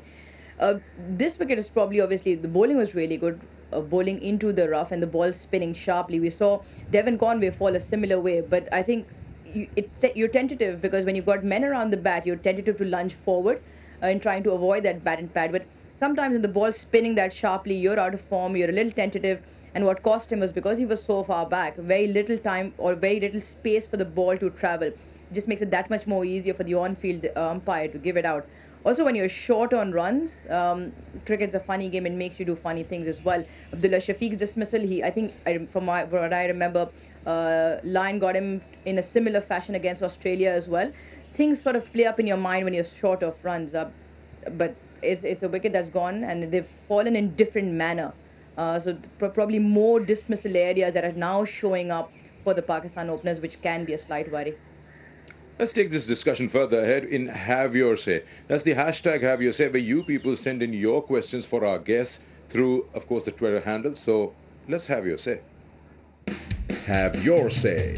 Brought to you by Inverix Solar Energy. Well, what we understand from various questions, if I just sum it up in one, what people want to know, yes, you guys say that Pakistan, the only way to save themselves from a loss is bat long. But whenever they shut shop, history says that you start losing more wickets. So how do you guys see them coping, batting the whole day out there with the condition on day 5? Well, I take exception to that whenever there's shut shop. If Pakistan batted 170 odd overs to save a test match, it wasn't particularly quick going. It wasn't your favorite topic of strike rates. The strike rates were pretty low. You need to be comfortable the way you bat. You need to be comfortable in the way that you approach it. If you're comfortable defending, then so be it. If that's your rhythm, that's fine. You don't want to be forcing yourself to do something different if you're batting in the 4th innings or even if you're batting in the 1st innings. Once you force yourself, then you're prone to errors. So if somebody like Imam, who wants to get those runs and wants to go at the bowling, he should bat in that same rhythm. If somebody like a Babar wants to actually absorb that pressure, he's able to do that and he's comfortable doing that, he should absorb the pressure. It's all about an individual's rhythm of batting. So if you go out of that rhythm and then try and do something that we're not comfortable with in a high pressure situation, that's where you falter. Will you second that, or is there any other tip that you have for the batters to come? You'll have Salman, you'll have, of course, Sarfaraz coming in later, whenever, if the chance comes. It's one of those times where I will have to 100% agree with Basit Khan. He's absolutely right. I mean, the wickets come when you go out of what comes naturally to you, when you try and do something that isn't your game, and then hence why you give the opposition more of a chance to pick up a wicket. And he's absolutely right. If Imam continues to play the way he does, which comes naturally to him, which is he likes to play his strokes, then be it, because that is the best chance of him batting this out. Babar, the way he plays, best chance of him batting out. The minute you move away from what your natural game is, it opens up a door for New Zealand, who already might think they have a bit of a sniff and they've picked up the 2 wickets. Director, life is so boring they agree with each other. There's no fun anymore. Have your say. I hope you guys got your answer. Have your say. Brought to you by Inverix Solar Energy. Okay, so one last question. I mean, probably I could save this question for tomorrow, but I'll ask it now. For you guys, any standout performance Save it for tomorrow. from Pakistan? No, because I might have a different view tomorrow. You just said it was boring, so there you go. No, you will disagree on this one. So Pakistan, standout performance for you. Anyone that you pick out, of course, leaving Babar's 161 out. I think, again, Salman, the grit and resilience he showed, determination as well. And I liked what he said after his 100, that he now feels a sense of belonging at this test circuit, which is, I think, a huge sort of coming of age, if you may say, or maturity factor. And he still stays within his bubble. Again, I've mentioned this, we've all talked about it, not easy batting with different partners, different tails, different temperaments at the other end. And for him to understand that and go for his runs quicker when Noman was there rather than leaving it too late, I think shows maturity.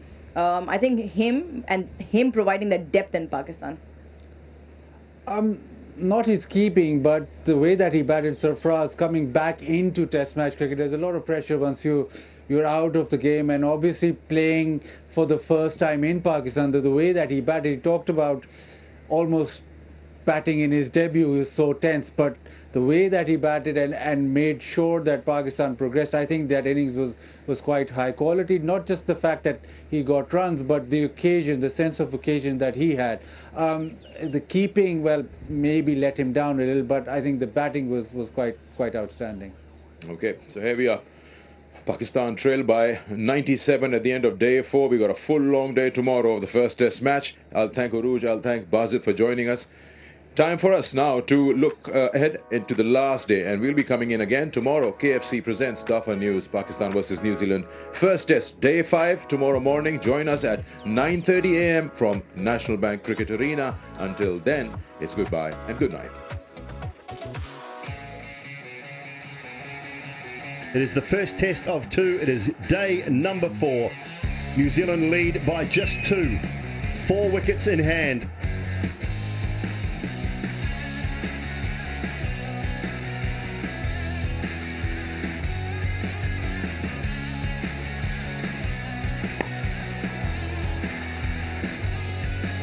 There's lovely timing.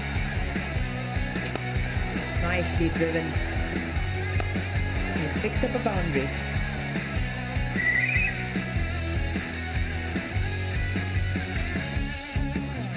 With a 4, also bring up Ish Sodhi's 50.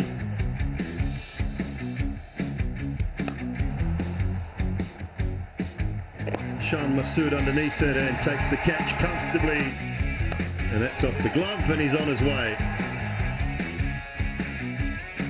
Yet another test match double century for this genius of a batter from New Zealand, Kane Williamson. That's a good looking shot.